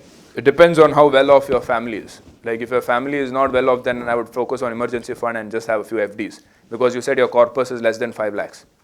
But in case you have an emergency and your mom and dad can protect you financially, then I would start away immediately with equity investments and go into the stocks and equity mutual funds. Yeah? Perfect. Now let's do another exercise, guys. This is on ESOPs, because a lot of you guys, when you guys start your own company or probably join another startup, ESOP will become a very big component of your life. And just to put this into perspective of how ESOPs can change a person's financial life, Grow recently went IPO. Grow IPO created at least 500 crore-patis. I know one guy who joined Grow 2 years back, obviously as the CFO. Within 2 years, ended up with 200 crores of money. 200 crores, 2 years of working, 200 crores. So that's the thing which I want to tell you guys. It is not necessary for you to start your own company to be rich, because it is extremely difficult, right? Especially when you are young. Yes, if you have an amazing team where you complement each other. There's some guy who's really good at tech, you're really good at marketing, personal brand, product also is great, very good, very difficult to copy for competitors. If you have all of those things going right for you, then yes, starting a company at a very young age could make sense. But always remember that the chances of it becoming successful, as per the statistics, is always going to be less than 10% for a product-led company. When I mean product-led company, I mean where you have a D2C product or you have an app, right? And if you're starting a service business, then the chances of success is about 50%. These are the statistics.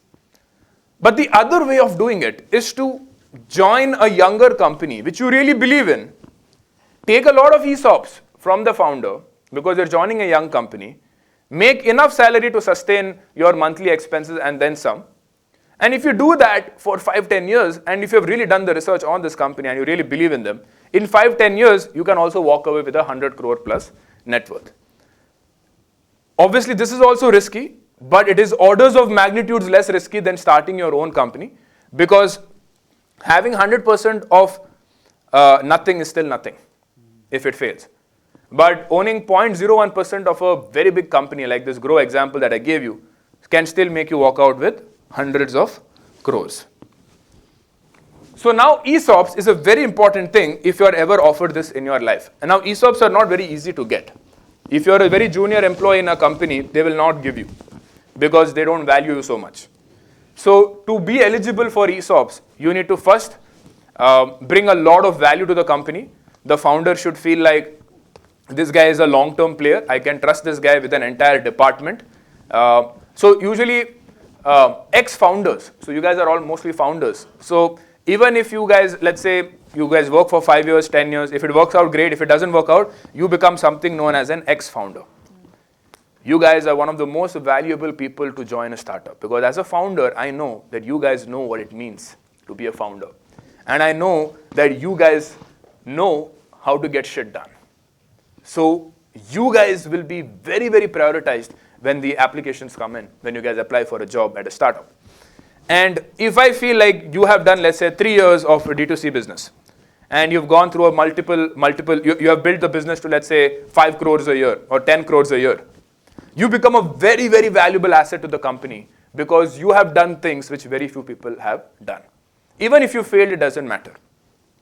And when you join a company saying that, hey, my biggest strength is marketing, my biggest strength is content, my biggest strength is building a great app, technology, I'm very good at this, then you can join at a senior position in a company which might be 4 to 5 years old, and you can be paid at least 20% of your salary in ESOPs, which becomes a 10x or a 20x in the next few years. That is what you are betting on. So it's very important to understand what ESOPs mean, how do they work, how does this entire process work, should you take them or not. So what I want you guys to do, I want 12 volunteers from you, because now it's time to do a skit, to come here and act out. And you guys only have to do the research, you guys only have to come with the script, and you guys only will have to shoot. We will give you the props to wear different props and play different characters. I need 12 volunteers. If you want, just raise your hand, then I'll explain. Who are the ones who want to volunteer? Okay, 1, 2, 3, 4, 5, 6. 6 more. 7. Almost raised. 7. Who else? 8. 4 more. 9. 3 more. 10. 2 more. 11. 1 more.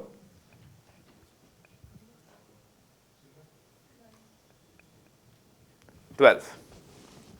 So you guys have a task. You guys will be 4 each, and in each group you will do a skit. The first skit is about job interview and the big promise. So before you even get into the script, I first need to research everything about ESOPs, the pros and the cons, what do the different terms mean, what is exercise price, what is vesting period, what is cliff. All of these things I want you to research about how and what ESOP works. You can use AI.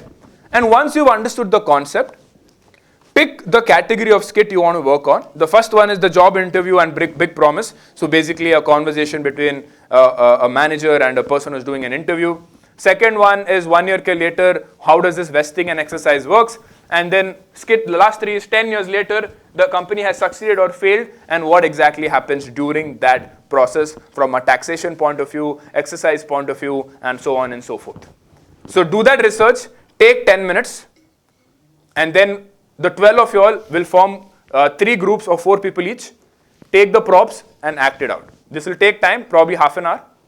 Half an hour time will take. Do the research first, take time to prepare the script, and then we will come over here.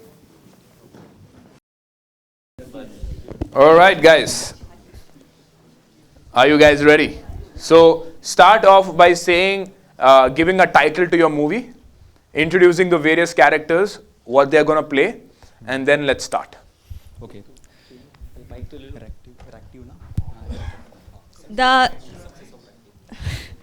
The saga name is Success of Rective. Success of? Rective. Rective. Rective. Okay. And what are you going to play? And we are gonna do the third skit where we have succeeded. I hope you guys have divided between the 3 groups. Yes. Okay. No, I don't want to repeat. That's why. Which one are you guys doing? Third. I guess they have multiple teams have similar skits. I guess Arushi's team is also doing skit number 3. All right, we can't reverse it now. I have a flight to catch. Let's start. Yeah. So.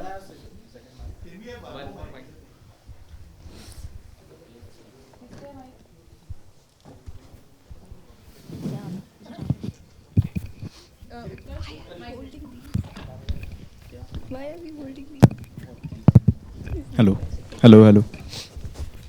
Hello. Yeah. So the saga name is Success of Rective, and Tushar and Yash are playing as the employee who shared the ESOPs. We shared with them, and we are co-founders. Okay, perfect. Let's start. I like it. Okay. Let me sit in the center. 60 seconds. Face this direction.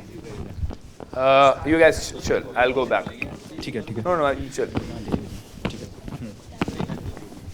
All right, let's begin, guys. So Tushar and Yash, we're offering you guys buyback of our shares, which we have given you guys 10 years back. We have already given you the 20%, 5% down market value. Yeah, makes sense. But the market price you are offering right now, it's very low for us. And the share we are holding currently, the worth is 2.5 CR each. So we at least need a 2.5 CR like 500 CR valuation, as you are currently raising money from the market. So we also expect that same. So what do you guys propose? Like we want to come in the middle. We are proposing you guys 2.4 CR for the whole 500 shares if you guys want to dissolve and give it back to the company. Actually, we don't want to dissolve the whole ESOPs. Actually, we want to share mainly a 30% ESOPs. That's what we are looking for. If you think from the company's perspective, we want to do more fundraising and everything, and also get our company to reach new levels as well. So we would encourage you guys to sell full of your shares, as you have made the right amount as well and got the best returns you could have gotten. So our pitch was like 495 crores if you can come down as a valuation. So the market share value of our own each shares will be around 245 crores. we won't 2.45 go down crores. in our market value of from 500 CR, but what we can do with you guys is discounting, purchase it back on a discount from you guys, probably 5%, giving you guys the maximum value as well. So that would be, I think, around similar as well. So the same market it value. will make sense. It will make sense. Yeah. Sure. Great, then congratulations to both of us. Thank you. Here is our shares. Low. No, why did you shoot him? I don't know. He gave me discounting. That's why he didn't offer me 500 crores. He didn't get what he wanted, but he got something better. But still, he's not satisfied. I'm that frustrated employee. But good acting. Good acting. Please give them a big round of applause. All right, next team. Go for it. Let's go.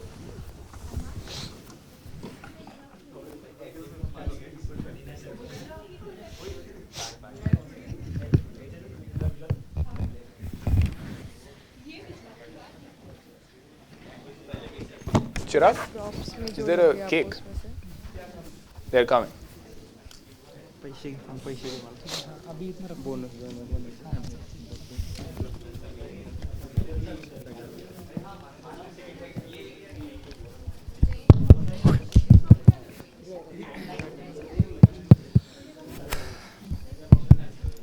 So guys, we are starting, so please focus. Yeah.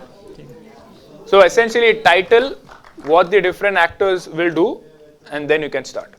Okay. So I'm Premraj and he's Deepak, and we are performing our first skit, which is job interview and big promises.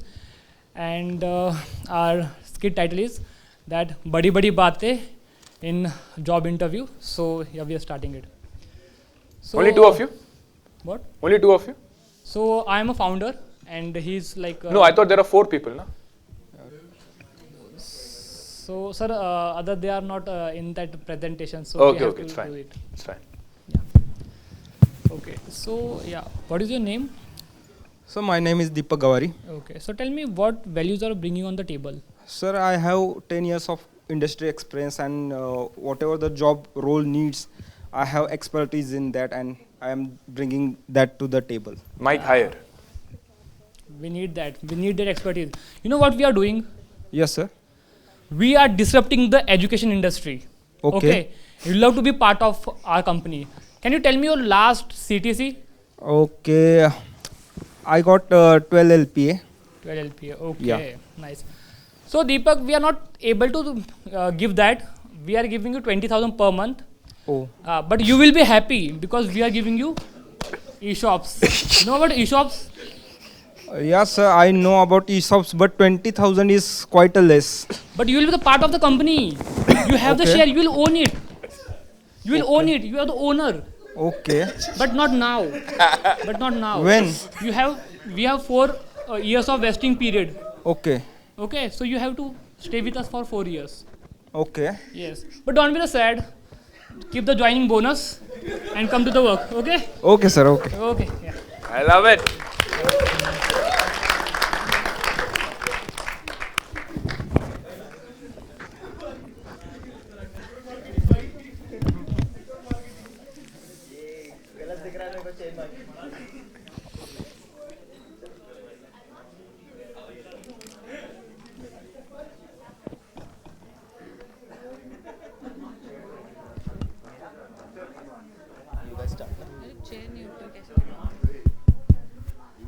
यहाँ बैठ जाएंगे जमीन पर आलती बालती hello mic check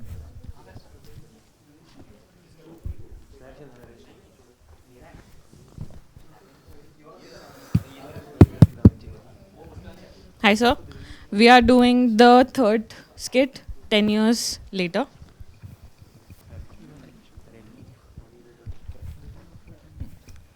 The first scene is, this is after 10 years when 2 employees who are working for a company meet with each other. Hello. Weather is very nice, Manav. What do you think? Like I don't think so. Why? What happened? We gave interview साथ में ना. Yes. But I am still below BPL and you are ऊपर. Because I'm very smart.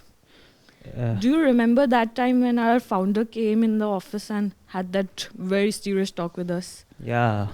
Yeah. Value. Yes. Value proposition. 10 years ago, the company was in a pinch and founder came up with a solution of offering pay cuts to the employees. Let's see what exactly happened 10 years ago.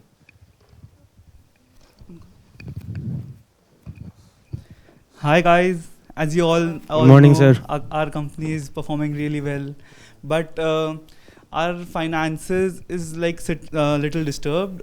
So I really need help of you guys. That I am offering you two things.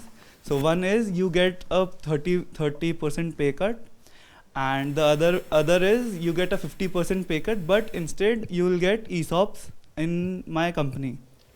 As I really have hope in you guys and I really want you, so please think about it and just tell me. Got it. So, Manav, now do you remember what happened? What did I choose this day? I chose the ESOP, and now that the company is doing really well, I'm finally getting myself a new car, Audi. So, do you want me to drop you anywhere?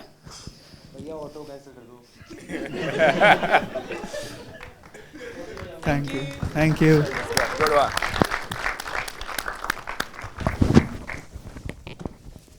All right. Good job, guys. Very good. Very creative.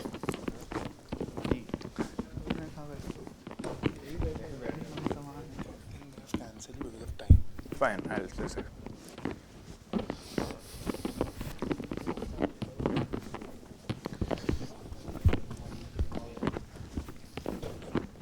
I think your ROAS only was 10, no? Now I think I know why. Perfect. So guys, ESOPs, right? Very, very tricky thing when you look at it. So first thing to know is that, and I think all of you guys have done the research well, presented it in a very nice way, very humorous way. So really, really happy to see that you guys are able to do multiple tasks across intellectual and creativity together and present something so great. Really loved that and appreciate the effort that you guys have put in. So first thing to know is that when you take ESOPs from a company, there is always something known as a cliff period, right? Because you don't get it immediately. Because founder doesn't want you to come first year and immediately get X amount of ESOPs. So they, even if they say that, hey, I'm going to give you, let's say 10 lakhs worth of ESOPs. Some of the founders will say, hey, you will get it equally over the next 4 years. But some founders will say that first year you get nothing. Because that is where you show me your loyalty. That is where you tell me that, hey, I'm ready to do it for the long run and I don't care about the first year. First year you see how I perform and then you will want to give it to me. So, and remember that the founder can fire you anytime he wants. So even if something is written on paper, they can always fire you if they don't like your work. So this is you telling the founder that, hey, you're not going to fire me because I'm going to be so good and I'm also ready to sacrifice that 1 year.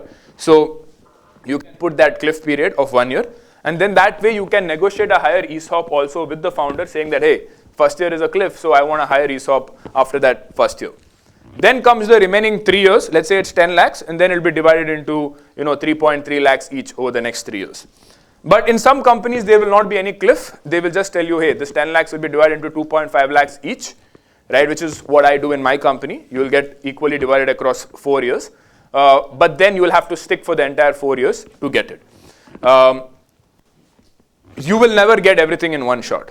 Right? You will never get your ESOPs immediately given to you in 1 year because ESOP at the end of the day is an employee retention strategy because it will only be given to people who are loyal to the company and not people who are just here for like 1 year or a 2 year stint.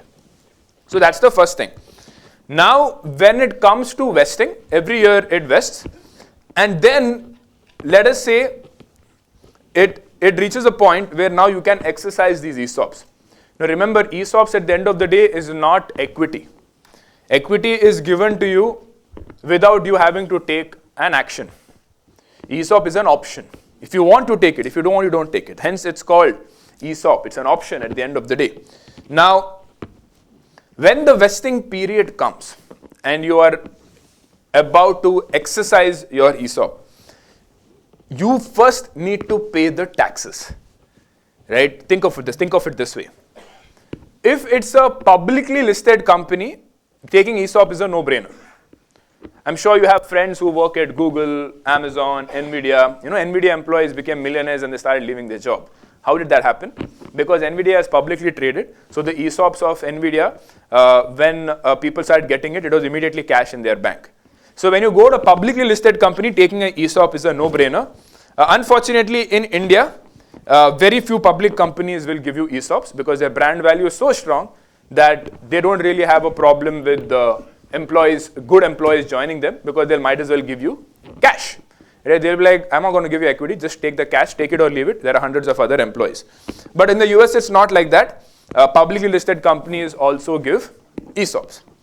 Now, if it's a private company, which is what most of the time happens, because a private company, which is a startup, is the one who is ready to give their equity because the company is not big yet. And they want you to be there for as long as possible because they want you to retain as much as possible, and because switching employees is very difficult for them also. Now, before the company goes public, right, let's say 1 month before or 2 months before, that is when that exercise period usually opens. And that is when you have the option to exercise it. Now, let's say you have 10 lakhs worth of ESOPs of 10 shares each. Now, for you to exercise, let us say the face value of those shares is 10 rupees. But the market value of those shares is 1 lakh rupees. Each share is 1 lakh, face value is 10 rupees. So you will have to pay 10 rupees into 10, 100 rupees to the company. That is how you exercise it. So you paid 100 rupees to the company and you got 10 lakhs worth of shares. This is what exercise of ESOPs mean. Now it's not over yet, because you still have to pay the taxes before the ESOPs come to you. Because from the eyes of the government, you have just got an income. It's shown as salary for you, right? Even though it's equity given to you, but for the government, it's shown as salary. So for the government, you paid 10 rupees and you got 10 lakhs. So what's your profit? You paid 100 rupees and you got 10 lakhs. So your profit is 9 lakh 90,900 rupees. That's the profit. And then you'll have to pay tax on it, which is around 30%, 35% tax if it's in a very high income range. So remember that example I gave you of that CFO who was in Grow. 2 years back he joined and he walked away with the 200 crores. He timed it right because there's another clause in the ESOPs that if the company goes public, or if the company is sold, or if the company is acquired, there is something known as accelerated vesting. So instead of waiting for 4 years, if the company is sold or goes public, automatically the ESOPs vest. So that's another thing. Hence that Grow CFO who joined 2 years before, timed it well and got all of their ESOPs vested without waiting for it. Now 200 crores. Now 200 crores, for him to get it, he has to pay almost 60 crores in income tax. He doesn't have the money. Imagine, you have 200 crores waiting for you, but to get 200 crores, you have to pay 60 crores to taxes to the government. He doesn't have the money. So what he ended up doing, he ended up taking a personal loan to pay for that income tax. And he could not even exercise the entire 200 crores. He could only probably exercise like 100 crores.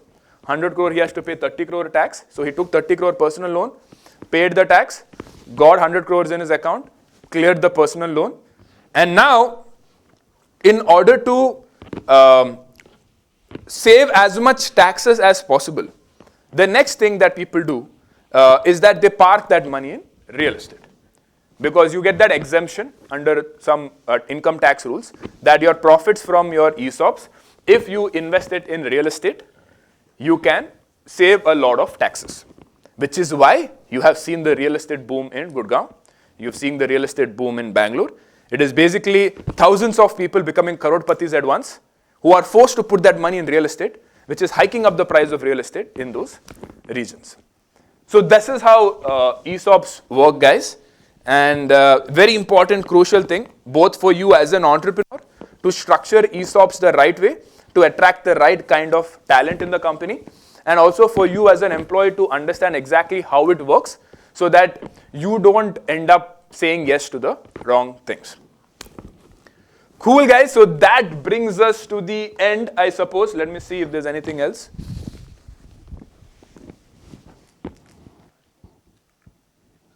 Oh yeah, this is the last thing, the 2026 financial blueprint.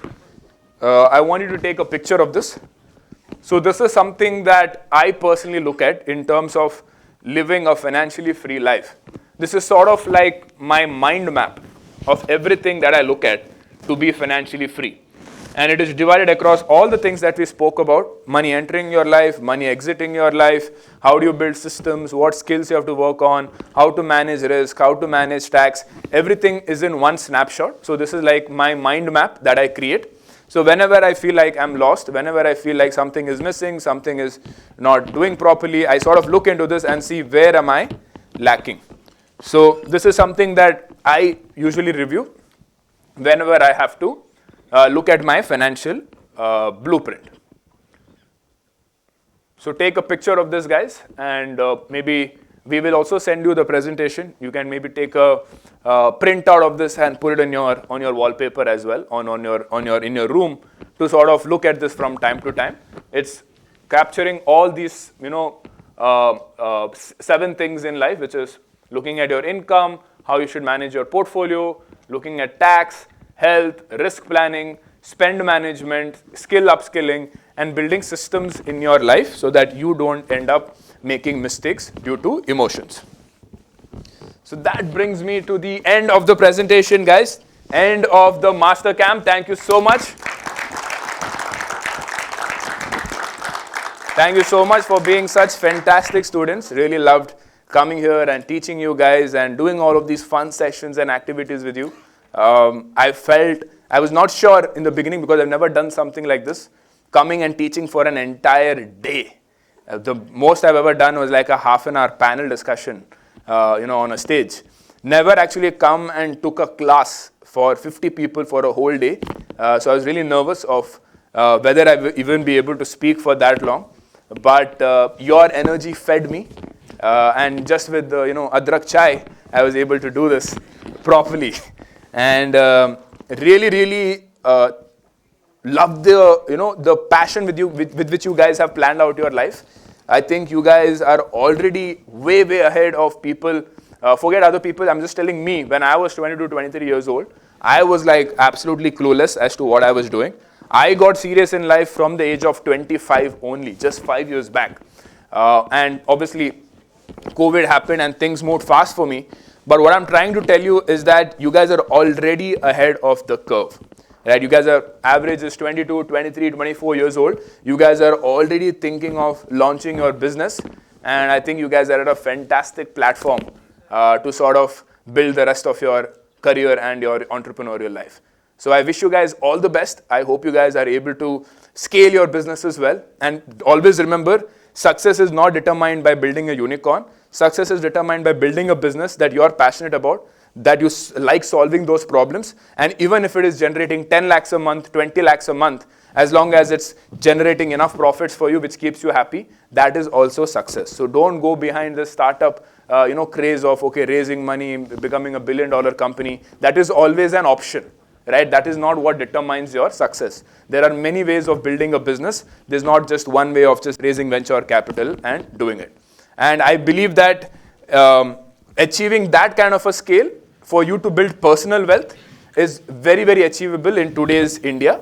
You don't need a lot of people as we did before. You don't need to spend that kind of money as we did before. If you have a good personal brand, and if you're really passionate about solving your problems, and if you have a good product and you really care about your customers, success is just knocking at your door.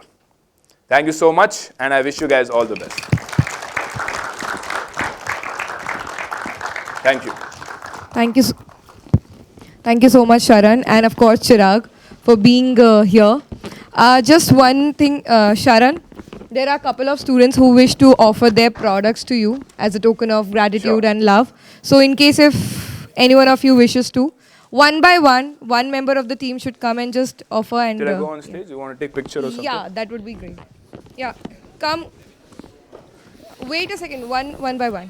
One team at a time. Yeah, please.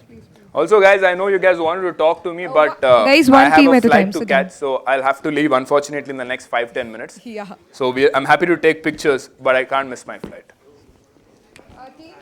Hi. Building a healthy breakfast brand. Okay. So this is our first product, granola. Like muesli? Yeah, muesli, but with more almonds, walnuts, and more nutrition. And the protein is all from naturally and without whey concentrates, which are like this is no sugar, no preservatives. This is sweetened by honey and berries. And this is the initial packaging which we have done, and we also have in paper packaging. You have an Instagram page? Yeah, yeah. We make content like we post regularly on Instagram. Got it. How many followers do you have? Right now, so we have just started like 1 month ago, so it's 120. 120 followers. Mostly But, your friends. Yeah, but actually last reel performed really well. We had 35k views, 35k views in the last reel, so that also got us website orders. That too organic. Very nice. That's the game, man. You build a good content strategy, business at least reaching that 0 to 1 stage becomes easy. All the best. Thank you so much. This is the camp.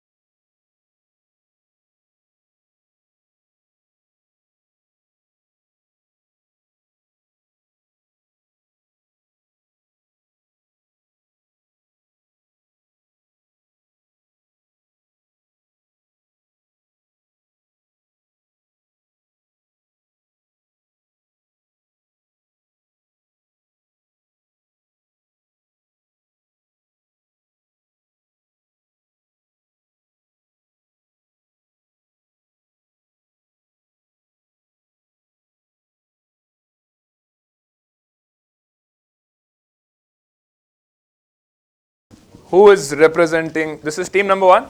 Yes. All right. Who is representing team number 1? Both of you all? All right. So you guys want to come on the stage and present? Go for it. Why? Go on the stage. You're shy. Can't be shy, bro.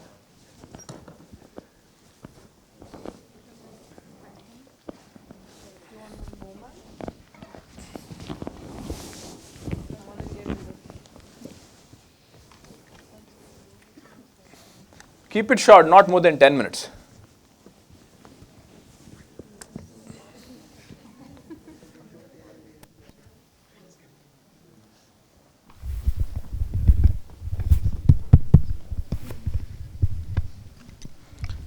So first of all, we will divide it to the 4 quadrants. That is the high impact and high probability, low impact, high probability, high impact, low probability, and low impact, low probability. So I'll start with the high impact and high probability risk, which is when we studied this, the question basis that the biggest risk is the lifestyle inflation and cash flow stress. So today, Ram earns 2 lakhs per month, spends 1 lakh, and has 45,000 of EMI, leaving a surplus of 55,000, which he puts it into SIP. Now, if both the salary and expenses grow at 10%, in 5 years his salary would become 3,22,000, but expenses rises to 1,61,000. Now, along with the EMI, total outflow becomes 2,06,000. Although the surplus looks higher, that is at 1,16,000, realistically, so 20 to 25 to 30% of this goes into the investments due to the lifestyle upgrades and insurance and etc. So which reduces the SIP from, which will reduce if the lifestyle upgrades, it will reduce the SIP from 55,000 to 30 to 35,000. And the measure for this will be that we'll have to put a cap on the expenses, the expenses growth, which will be at 6 to 7%, and emergency funds should be increased from 6 to 9 months, and prioritize the SIPs before discretionary spendings. Then I come to the low impact and high probability risk. So these will be, so these are short term. So low impact and high probability. These are short term market volatility and variable income like bonuses not materializing. So equity SIP can fluctuate, that is 15 to 20% annually. But the long term impact is limited if the discipline is maintained. And a measure for the low impact, high probability risk would be that do not react to the short term volatility and never plan the goals on bonuses, and use bonuses only for buffers or loan prepayments or creating an emergency fund. So what will be all the risk which will having the high impact and the low probability? It may include have a job loss or the health emergencies or the market crash near the house purchase year. So basically the RAM monthly currently expense is 1 lakh plus the 45,000 is a fixed EMI. So if he expenses 1,45,000 per month, so he'll be just having let's say he's not having a job for next 6 months. So the probably the emergency fund will be required is 9 lakhs, but now he has only 3 lakh rupees. So he's basically 6 lakh rupees in short. And the second thing is the market crash maybe in a 4th or 5th year, and it may impact the house corpus reduced by 10 to 15 lakhs in next 5 years. So what will the measure to hindrance this risk is, first he need to focus on build a more emergency fund by allocating and diversifying his SIPs from equity to debt also. And what will the all the risk which having the low impact and the low probability, it's just a minor return or the inflation assumptions mismatch, such as earning instead of 11 to 12%, and this the measure will be the use of the conservative assumptions and the review plan annually. And the conclusion, Ram's biggest risk is, so the core takeaway from this analysis is that Ram's biggest threat is not the low returns, but the unmanaged risk, despite a healthy income and disciplined investing today, and an inadequate emergency buffer can reduce 30,000 over time. So the final suggestion is he needs to focus not just on the lifestyle expenses, he's to focusing on the building emergency fund first, and second is the diversification of the investments from just equity into debt, all the other assets, which may not probably help him to achieve this financial goal to buy a 3 crore rupees worth house in next 5 years.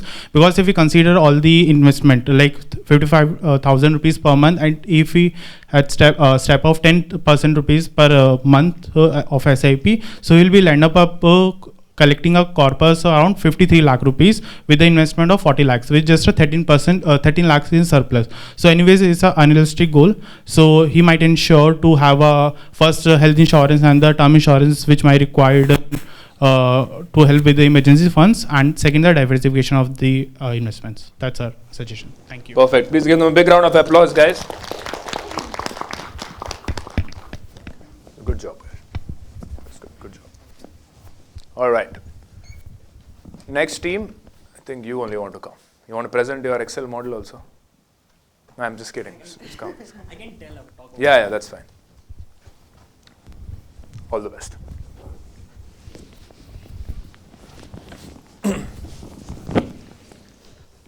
So, as we see, Ram's income is growing. Present to them.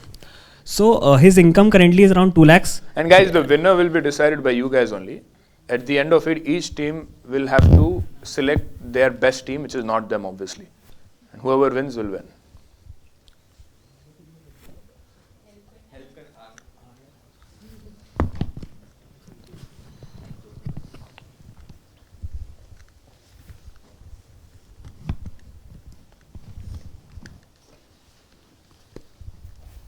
So as we see that his income is around 2 lakhs, but he is spending around 50% of that income monthly. So in a span of 5 years, his total income is around 1.46 CR. And in that also, because his expenses also the 50%, it's around 73 lakhs. So around the span of 5 years, he is just spending 50% of his income, which is in expenses, which he should not be. Also, in a span of 5 years, the total EMI, the loan which is paying, is around 32 lakhs, means 2 to 3 lakhs extra in EMIs, which accounts for around again 20 to 25% of his total income, which he should take care of. The income is growing about at 10% rate, but the expenses are also growing. So, and he has not currently managed whether he will increase his SIP or not. So the total extra income which he had, means the total income minus the total extra expense at a growth rate. So he will be having some extra income also. He can use it in SIP, invest more in SIPs. So he's already having around 7 lakhs rupees, which he has not invested anywhere. So in the total, in this maths, he's short of around 14 to 16 lakh rupees after span of 5 years. Because he, for a 3 crore house, he has to minimum spend 20% as a down payment, and 20% accounts for around 60 lakhs, and he wants the 3 lakhs of emergency funds. So he wants 63 lakh rupees, but his total SIP investments accounts for around 42 to 43 lakh rupees. So he's well short of what he wanted to be. So now coming to the main question, what are high impact and low probability, what are high impact and high probability, and what are low impact, low probability things? So firstly, low impact, low probability, that inflation adjustment, this SIP rate or expense rate may change to a minor 1 or 2%, but it is low impact and low probability. What is high impact but low probability is a job loss. Maybe the car got damaged or accident happened, or the emergency, he had to use his emergency fund which he has not accumulated, so he has to utilize that way before what he wanted to be. So these are high impact but maybe low probability. We assume that it all goes well. Now coming to high impact and high probability, if he goes in the same rate of expense and his income, he is not able to achieve the target what he aims to be. So these are means the income percentage. He will, as already some of my friends said, he will like to increase his expenses as his income is also increasing, but not cutting on the EMIs, not cutting on other things. So that is very high impact, but that is also have a very high probability. Now coming to what is low impact but high probability is he might just switch on between expenses and EMIs. He might have more EMIs or have more expenses than EMIs. So it will have low impact, but he can probably do that. Switching between also SIPs or cash saving, he can do that, but it will not impact much. Overall, he has to save a lot. So that is it. Perfect. All right. Thank you guys. Okay, next.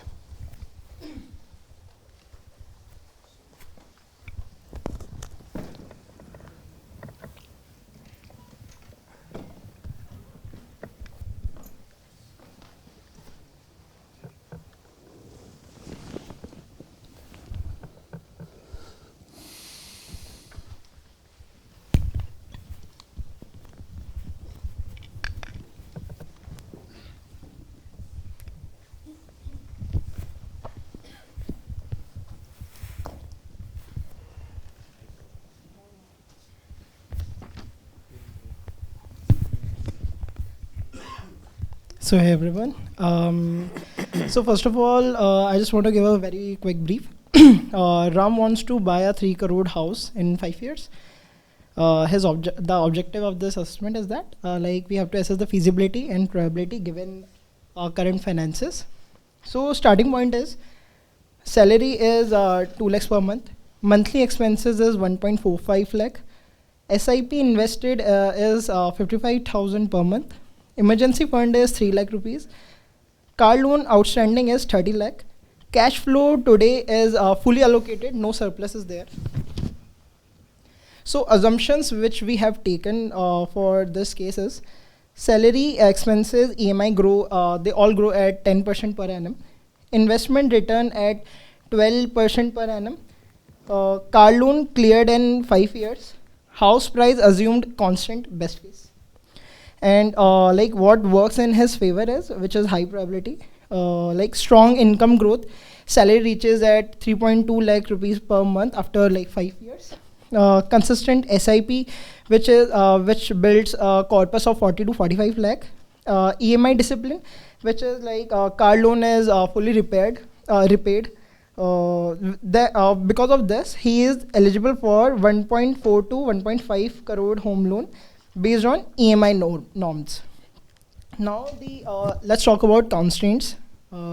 So minimum down payment required is 60 lakhs. Expected savings in 5 years is 45 lakhs. So he is shortfall by 15 lakhs right now. I'm just opening my calculation.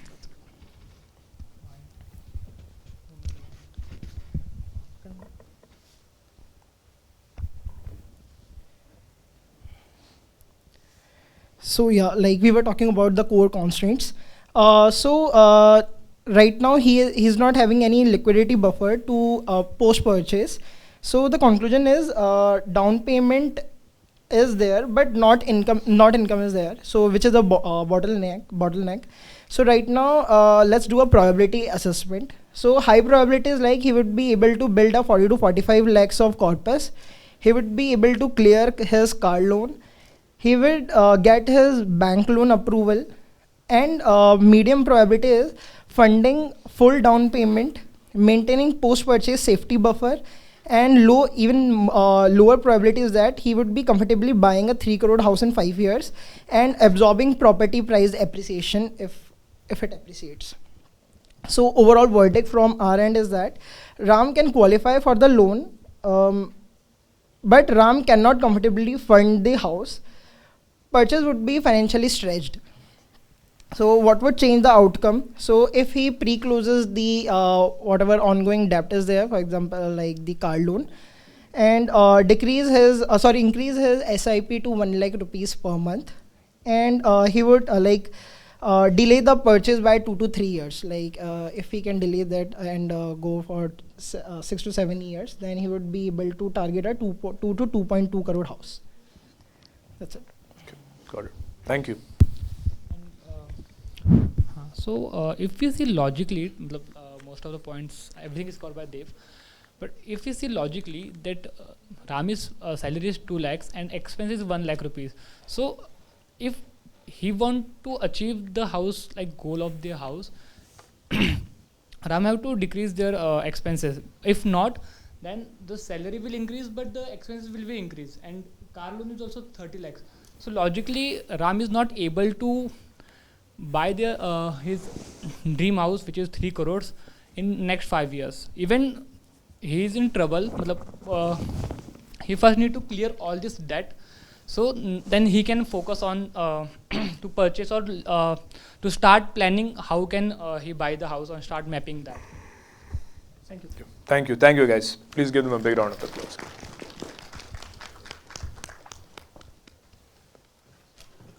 It's the last team, right? Yes. Get them.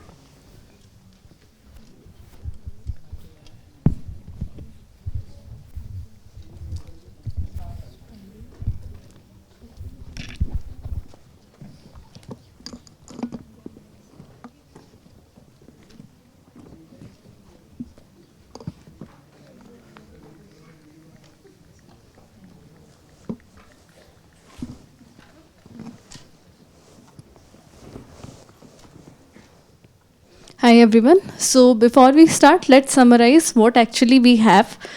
So as we know that the salary is around 2 lakhs per month, expenses is 1 lakh, car EMIs is 45,000 and SIP is 55,000, that is planned.